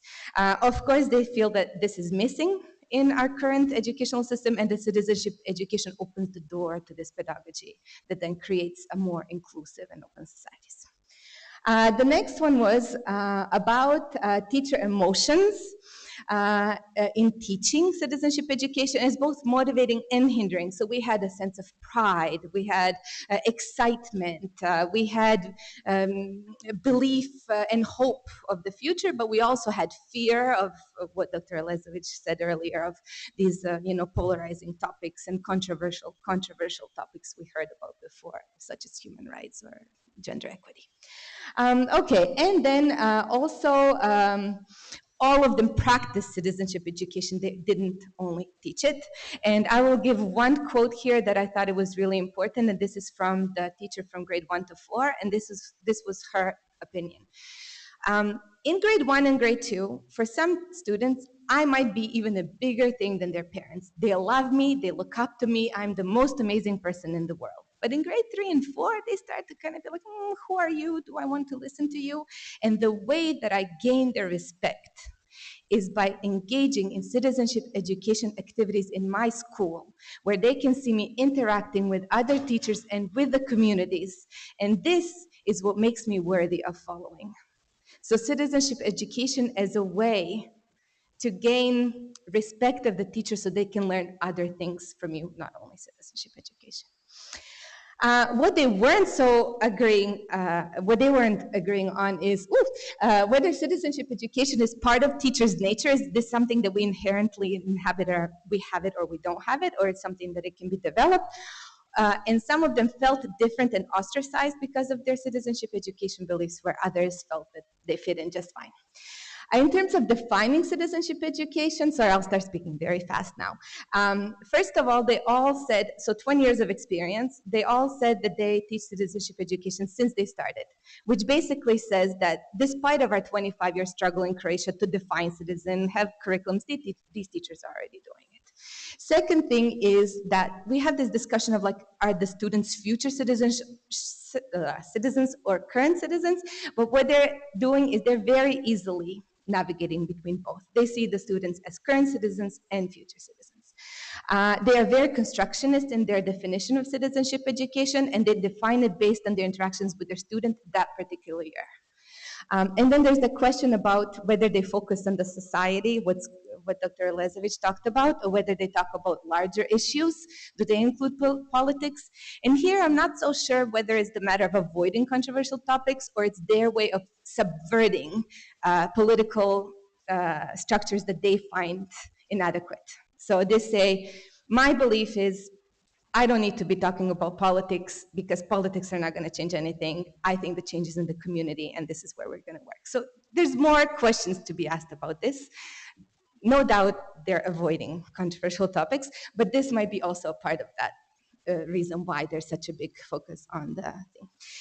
Okay, 1 minute. Okay, so in terms of teachers' practice, I think here I can just say that it's very diverse. Again, I'm mentioning avoidance of topics, but I think what's most important here is that they actually like the diversity. Some of them want it to be a separate subject, some love it as cross-curricular topic, and I think that we need to provide as many opportunities as possible for citizenship education, but not taking something away, or that's not what I think, that's what they're saying. Okay, and the last point is this. Okay, so the teacher's focus on definition of citizenship education is placed in the community, which diverges greatly from policy or even global contexts. And sometimes the teachers are placed as these power brokers between different conceptions of citizenship education, and I feel like this is a place where they need more help, because not even us in this room can agree on the concept fully. The second thing is about teacher agentic behaviors and how important it is not to take away the choice. That for some, cross-curricular is perfect. For some, they actually want an independent class. And the last one is, we had a presentation, I think Costa was talking about this, how when you give them the knowledge, but they still don't participate, and I feel it's the same thing with teachers and teacher education. We can teach the teachers about citizenship education, the content they should teach, how they should teach it, but there's this emotional and relativity aspect that needs to be woken up in the teachers of citizenship education in order for it to actually become alive in our schools and in our classrooms. Okay, I'm sorry. Thank you very much. Very briefly, that's it. Thank you very much for your interesting presentation. And it's time for short question. Okay. Not you. Okay. Hi. Thank you. Thank you.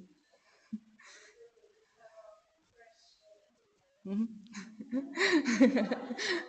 Thank you. Uh-huh. Uh-huh. Red bubble.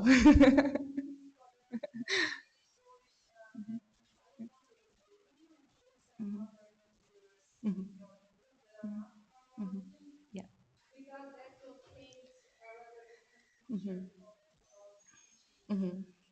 When you say region, you mean Rijeka or Croatia? Uh-huh. Okay. Yeah. Mhm. Yeah. So out of 17 interviews out of these, only one teacher is from Rijeka, and out of 17, I think I have 3 from Rijeka, and then I have also Zagreb, Bilogorska, Split. Yes, yeah, I have multiple locations. I have Gorski Kotar, so there's there's multiple locations.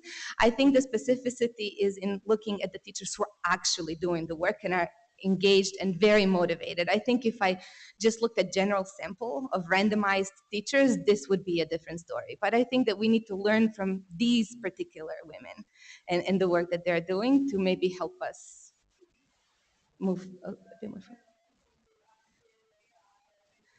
Great, thank you so much. I actually do cite you in my thesis on multiple occasions, and I think you already saw it in the presentation. Thank you. Okay, thank you. Very shocked. Uh-huh.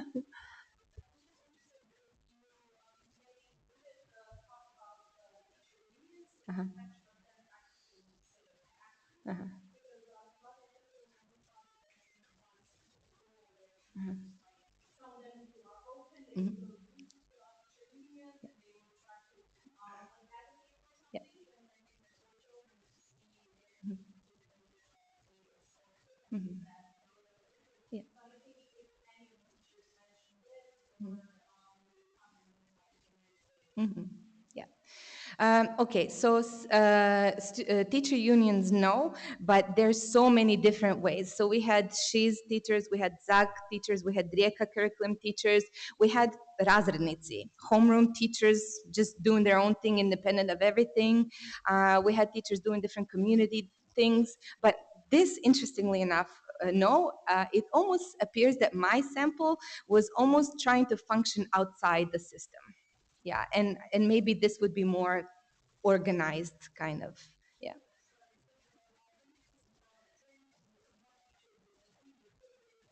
Mhm. Mhm. Mhm. Mhm. Mhm. Mhm. Mhm. Mhm. Mhm. Great. That's a great point. Thank you. Thank you very much. Okay, thank you so much.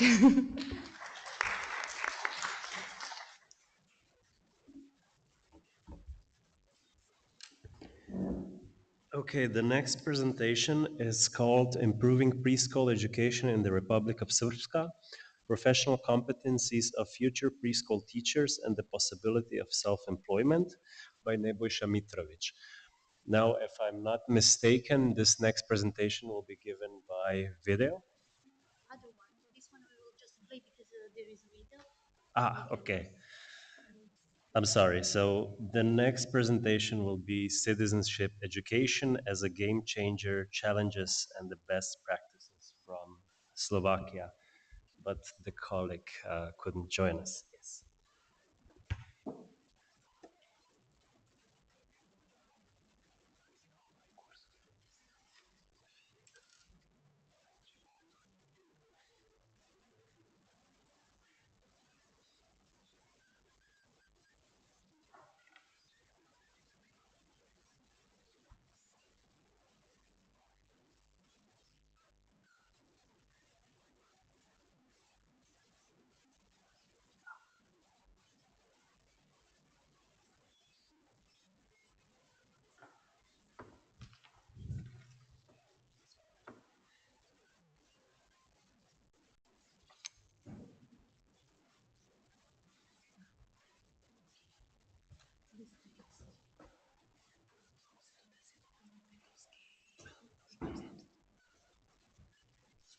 Okay. Hello again. Now I will present a presentation of my friend Jana Ferepatki-Kuzmova. She is my friend from CEU. She is alumni with some other participants also. And I invited her to participate in this conference. Unfortunately, she couldn't make it to come today, and she sent presentation. I will try to present not as well as her. She is very active in civic and citizenship education in Slovakia. So we will have presentation with how to. Okay.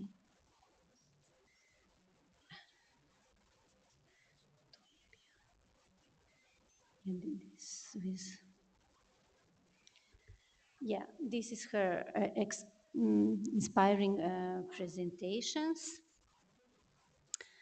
Uh, yeah, about their words. It's time to be a game changer. It's never too late. It's their project. From other side. This is. But I think this is from the end. No.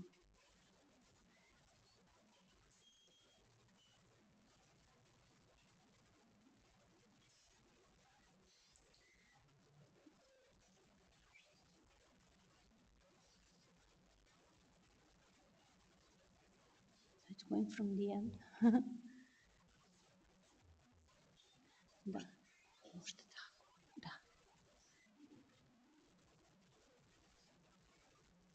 What is civic education and what not should not be or shouldn't be?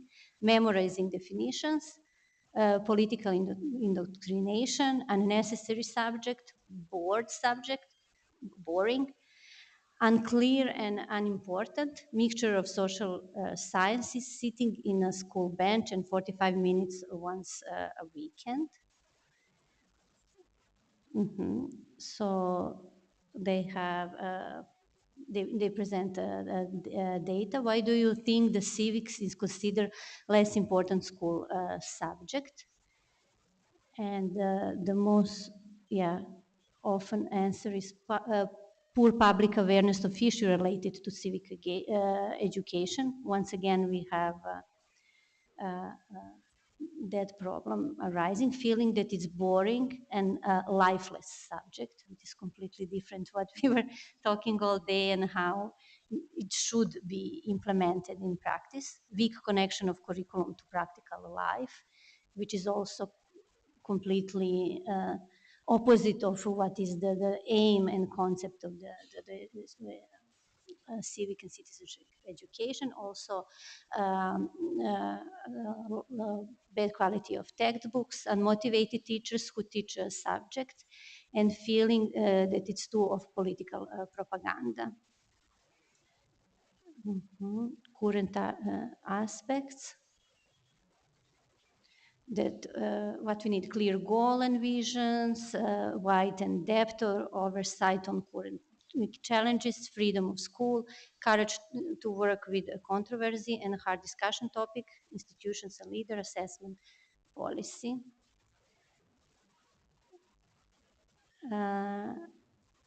What are current aspects, needs and failures, clear social demand, understanding of importance, understanding its impact of life in a 31st century, and co-responsibility and ownership.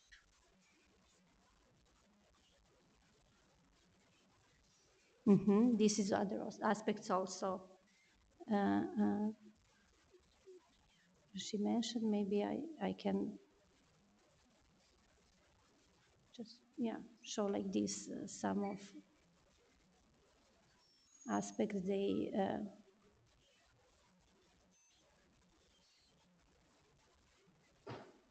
present.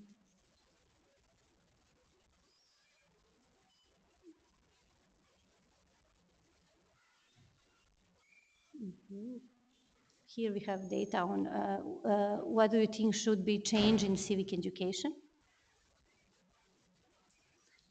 And the first thing is, again, connection of curriculum to real life.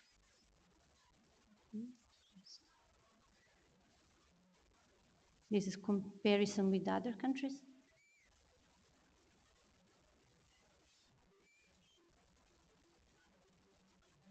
And also experimental testing results. Yeah, it's not so even visible.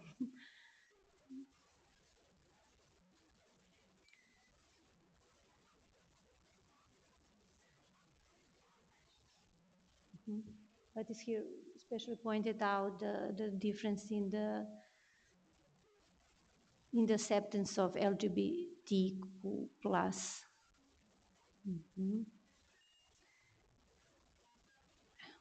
And these are some of takeaways.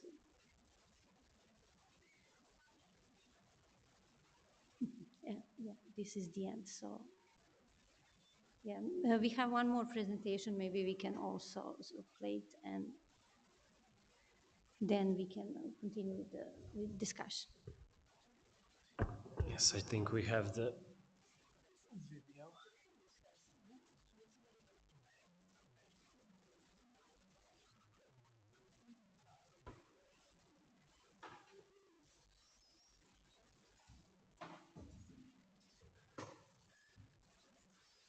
And this is our final presentation in video form.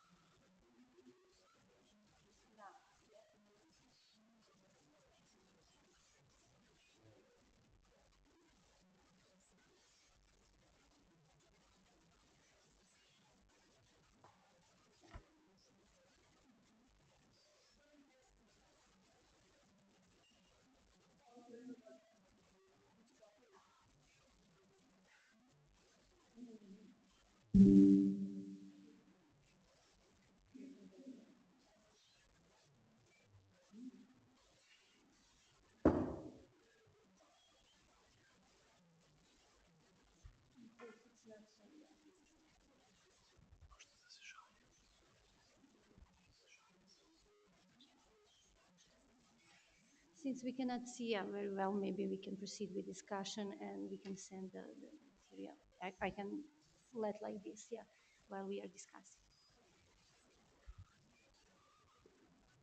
So I guess that gives us some more time for the presentations that have already been done.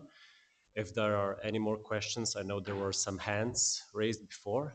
Yes, please.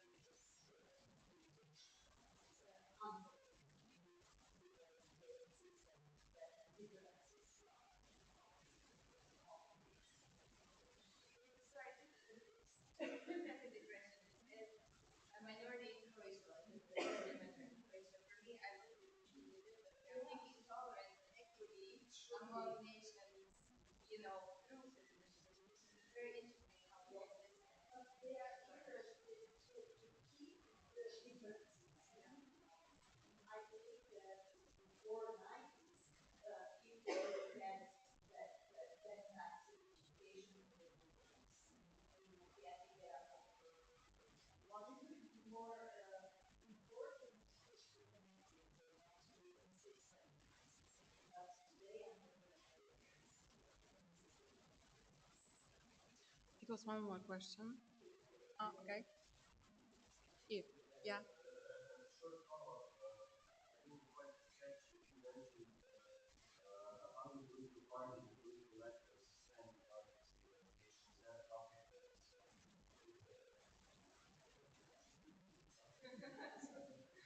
so is that a topic of interest? Because we did some research which showed that they are confident work in information, for example, civic education centers.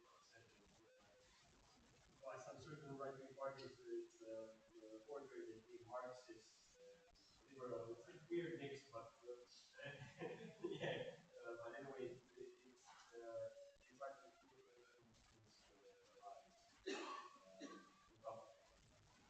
Combine it with the topic of sex education and history education. Yeah, but is it the same in Serbia or is that like whatever, civic education?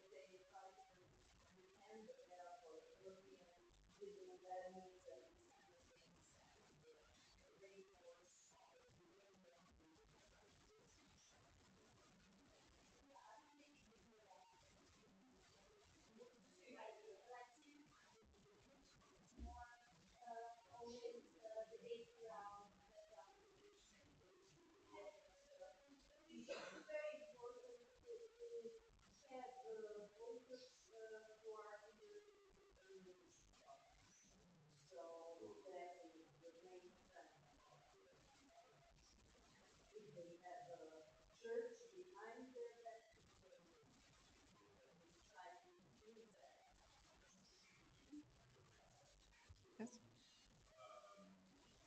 In the resolution in Serbia, we thought we should similarly education, because in Serbia you have to choose education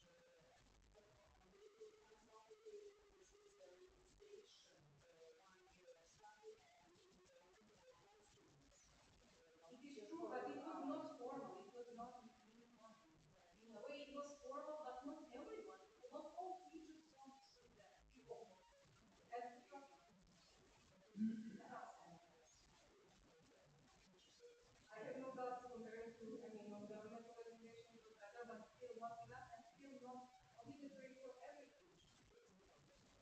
Where we have only one kid to one year, it says, and now we have 1 day education. Even better, compare it with 1 year. Yes, please. And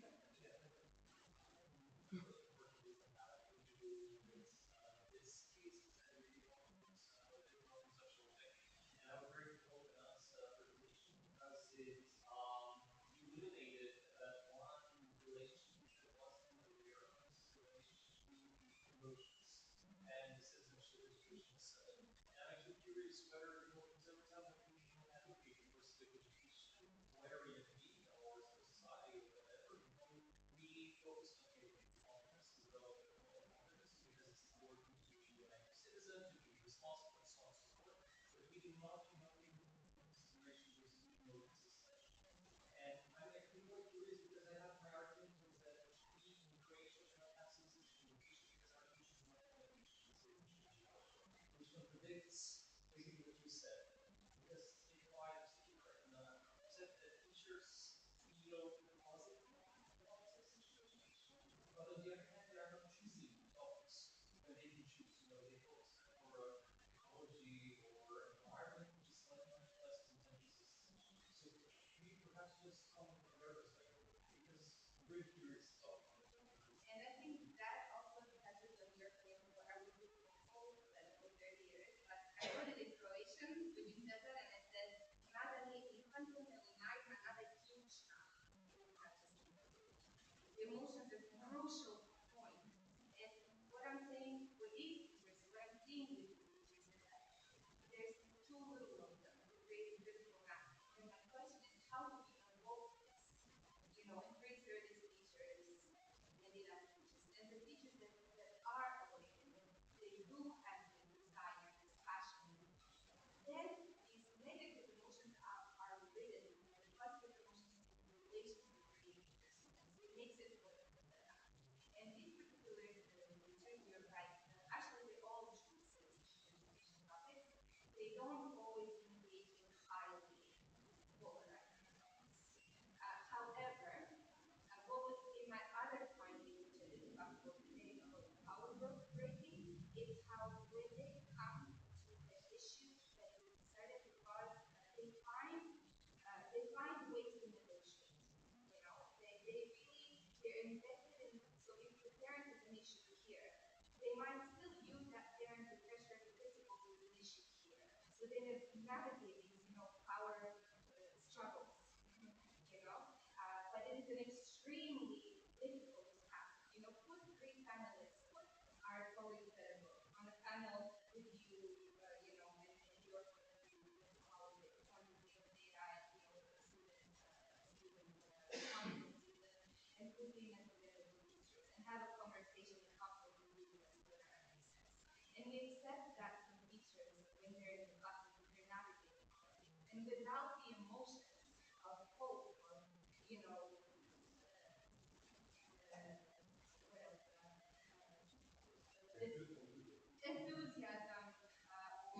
belief, empathy, they give up. So I don't know. I don't think some of them don't understand the difference of education, but this is not my case. Some of them they don't understand it and they're doing research. Some of them feel like they don't have the confidence, so they don't answer. But many of them have both of those, but lack that emotional aspect to persevere in the times, the difficulties of education. And with Jessica, my teaching, with Fletcher at the end and everything else, we do have a difficulty to reach some.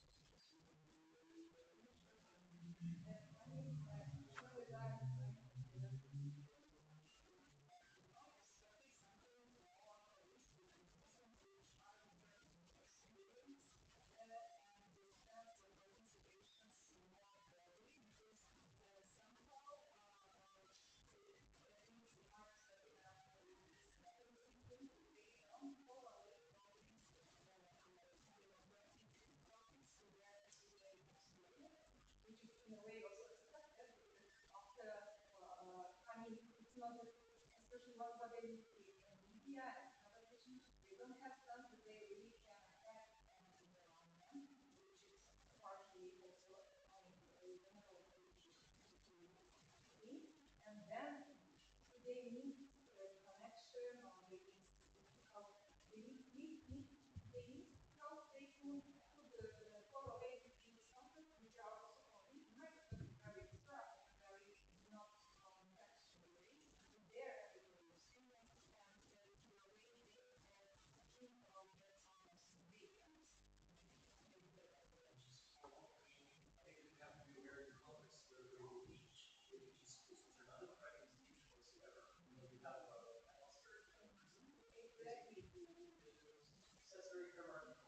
they have to teach about citizenship and democracy. Not only that, I did want to give you some kind of highlights, but it's very important. The civic education was implemented course in secondary school taught by the university faculty, which means the debate, workshops, compared to all the other elements.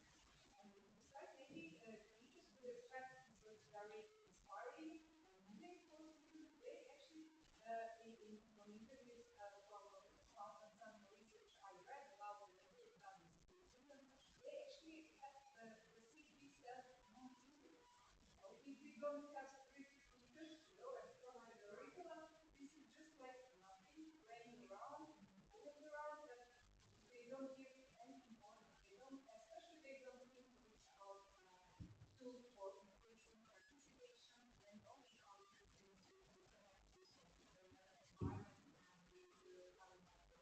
And those are the encouraging institutes. Students also.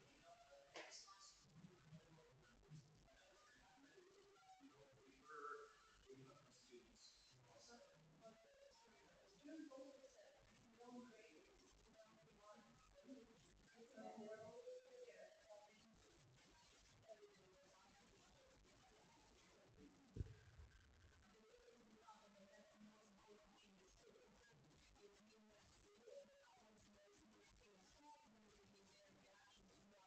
It's they're always there.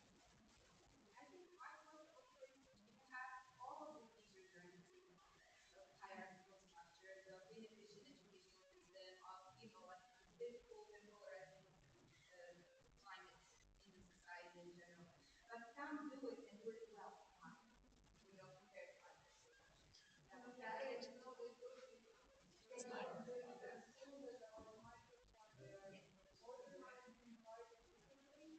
So the last question.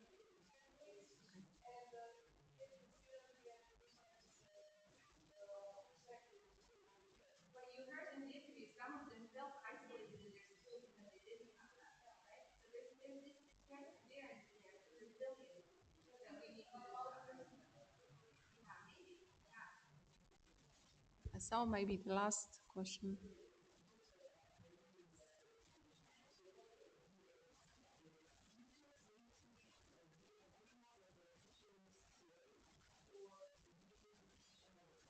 No, it is that there's an emotional component within the teacher that builds resilience and empowerment to teaching to their students. But yes. Yeah, but we don't talk about it. We talk about knowledge, skills, kako ide? Znanje, vještine, and attitudes. Yes.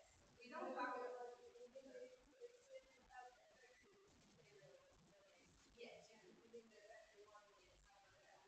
yes. Yeah, but we don't, when we think about educating,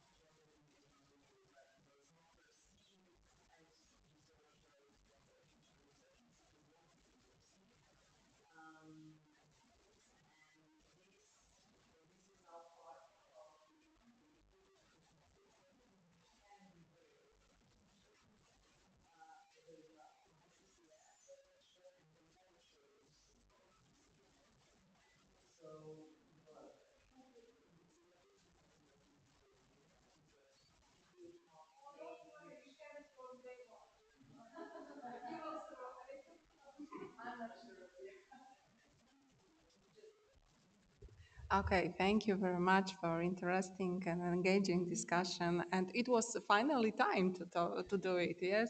So great. Thank you very much.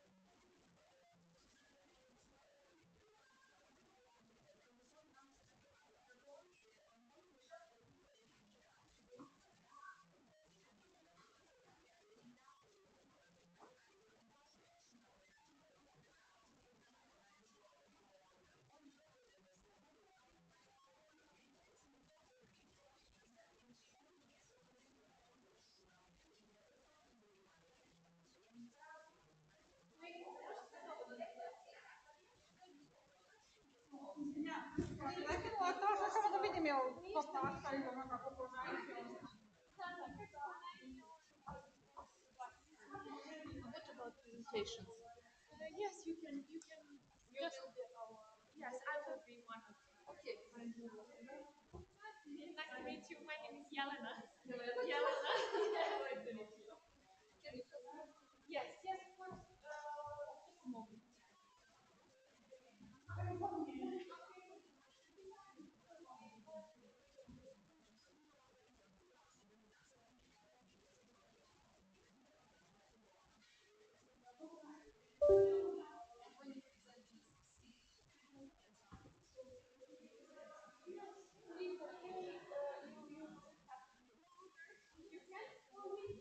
Yes, of course.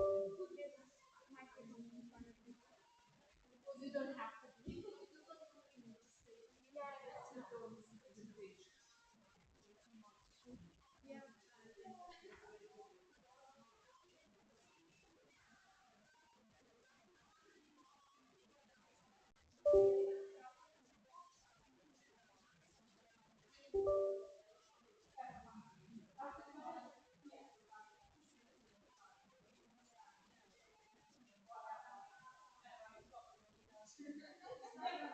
Understood.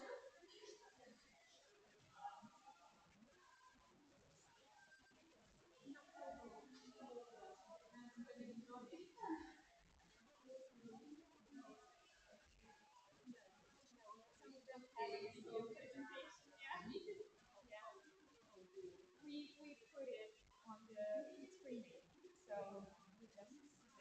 we just because it's really difficult. Really? Yeah, it's a standard type.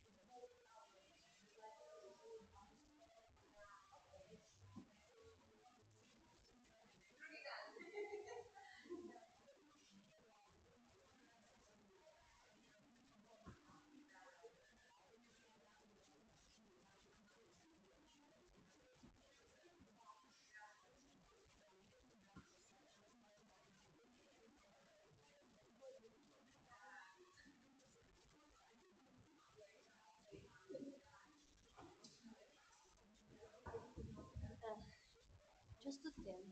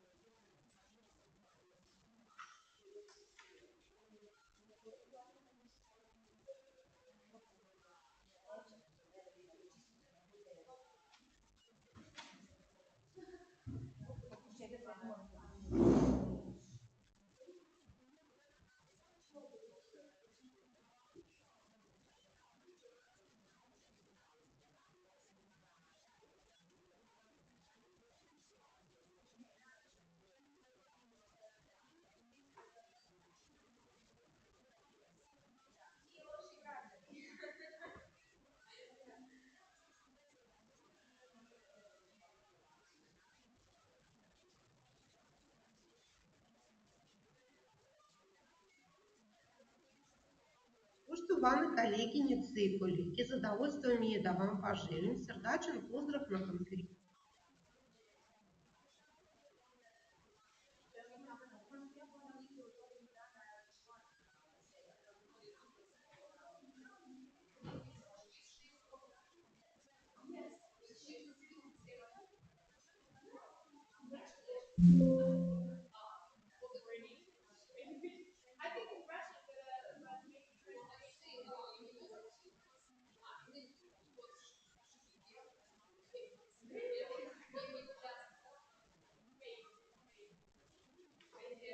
Poštovane koleginice i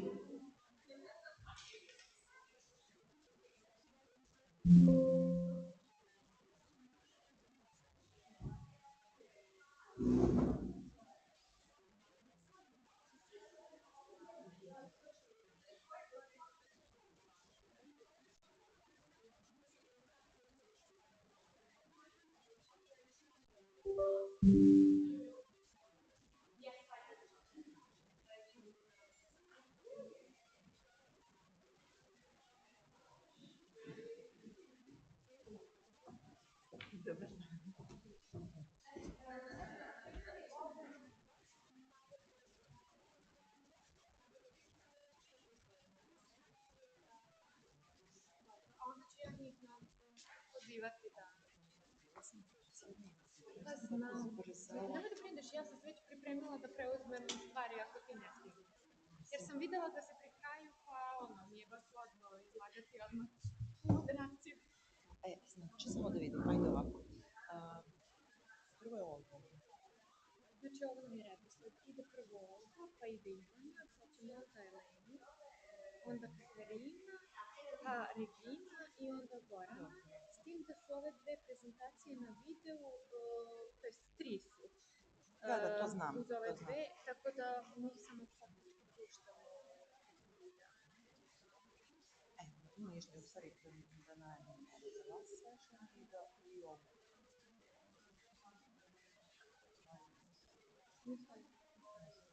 Ne znam kako ja nema neki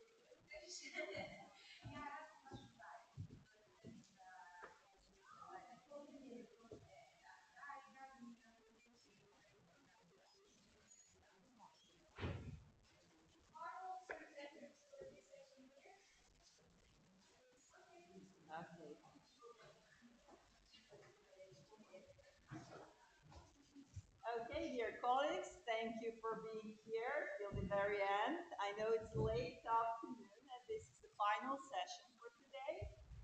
I hope it will be fruitful as all the previous sessions have been so far. My name is Daniela Ljubojević and my colleague is Jelena Stojkovic, and we will be moderating this session and guide you through all the presentations, I hope, with easily. Our first presenter today will be online. It is by Olga Mikhailova from Moscow. She will be talking about social intelligence characteristics in adolescents with different levels of cyber communicative addiction. Now we will hear Olga, but also everyone have 10 minutes as in other sessions.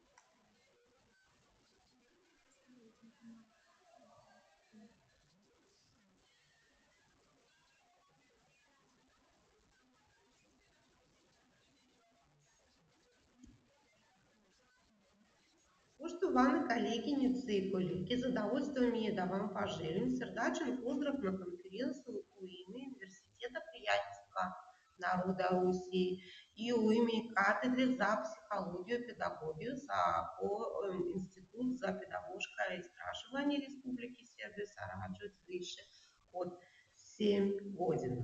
Ruski univerzitet prijateljstva naroda zauzima vodeću poziciju na rang listi svetskih univerziteta i uvršćen na listu top 400 univerziteta u svetu prema US World Universitet Ranking.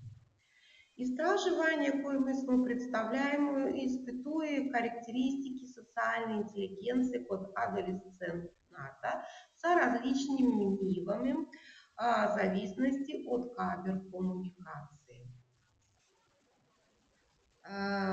Социальная интеллигенция – важный аспект развоя личности адолесцената. Одновременно поява дружественных мреж закомпликовала и задаток проучивания социальной интеллигенции адолесцената.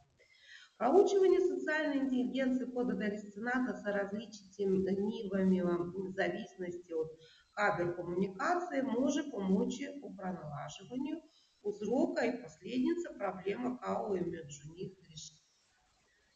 Сверхстудия ДАЭС утверждает характеристики социальной интеллигенции адолесцената с различными нивами зависимости от киберкоммуникации. У истракованию користчены следующие методы, которые видите на слайде. У istraživanju učestvovala 96 adolescenata starosti od 12 do 15 godina. Kao rezultate diagnostike identifikovane su dve grupe adolescenata sa prosječnim i visokim nivom zavisnosti od киберкоммуникации. У istraživanju korišćene metode математической статистики по критериям аналитики и корреляционный анализ спинов.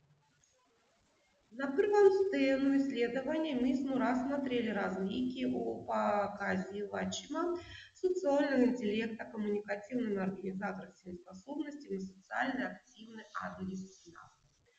У группы адолесцената с высоким степенем зависимости от киберкоммуникации показатель социальной интеллигенции на скале дружественных связей был значно вече. Istovremeno nisu nađene statistički značajne razlike među grupama nad skalama socijalne vještine. Moguće je da se osnovne komunikacije vještine, kao što je sposobnost ustanovljanja kontakta, udržavanje razgovora i slažavanja u društvenim komunikacijama, formiruju u ranijim fazama socijalizacije i manje su povezane sa karakteristikami virtualne коммуникации у адолесцентов.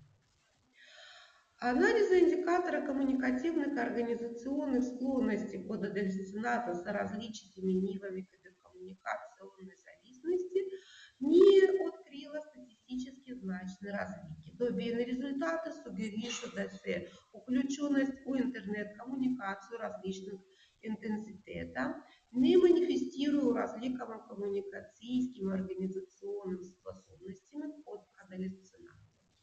Между тем, результаты диагностики при методе диагностики компоненты дружественно ориентированной активности показали разлики на когнитивном скалам и бихевиоральном компоненте дружественно ориентированной делатности.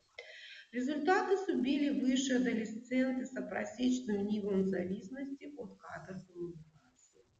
Добили результаты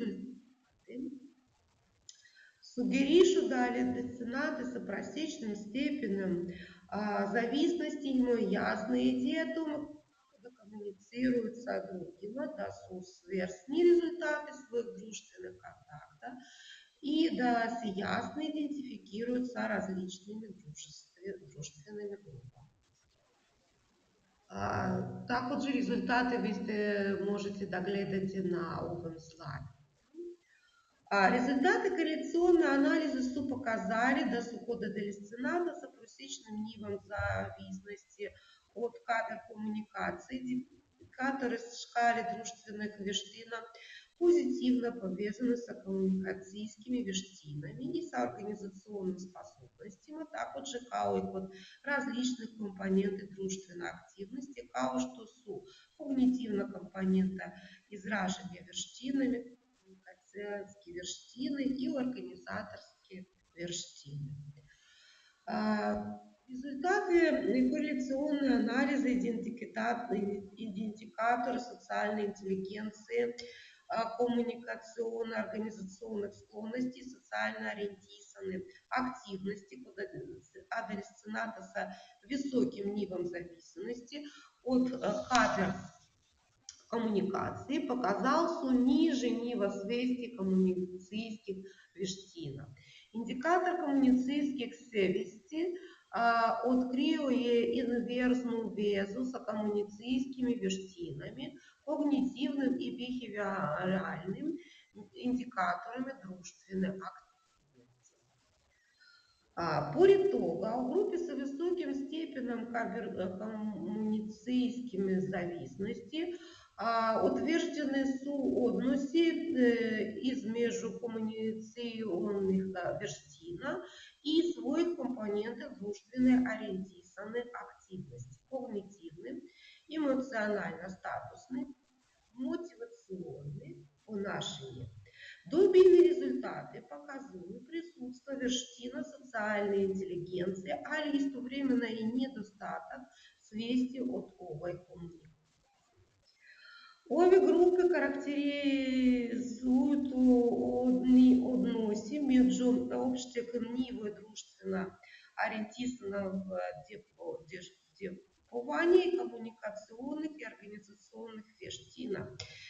Чимесистичие универсальный значай практичных социальных компетенций за различию дружественных активностей адолесцената у группам с различными нивами зависимы от кадр коммуникации.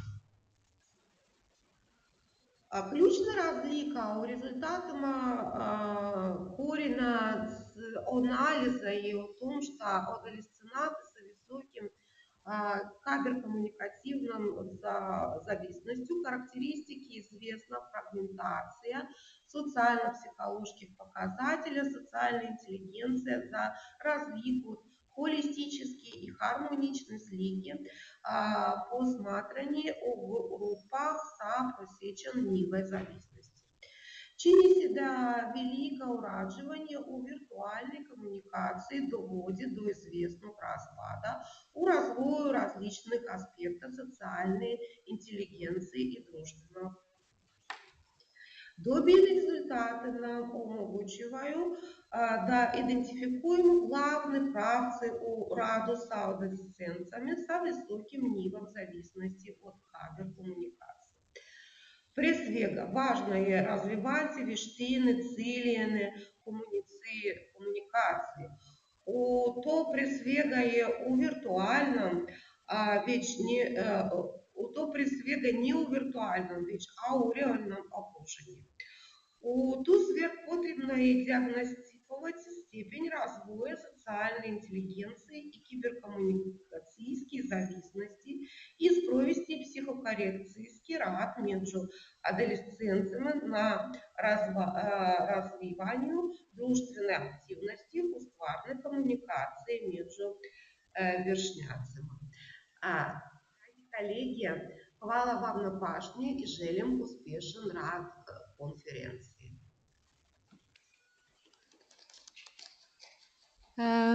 Thanks to our colleague Olga. Now I will call. I would like to call our dear colleague Ivana Vulic-Šimšić, to present to us the work titled Information Literacy as an Addition. Information literacy as an addition to the family of literacies.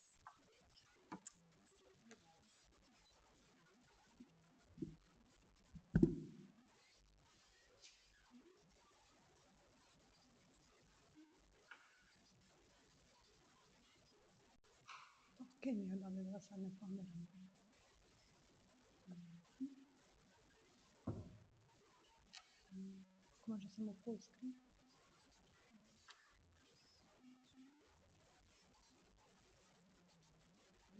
Samo ću da provjerim. Okay, thank you. So today we had an opportunity from some other presentations to hear about the concept of literacy, and also the overall topic of our session now is literacy. But I would like to discuss with you a perhaps slightly different concept, and that is information literacy. What is information literacy? It first appeared in 70s, and it was defined then as a set of skills for utilizing information sources and tools in molding information solution to problems. Since then, many other authors tried to explore further this concept, and you can see some references there. I cannot go into details now because of time, but I would like to highlight several key points about the genesis of the concept of information literacy. So first thing to have in mind is that this concept developed as a reaction or in response to ICT development that started then, and also the transforming role of libraries that librarians noticed at that time, and that is that it's no longer a place to get information or to access information sources, but rather there was a digitalization and development of digital repositoria, and nowadays we have actually search engines for searching information in our pockets. So really situation and the way we approach information changed over time. At the beginning, the concept was quite narrow. It actually focused on quite technical skills, how to use certain tools. So maybe something that now we would call digital skills, you know, the way how would we use browsers, internet browsers, etc. And then there was a recognition that we should expand this concept and include a variety of knowledge, skills, and attitudes that are relevant in defining information problem, understanding information problem ahead of us, and then conducting search, analysis, synthesis, and in the end, in a way, present the gathered information in form of answer to the firstly defined problem. There's also more recently ideas by many authors that we should include somehow or acknowledge into the concept the idea or the notion that there's several political, social, cultural factors that actually influence the way informations are generated and the way different groups can access information and understand or interpret information. And also at the beginning, it was perceived as a competence the most relevant or primarily relevant to researchers, academic staff, university students, and nowadays as the way we approach information and also the way we are approached by information creators changed really, then there is understanding that this is competence relevant to all, and we have to figure out how to support the development of this competence. Of course, we cannot talk about information literacy without talking about literacy. And this concept also transformed over time as it was perceived at the beginning as an ability to read and write. And then there was a recognition that we should include a more complex understanding of what's written and what's subtext behind what's written, and also what was the idea of the author, of the purpose of the text, etc. So the concept expanded in a way. Also, it was perceived previously as a more yes or no phenomena, so you either are literate or you are not, and now we see ourselves as somewhere in the spectrum of development of literacy rather than being just literate or not being literate. And also, parallel to this, there was an emerging idea that we shouldn't talk about only one literacy, but rather multiple literacies. And this actually brings us to this question of multiple literacy. And I would say that in early 2000s, the concept of literacy was promoted, or in a way it was emphasized to the broader educational community with the help of international student assessment programs such as PISA, PIRLS, etc. Because at the very beginning they tried to operationalize and measure exactly literacies, and they introduced several different literacies. And here on the right you can see a couple of those literacies. This is not exhaustive list. It's only an illustration that there is a difference in approach how these literacies were introduced. So in the first group, we have mathematical, financial, and science, and they are defined by the subject or by the domain. So this provides context for understanding how it's used, this set of competence. Then we have digital competence or digital literacy that is not defined by subject, but it is defined by media or technology. And then we have reading literacy, quite present and quite known in some of the assessment programs, such as PISA and such as PIRLS, for example. And this literacy seems that it doesn't have its own context, its own subject, but rather it is a set of competencies needed for many different contexts and many different situations. And I perceived information literacy as similar to this, as again, this literacy doesn't have its own context. Rather, it is an ability that is used across variety of situation, in everyday situation, in our work life, in our education nowadays. So now I would like to take a further look into possible relationship between information literacy and reading literacy, as they have this similarity that we discussed in previous slide. So the basis for this visual presentation is provided by, on one hand, the framework that PISA provides when it comes to reading literacy, and this is the right circle. And then I analyzed several, as it's called, process models of information literacy.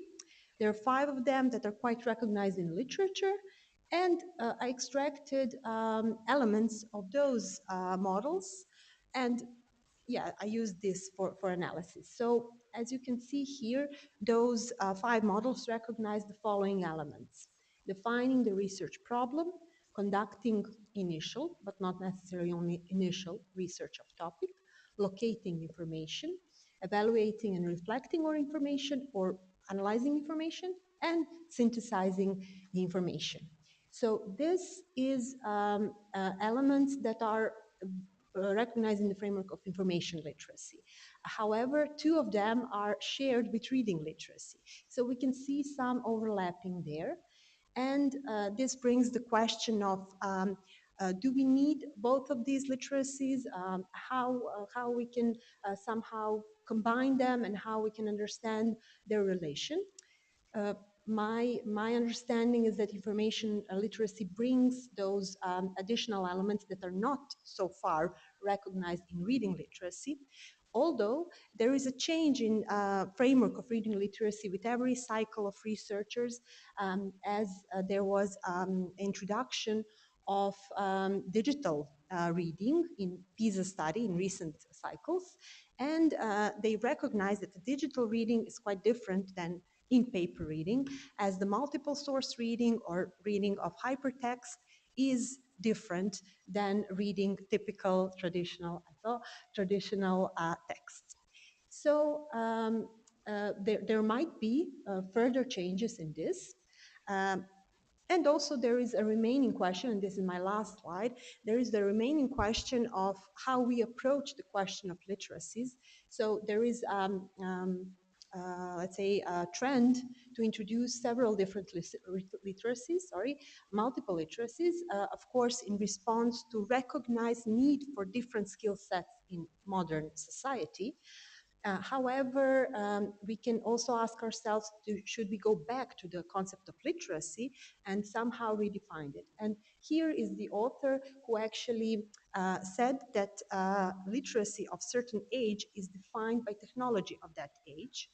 And now that we have different technology, we need new literacy. And tomorrow we will have even new technology, so we will need newer literacy. So this is quite ever developing concept, and we should have that in mind, especially when we talk about educational practices and the way we can support development of this competence through education. So that would be it from me. There are several references there, and that's it. Thank you, Ivana.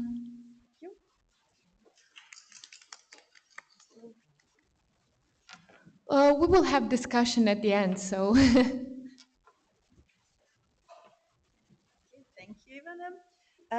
Now I would like to call upon our next speaker, Ms. Elena Kardanova, from Russia as well. So she will be talking about artificial intelligence in educational measurement, automated item generation using large language models.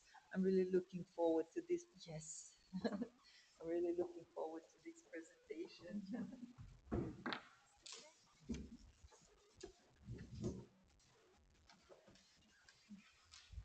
Okay, good afternoon, dear colleagues.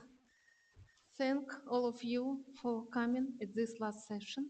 I understand that everybody is tired, so thank you for coming, and thank you for inviting me. Okay, my presentation has a little bit different topic, as you see, but really, of course, it's connected with any measurement, because having high quality items, it's very important for any instrument, for any monitoring system, and so on. And I represent here two organizations, really. One of them is National Research University High School of Economics, Institute of Education, and I represent their Center for Psychometrics at Educational Measurement. And the second organization is Future Assessment Service, is a very young company that we established here in the Balkans. And so my presentation will be about artificial intelligence that impacts many areas now of human activities, of course, including educational measurement. And I will speak only about one area of this big field, about automated item generation. So, what is the challenge? One, I decided to speak about this. About maybe 2 decades ago, testing moved from paper and pencil format to digital technologies, to computer-based testing.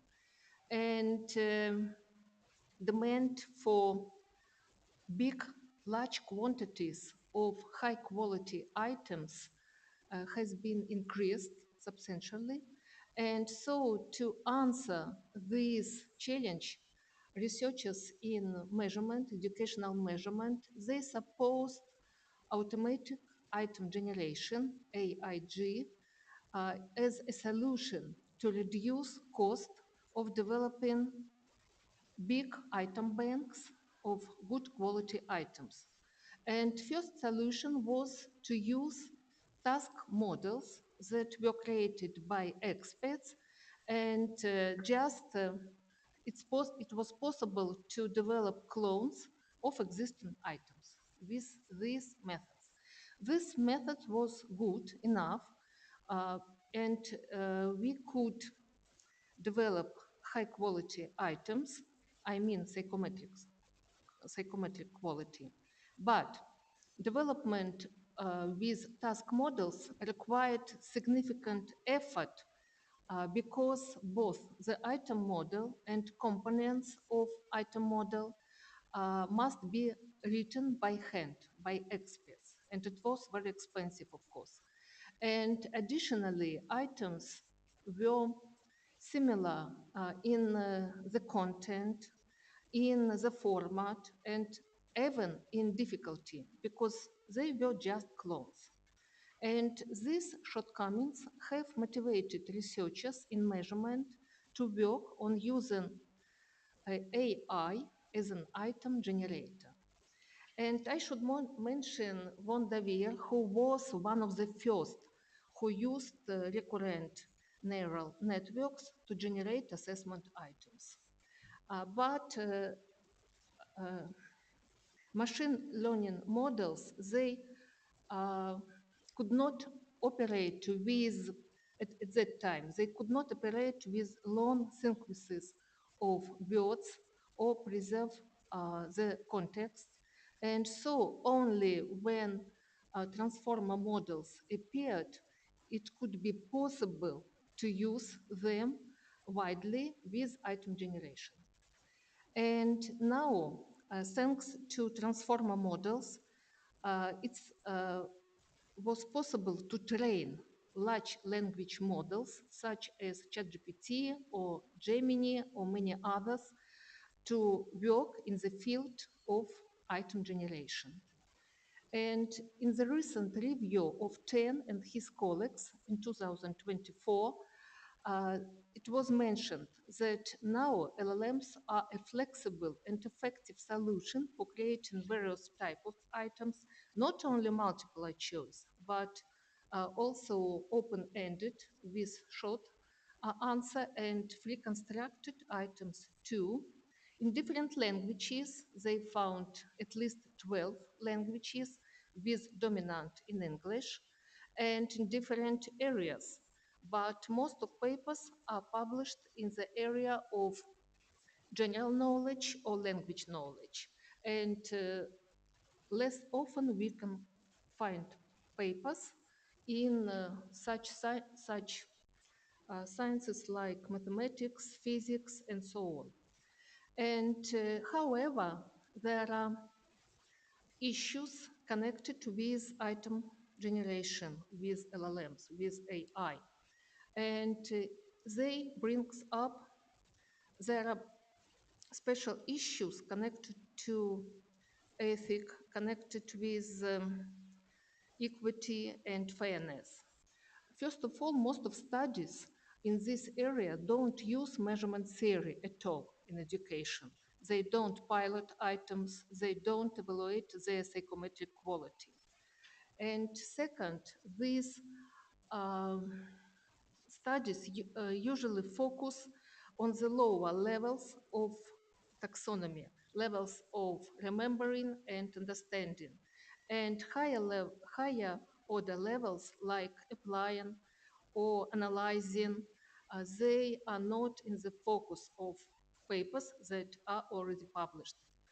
And it, of course, can result in unfair estimation of students' abilities and wrong decisions, wrong solutions about their educational trajectory. Two. Okay.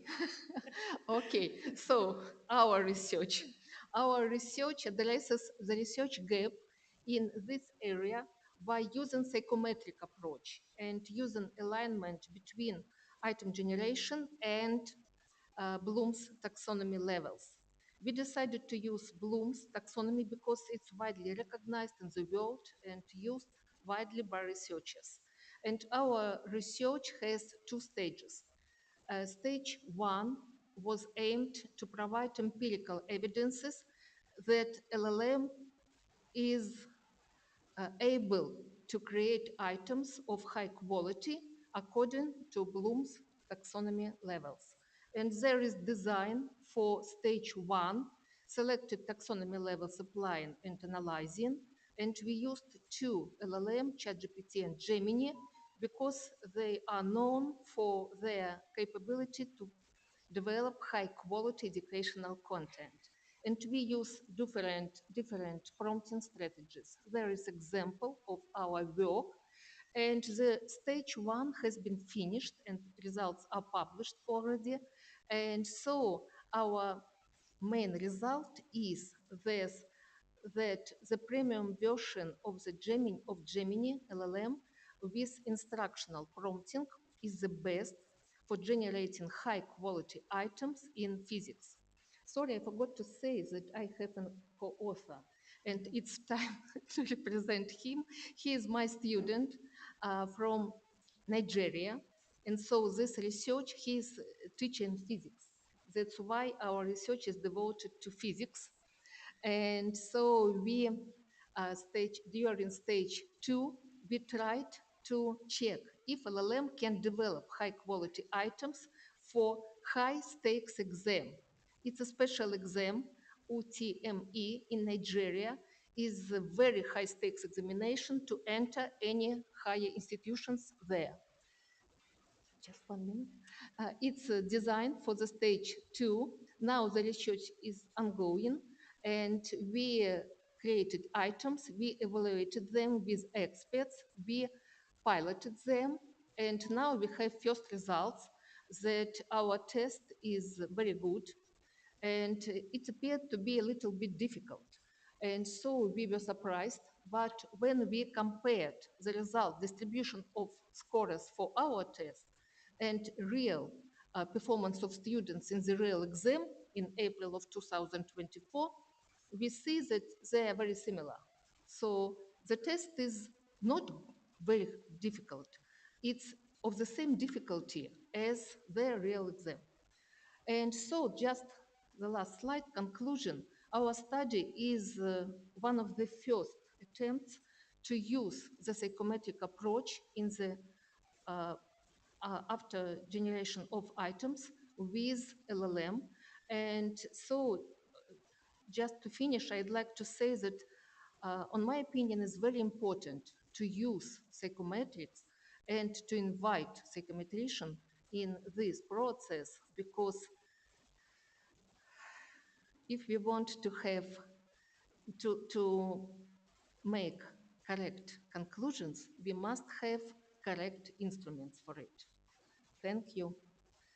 And my student helped me to present, to make this presentation, and he used, of course, artificial intelligence. That's why my thanks both. Thank you. Thank you.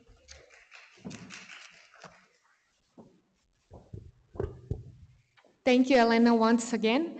Now I would like to call Katarina Putica to present to us promoting the development of student science process skills, virtual versus hands-on chemical laboratories.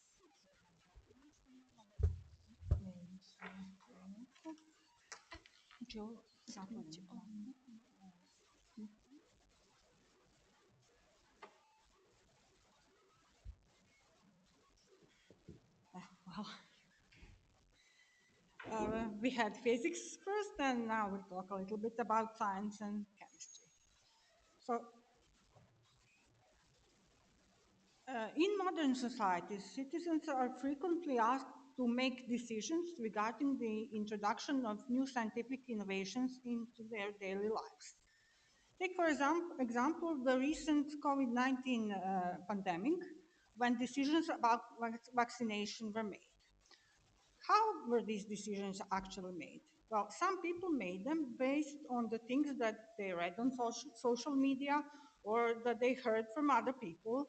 Uh, this information was taken for granted, and people really never even stopped to consider whether those things that they read, that, for example, vaccines can change your DNA, are actually true.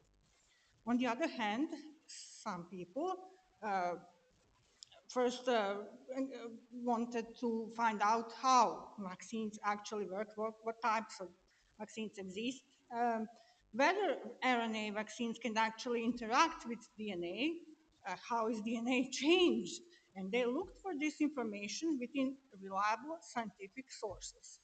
Only these people were able to make reliable, uh, responsible decisions regarding vaccination, and only these people have developed science process skills. Science process skills are developed among students when they perform scientific inquiries. And the best place to perform scientific inquiries are hands-on school laboratories. While in our schools, certain students are able to take part in hands-on laboratory activities, in a large number of schools, what we find is this. Schools simply don't have either the facilities or material means to equip and maintain chemical laboratories. How can we help our students to develop science process skills under such conditions? Well, we can try to use virtual laboratories in which experiments are performed to the use of equipment and chemicals that are simulated on computers. So the aim of this study was to establish whether virtual laboratories can be a suitable replacement for hands-on school laboratories in terms of the development of student science process skills. A hypothesis was posed that virtual laboratories are at least as effective as hands-on laboratories in promoting the development of students' science process skills.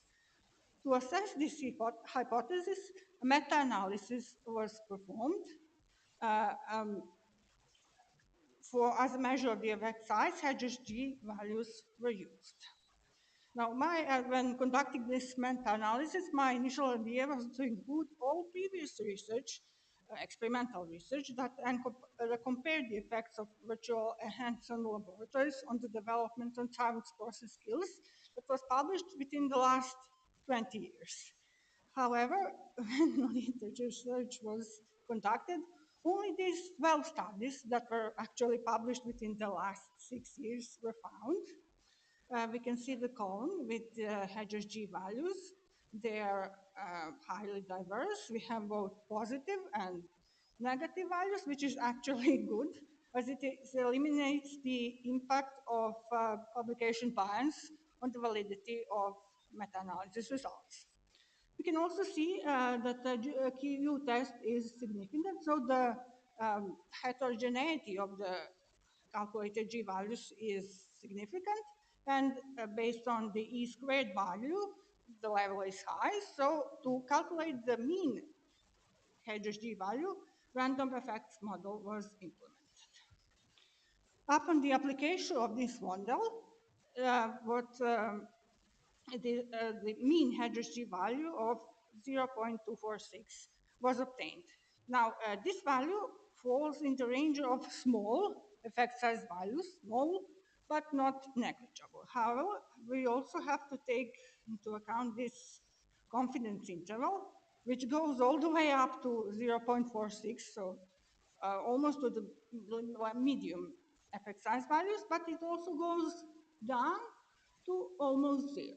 So based on these results, it would be hard for us to say that virtual laboratories are more effective than hands-on laboratories, but that was not what we looked for. We wanted to establish whether virtual laboratories are at least as effective as hands-on laboratories, and based on these results, we can conclude that our hypothesis is in fact correct.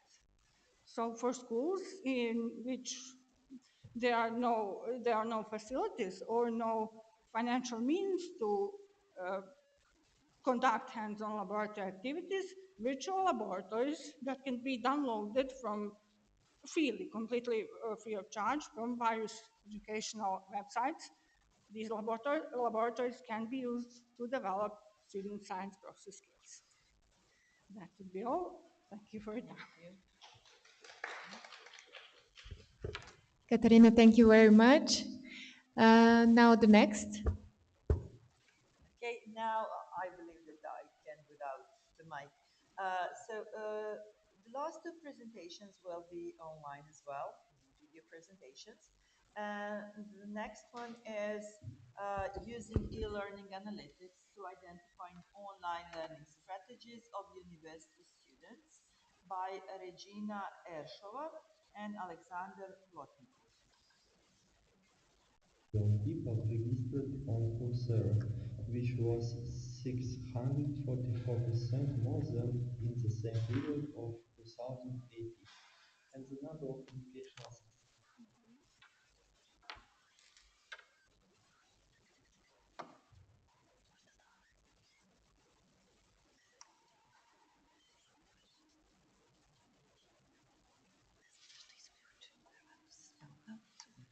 sessions on the platform during this meeting. Good afternoon, dear colleagues. We are pleased to present you the results of our empirical research on the study of online learning strategies. First of all, I would like to pay a little attention to the relevance of the problem of studying online learning. The events of recent years, primarily the COVID-19 pandemic, have reinforced the global trend towards widespread adoption of digital technologies in the education system. According to East West Digital News, the volume of the global education market in 2017 was $5 trillion, and the share of online education in it was about 3% or $165 billion. The pandemic has multiplied interest in online learning worldwide. In April 2019, 10.3 million people registered on Coursera, which was 644% more than in the same period of 2018.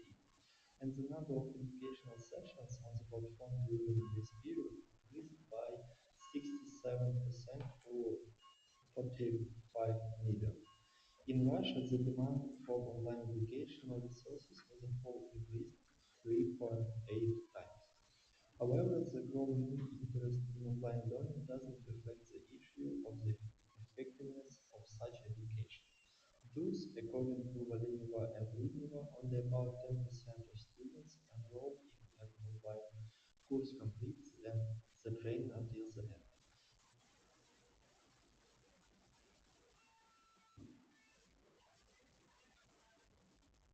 Ernst Wong considers the category of interaction as the central category that determines the effectiveness of learning. For online learning, it is the interaction of the learner with the content, interaction with the teacher, and interaction of learners among themselves. The three types of interaction create the presence effect in the learning environment, the lack of which is considered as a factor in reducing the effectiveness of online learning. On the axis of learner interaction with content, cognitive presence is created. Learner interaction with each other forms social presence, and interaction with the instructor forms instructional presence. Young and the Shields implementing the proposed model, in addition to the quality of course design, the figure of the teacher, the possibility of dialogue between students, and the teacher-student dialogue. The study used data characterizing the behavior of students taking online courses on the static educational platform. The analysis used educational data from students of two courses, designing digital education products and modern digital technologies for the service sector. Total 2,206 persons. The course designing digital educational products includes theoretical blocks, each theoretical block being followed by a control block containing several test tasks. These tasks are not mandatory. To receive a certificate of completion of the course, a student only needs to successfully pass the final test. In the course Modern Digital Technologies for the Service Sector, there are no intermediate control blocks. It contains only a final test. During the cleaning process,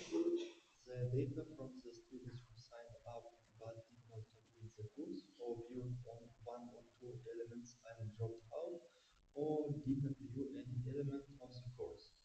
1,313 persons, 50.1%, and 64.8% of those who signed up for the course. The analysis included data characterizing the design of the course, the number of course elements, text, video, test tasks, the number of those who signed up for the course, the number of those who completed the training, the number of those who did not complete a single element of the course, the student dropout points, the number of course elements viewed by students, the number of test elements completed, and the number of those who successfully completed the final test.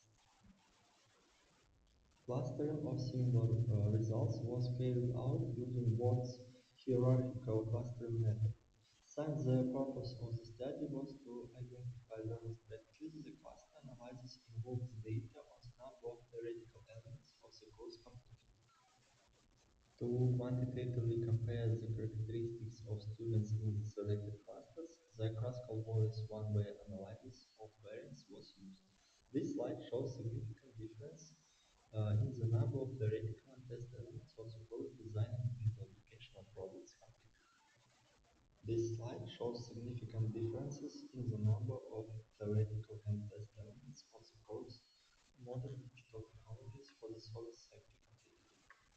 The results obtained indicate a significant difference in the strategies for mastering the theoretical material of the online course by the representatives of the different clusters.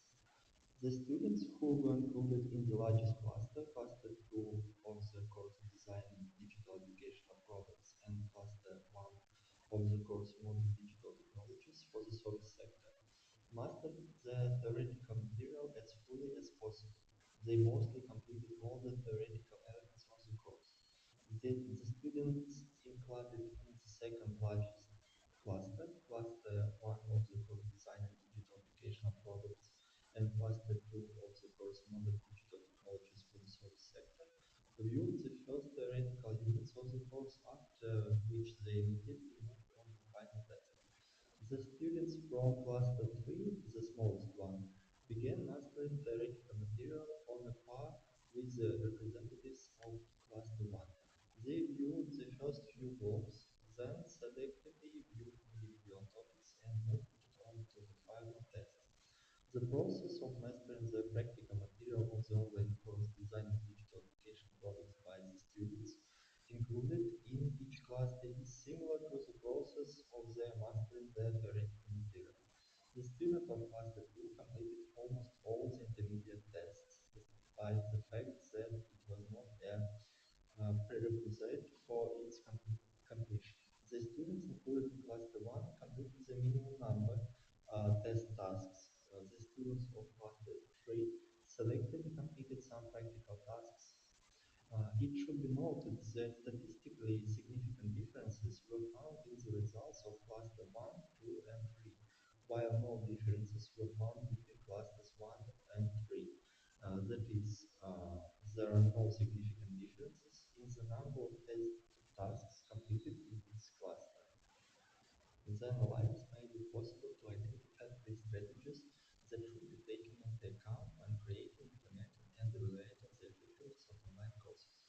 The first strategy, which is used by about 30% of all the students taking online courses, is characterized by high involvement in learning. The students strive to fully master theoretical and practical material and pass intermediate and final testing. They can be characterized as students with well-developed self-regulatory skills who demonstrate in the learning process personal, initiative, persistence, and adaptive skills. The analysis of their digital footprints allows us to conclude that they have developed abilities to plan and manage time, their efforts, and focus on goals. That is, skills that allow them to characterize their learning process as self-regulated learning. The second strategy, which is chosen by 5 to 10% of all those who sign up for the online course, is characterized by the dominance of motivation for obtaining a certificate of completion of grading. At the first acquaintance with the course material, they decide to move on to the final test. They are focused on the goal, but the goal for them is pragmatic. They want not knowledge and skills, but a document confirming that they have completed training. It can be assumed that these students lack motivational skills, which doesn't allow them to fully manage their behavior at all stages of learning. Despite the fact that all students of cluster 2 completed their studies, their results were questioned.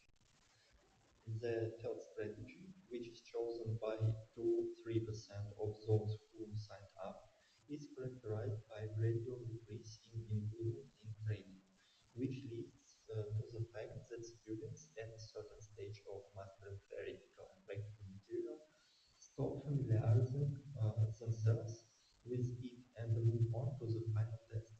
This strategy indicates that the main problem in this group is most likely a lack of self-regulation. When training such students, it is important to pay attention to the development of the metacognitive and cognitive elements of self-regulation. Encourage them to plan, choose relevant content, monitor and evaluate their learning.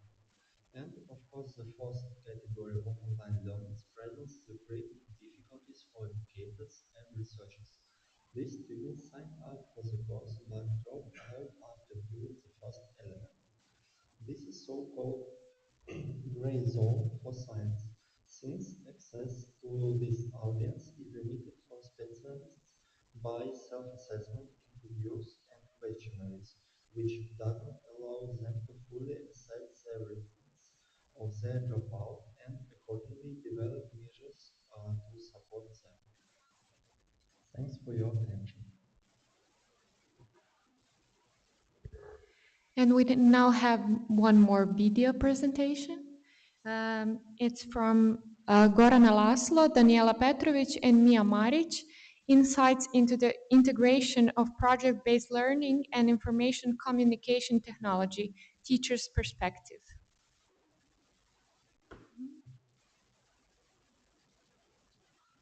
This is ICT enhanced session. Hello and good day to everyone. My name is Gorana Laslo and today I will present a research paper of my mentors and colleagues, Daniela Petrovic and Mia Maric and myself, with the title Insights into the Integration of Project-Based Learning and Information Communication Technology, Teacher's Perspective. As the educational landscape changes, it is becoming more and more important to integrate project-based learning with information and communication technology to provide students with the skills they need to succeed in the digital age. One important aspect of PBL implementation that distinguishes it from other pedagogies is the use of ICT. Nonetheless, ICT is identified as the main facilitator that allows students to participate in the PBL process with ease. As educational systems around the world attempt to adjust to the rapid changes in technology, it is essential to comprehend how teachers perceive and apply PBL and ICT. Thus, the study examined perception from the teacher's perspective about applying PBL in primary education and ICT PBL integration, focusing on differences in relation to socio-educational variables among primary school teachers. Also, this study represents part of the research within the doctoral dissertation. The aim of the study was to analyze teachers' attitudes and competences for applying PBL in primary education as well as ICT PBL integration. The sample of the study consisted of 114 primary school teachers from the Republic of Serbia.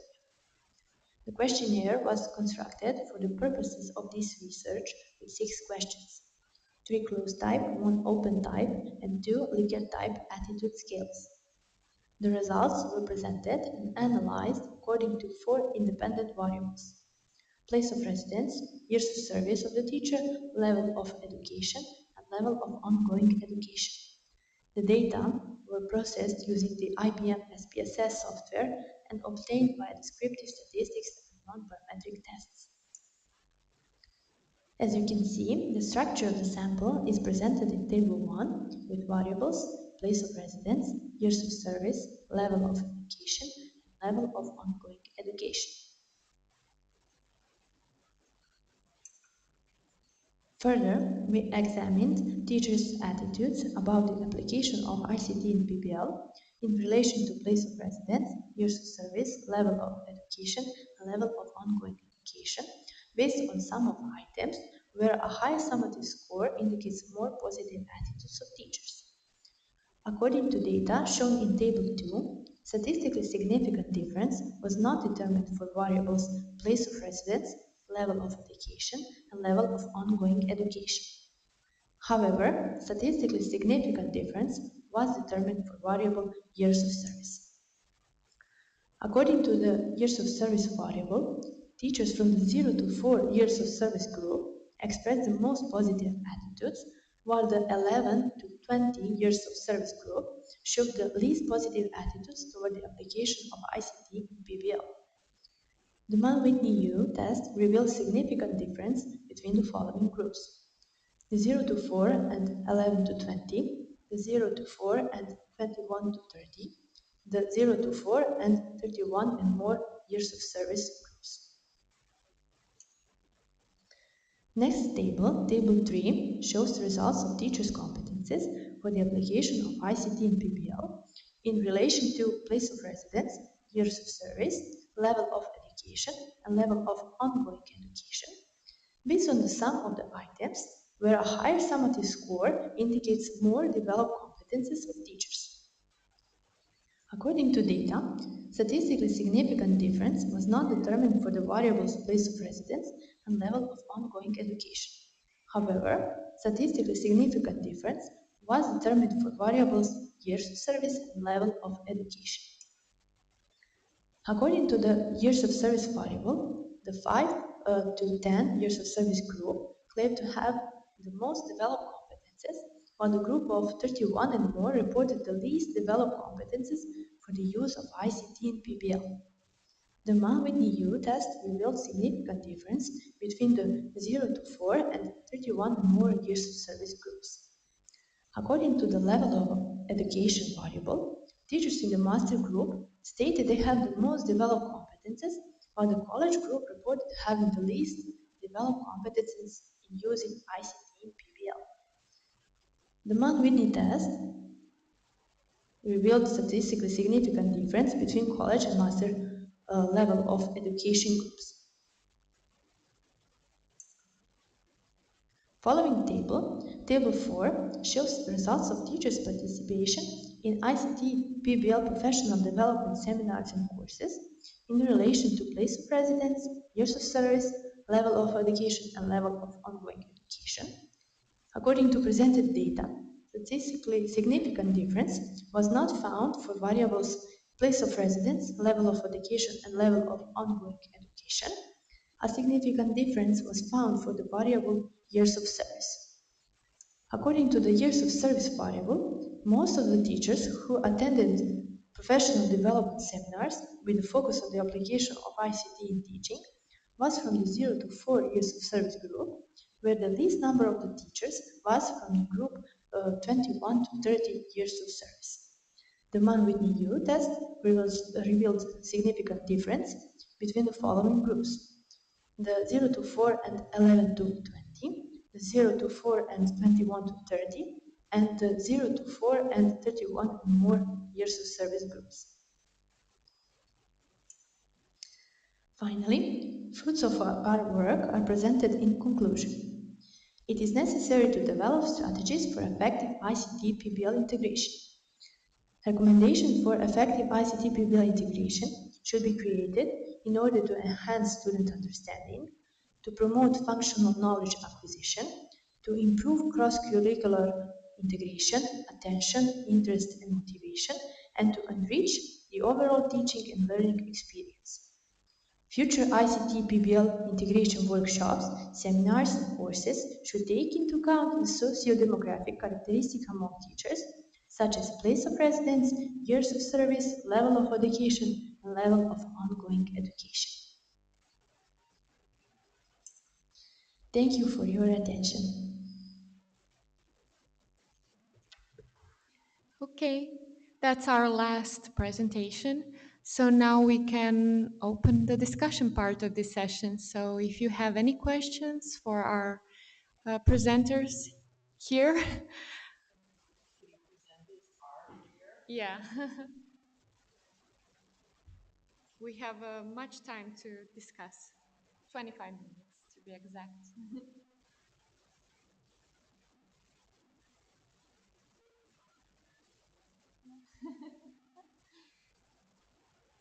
Okay. Well, okay, if you don't have any questions, so first of all, thank you for being here till the very end. That means a lot. And thank you for coming today. We will have a conference closing in like 25 minutes, 25. maybe a bit more. Yeah, in half an hour. Yeah. So now I believe we shall have a short break. If you don't have any questions. Yeah. Okay. So see you in half an hour then. Here. Here, yeah. Thank Okay, you for a thank lovely presentations.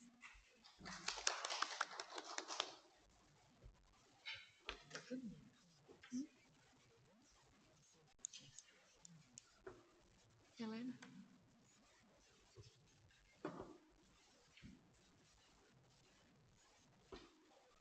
Да, да. Да, рядом с ним директор. И Драга на него.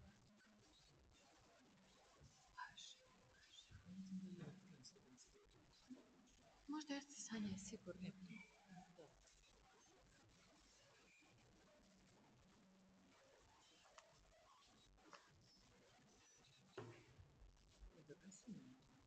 Pa neka, možda ima nešto za završnu reč. Neko ostane. Ovo ćemo sad istaknuti.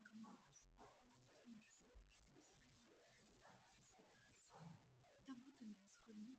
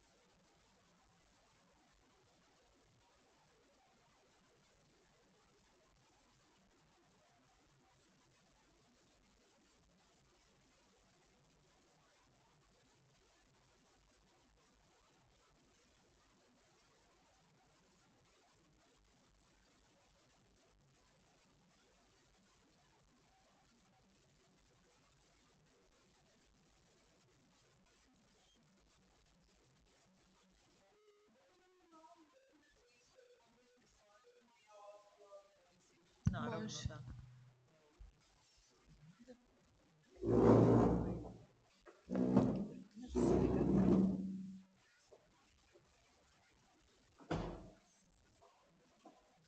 Mhm.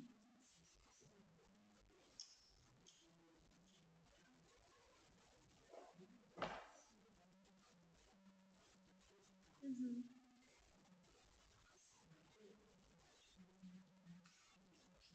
Mhm. Ja. Da, da, videla sam ja to malo.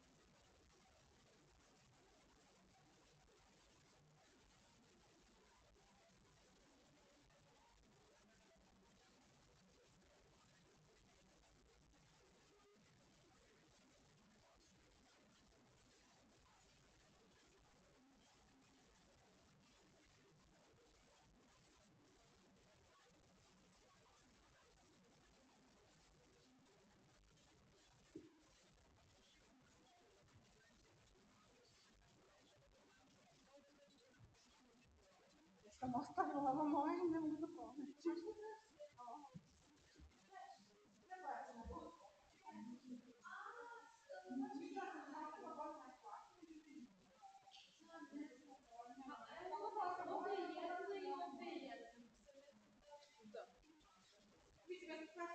Sve su jednake, uzmite, da. Imamo viška u institutu, ako neko ne može. A čiji je flash? Nije loš. Znam, pokupim smeće. Da su tako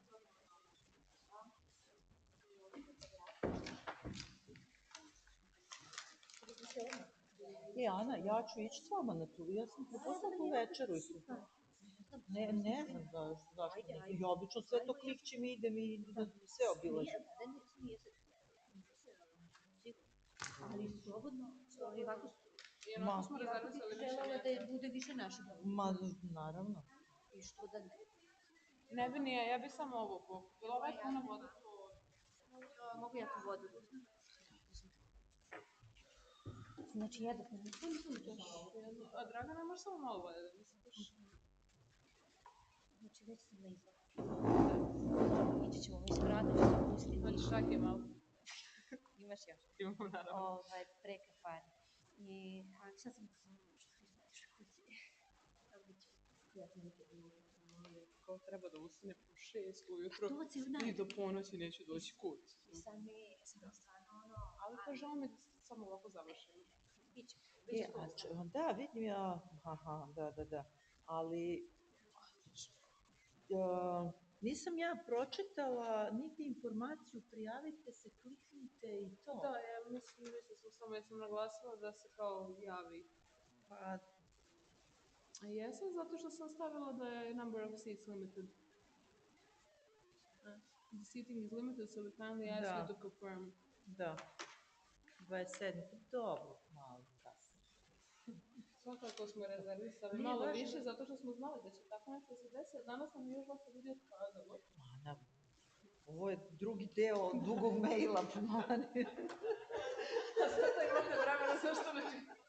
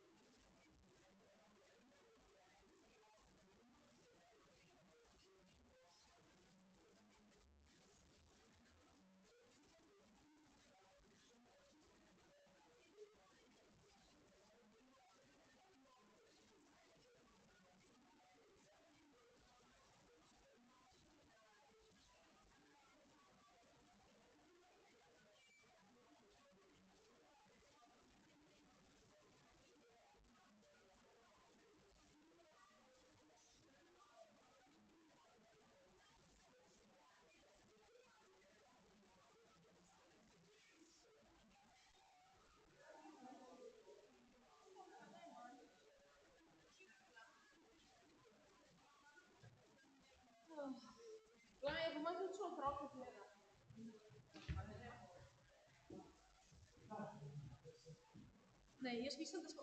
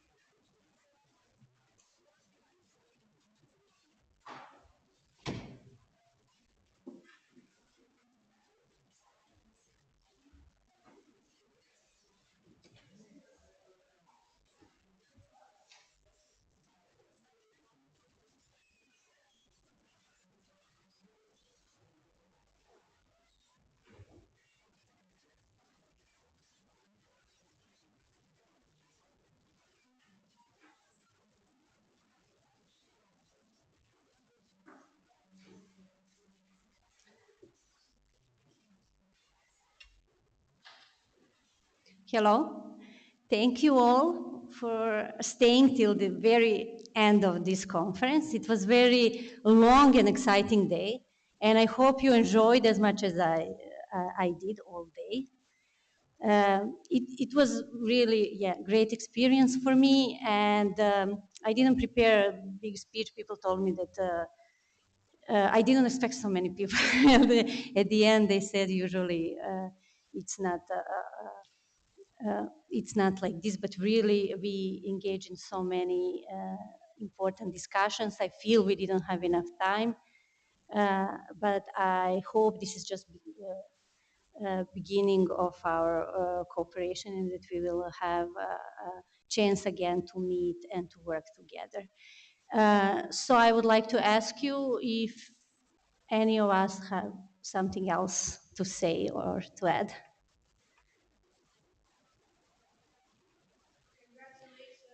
Thank you. Thank you. And congrats to all of you. Yeah, we really had a successful day with great presentations. Thank you.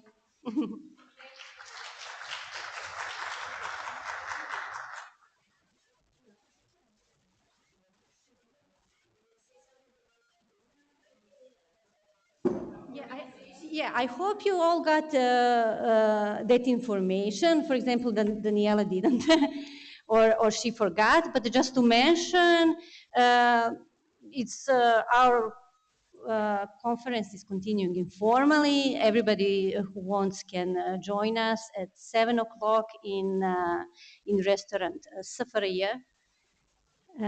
So yeah, please, everybody who has still time and strength to join us so we can discuss more informally about civic and other issues. Thank you.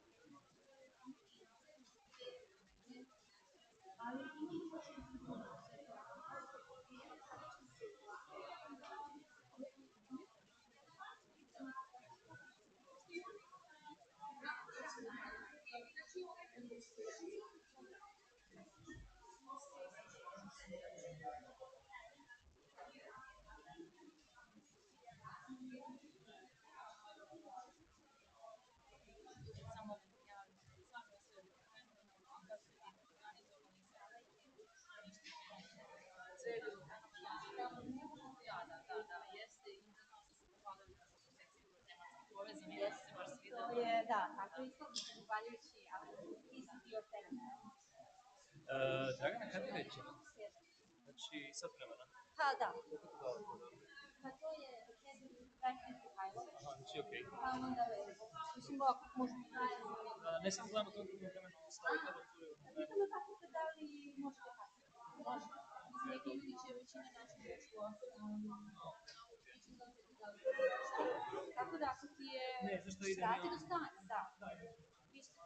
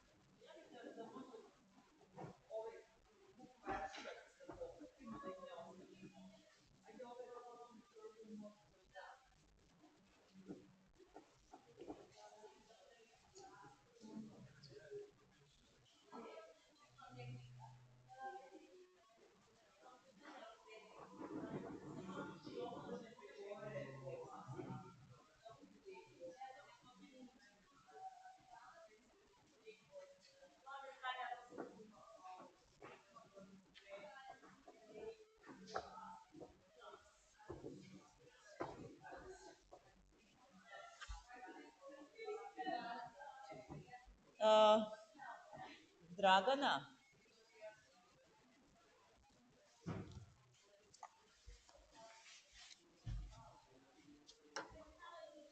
Evo, sve sam vam isključila, jedino što, ne znam, čije.